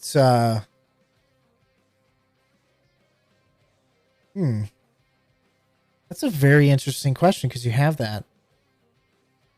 You've probably pieced it together. One of the companions or the rivals has the same name as one of these sons. Irvin, the scruffy looking humanoid, the human guy, the new guy. The one I made friends with. Yes, his last name is Waste Stalker. And that's a very familiar looking finger. Imagine that. And you did hear that one of them got seriously injured. Yeah, so we should probably give him his finger and ring back. Imagine that. Hey, Misery, can I hold on to this ring and finger? Gross. Yes. Gross. Awesome. We have a debt, and we're going to fulfill. And by Is that, this I a mean good they're thing, gonna or is owe this us. a mean thing? I prepare steak for the raid, brother. Sorry, God. They were pretty friendly to us when we were competing in the town. Okay. And they had the opportunity to snatch the prize, but instead they elected to give it back to us. They showed honor. They were Yeah. respectful. So and we all should the give him back competition. his finger and ring. We'll see how it goes. We should be potentially gaining on them with what news we discovered back in town. And Cool, us let's sell finding- this dragon head and give him back the ring and sell up all these wares. Oh, right, the goblin. We still gotta fight that goblin dude, too. Hobgoblin. Yeah, I don't think the goblin tomato, sent us to an ambush, by the way. First they get attacked on the same path, then we get attacked on the same path. One of our people from both sides nearly dies. One loses a finger, clearly, or well, assumably, but pretty clearly, it's likely to be his. Still think that goblin's setting us up. I mean, it is a perilous adventure. Yeah, you absolutely, you with your background, you absolutely don't trust this goblin. Like, this is bad omens happening. All right, we're gonna end our session here. We can talk a little bit afterwards. I need each one of you. I know there's only 3 of you right now, but who would you guys like to vote for a inspiration? Who do you guys think did a good job this session? At least playing their characters. You can vote for yourself. Vote for someone else. And if there's a tiebreaker, I'll do. Way I voted last time. Dom nearly died. Give it to Dom. Plus, he got us kittens. Yes, that's a big thing. I think Dom did a good job describing his character. He, I want to give it to the homeless man that really showed his true grit. Are you wearing shoes by any chance? Or are you just going? Absolutely not. All right. No. Not even Jesus sandals? No, Awesome. just straight barefoot. Like, his feet are horrendous, but You they're probably like smell so like beautiful. calloused. Like, they're so calloused. You're like a hobbit feet. Yeah. He really pulled it through because like he was able to get us kittens. Roger that. And he, did a great deal of damage against the Gloomstalker. He would have failed getting those kittens, but we helped. Yeah, for sure. That dwarf was not having his shit. I mean, we could have just killed the mom and then, but... Yeah, but that's wrong. Right. So this is... I gave you guys plenty of opportunities. I hope you guys had fun today. This is good times. Yeah. This is not a campaign that has to go fast or by what the book is. I'll try to keep it, a lot of these scenarios in here because I want to see how the adventure plays out. But, D&D, you got to learn how to improv. And I really enjoyed this session too. It was definitely fun. Miss Cuddles, thank you for the Prime sub. Thank you for supporting the charity. We're going to have some great stuff coming here in May. We have some great prizes come out. Ooh, Hells is actually streaming. Let's give him a raid. He's usually on this channel. Let's give him a raid for once. Hells yeah. Yeah, hells yeah. Let me get this raid going real quick and I'll get back to you guys. So we're going to leave the rest of the corpse for our cats to nom through. Oh, that would be a tasty sure, treat. yeah. That would definitely. I mean, it's a large creature too. They would definitely have some good feedings on that. They'll be fat and sassy.